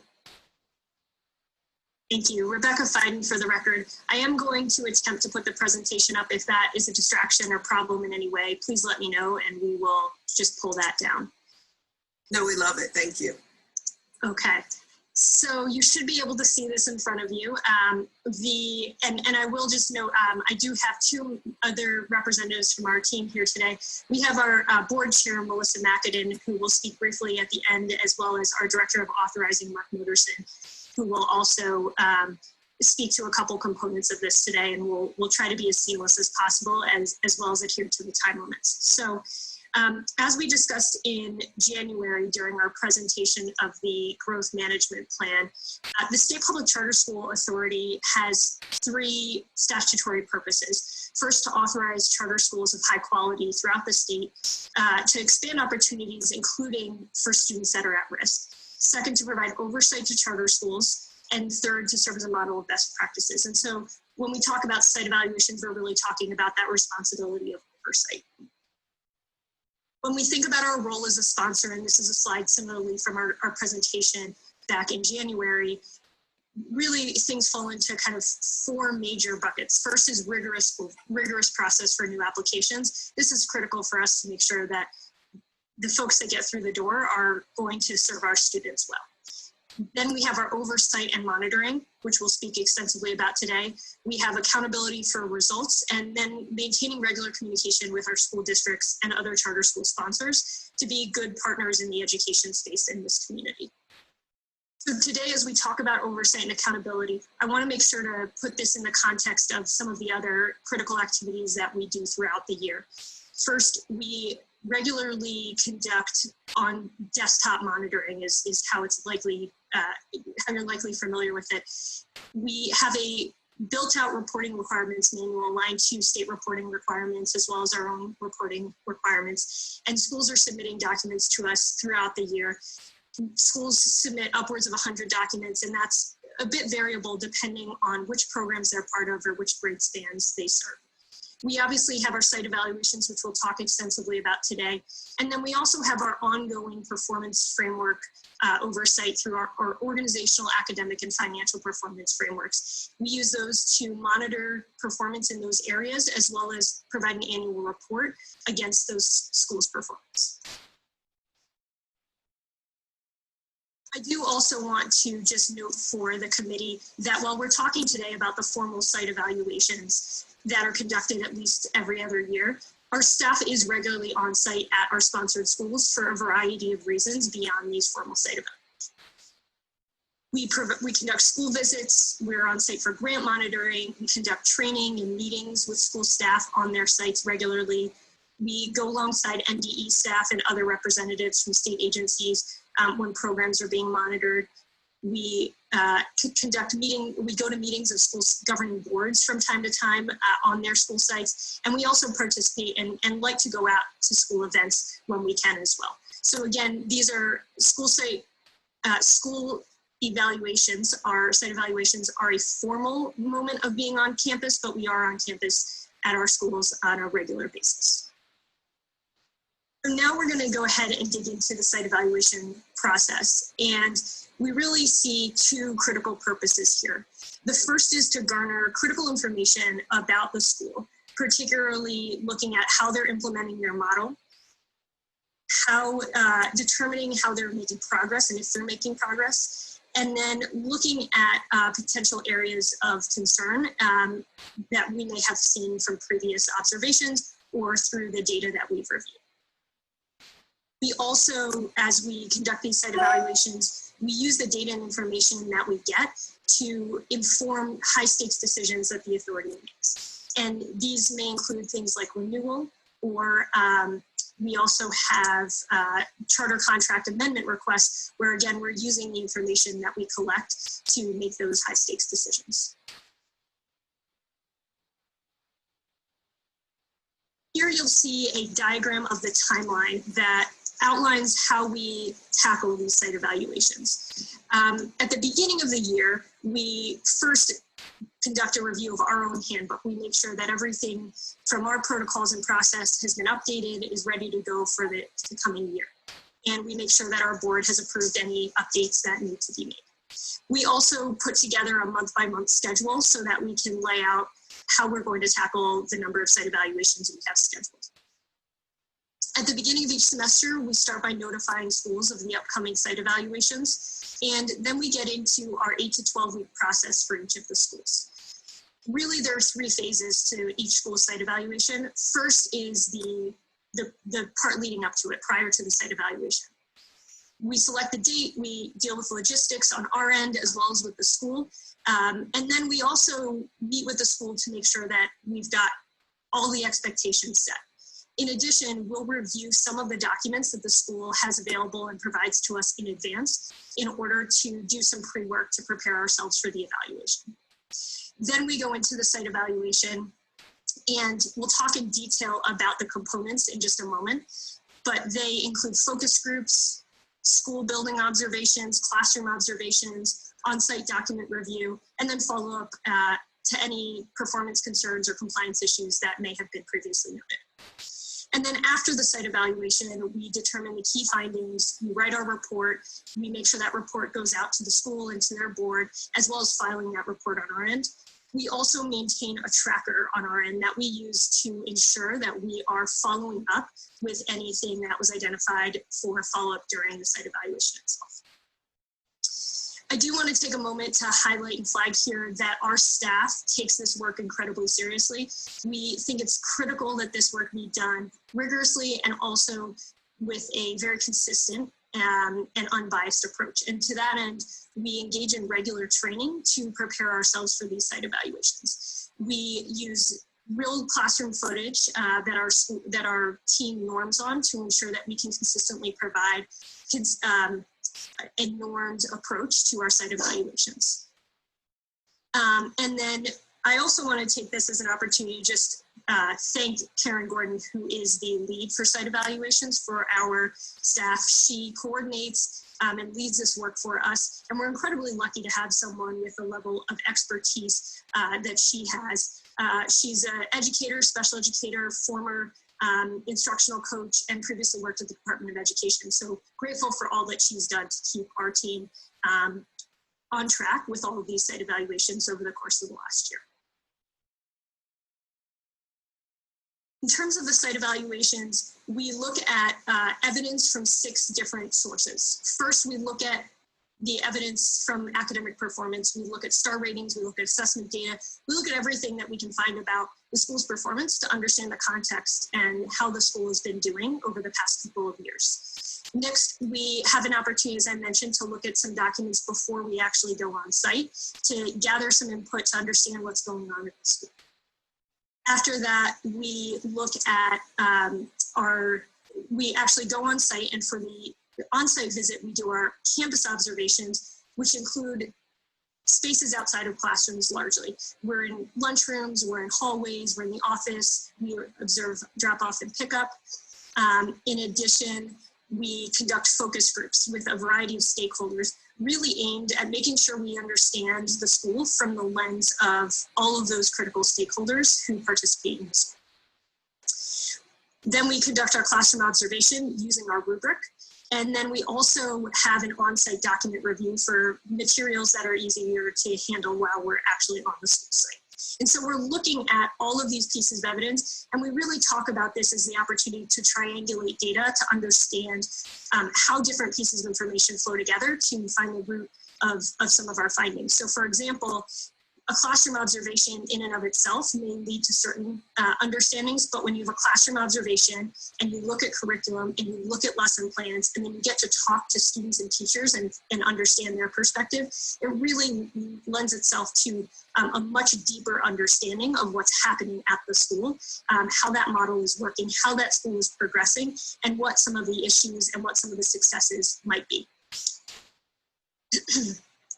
And so, as you know, Assembly Bill 462 required that the authority and really all sponsors conduct site evaluations of all of their schools in advance of, I believe the report is technically due June 30th, although we're happy to have it to you by today. And so we have conducted all 60 site evaluations. Those are conducted by a minimum of 2 SPCSA staff members per site evaluation. And I do want to also flag for the committee, as you know, we began this kind of initial round back in January of 2019 before AB 462 had been enacted. And so we did make some minor updates to our protocol and handbook over the summer of 2019 in order to make sure there was full alignment. But again, believe that there's been a consistent approach throughout the last 18 months as we've conducted these site evaluations. So with that, I do want to turn it over to our Director of Authorizing, Mark Moderson, who will speak a little bit about the observations and trends we've seen during the last 18 months through all of these site evaluations. Thank you, Executive Director Fiden. Mark Moderson for the record, members of the committee, Madam Chair. I want to take just a couple minutes to make some brief remarks regarding our strengths and recommendations that we found over the course of the 60 evaluations we've conducted since January of 19. So as you've heard already today, the SPCSA completed a site evaluation for each sponsored school this past month, and we wanted to share some of those strengths. First, we saw a tremendous emphasis on data-driven instruction across almost all of our schools, This was made evident through classroom observations, our document review process that requires us to review things like professional development and assessment information, as well as our focus groups with teachers, administrators, and parents. I will say that the emphasis on data can look quite different depending on the school. Some really focus on effective student groupings to work on standards, while other schools might rely more on whole group direct instruction, but have a clear system of daily assessments that allows them to reteach standards more effectively. We also saw a tremendous amount of satisfaction among parents, teachers, and administrators, and most importantly, students, with many stakeholders shared that they felt involved in the life of the school and were frequently consulted about critical decisions. SPCSA staff often found that many schools relied on many communication methods to keep parents informed, whether it be daily updates using an app or weekly email blasts. Nearly every school included multiple groups of stakeholders that expressed an appreciation for the open door policy of administrators as well. Moving to the next slide. Some common recommendations. There were a few noteworthy trends that I wanted to share very briefly with you all. First, we observed many classrooms that either over-relied on basic recall questions and or had the teacher provide direct instruction in a manner that did not facilitate high levels of thinking for students. So as a former teacher myself, I can relate to this. And in response, we're pushing leadership teams and teachers to be more intentional lesson planning, as well as to facilitate relationships between schools that may do this very well. We also observed some schools with demographics that did not align with the local school district or state average.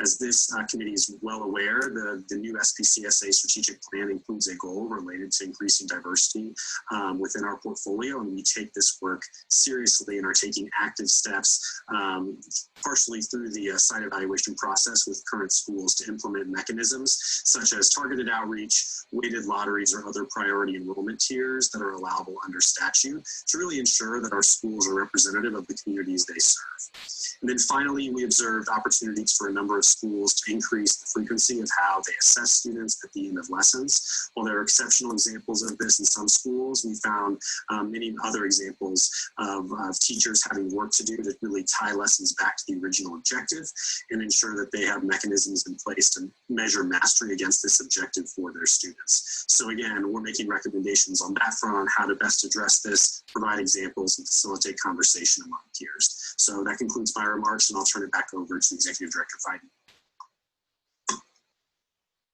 Thank you, Rebecca Fiden, for the record. As we look ahead to the next year, first, we've already begun our review of our process. Having conducted all 60 schools, we have learned a lot and are working to make sure that we can continue to refine and improve on the way that we conduct these site evaluations. We anticipate bringing any changes to our board by August so that we can kick off the school year with a consistent approach. In addition, we've identified schools that we will be conducting, or campuses, I should say, that we will be conducting site evaluations for in the upcoming school year. We'll be conducting 42 site evaluations next year. That includes 3, which are campuses that we've identified for additional monitoring. I do want to take a moment to note here that due to the school building closures and the COVID-19 pandemic, we did have to conduct a couple of our site evaluations virtually. We have adapted our process so that we can continue these regardless. And we also have identified those schools that were virtual this year. We'll get another site evaluation next fall, assuming we can go in and be in person. We know the virtual evaluations were helpful, important, valuable, but we also want to make sure that as soon as possible, we can see those schools in person as well. With that, I do want to take a moment and hand it off to our board chair, Melissa McAdin, to speak about site evaluations briefly from the board perspective. Good afternoon. Thank you for this opportunity, Melissa McAdin, for the record.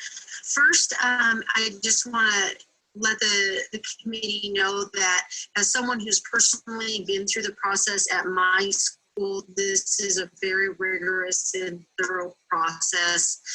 The closest thing in my experience I can compare it to was going through the accreditation process, very similar to something like that, if you're familiar with that process at all. And lastly, I think it's really important that this body know that SPCSA board has been kept in the loop on this entire process. We approve any and all changes to the process. As the board chair, I'm CC'd on every single final report sent out to schools, and the site evaluations have provided context that has helped inform a lot of the major decisions the board makes, such as charter renewals and amendment requests, which Director Fiden addressed also. So thank you for your time. Thank you, Chair McAdin, and this is Rebecca Fiden for the record. I do want to just wrap up by sharing that the report that we completed was provided alongside this presentation for this meeting, as well as a full compilation of all 60 site evaluations for your review. And we are happy to answer any questions that you might have on this process or the findings during this round of site evaluations. Thank you. Thank you. And we will begin questions from Senator Woodhouse.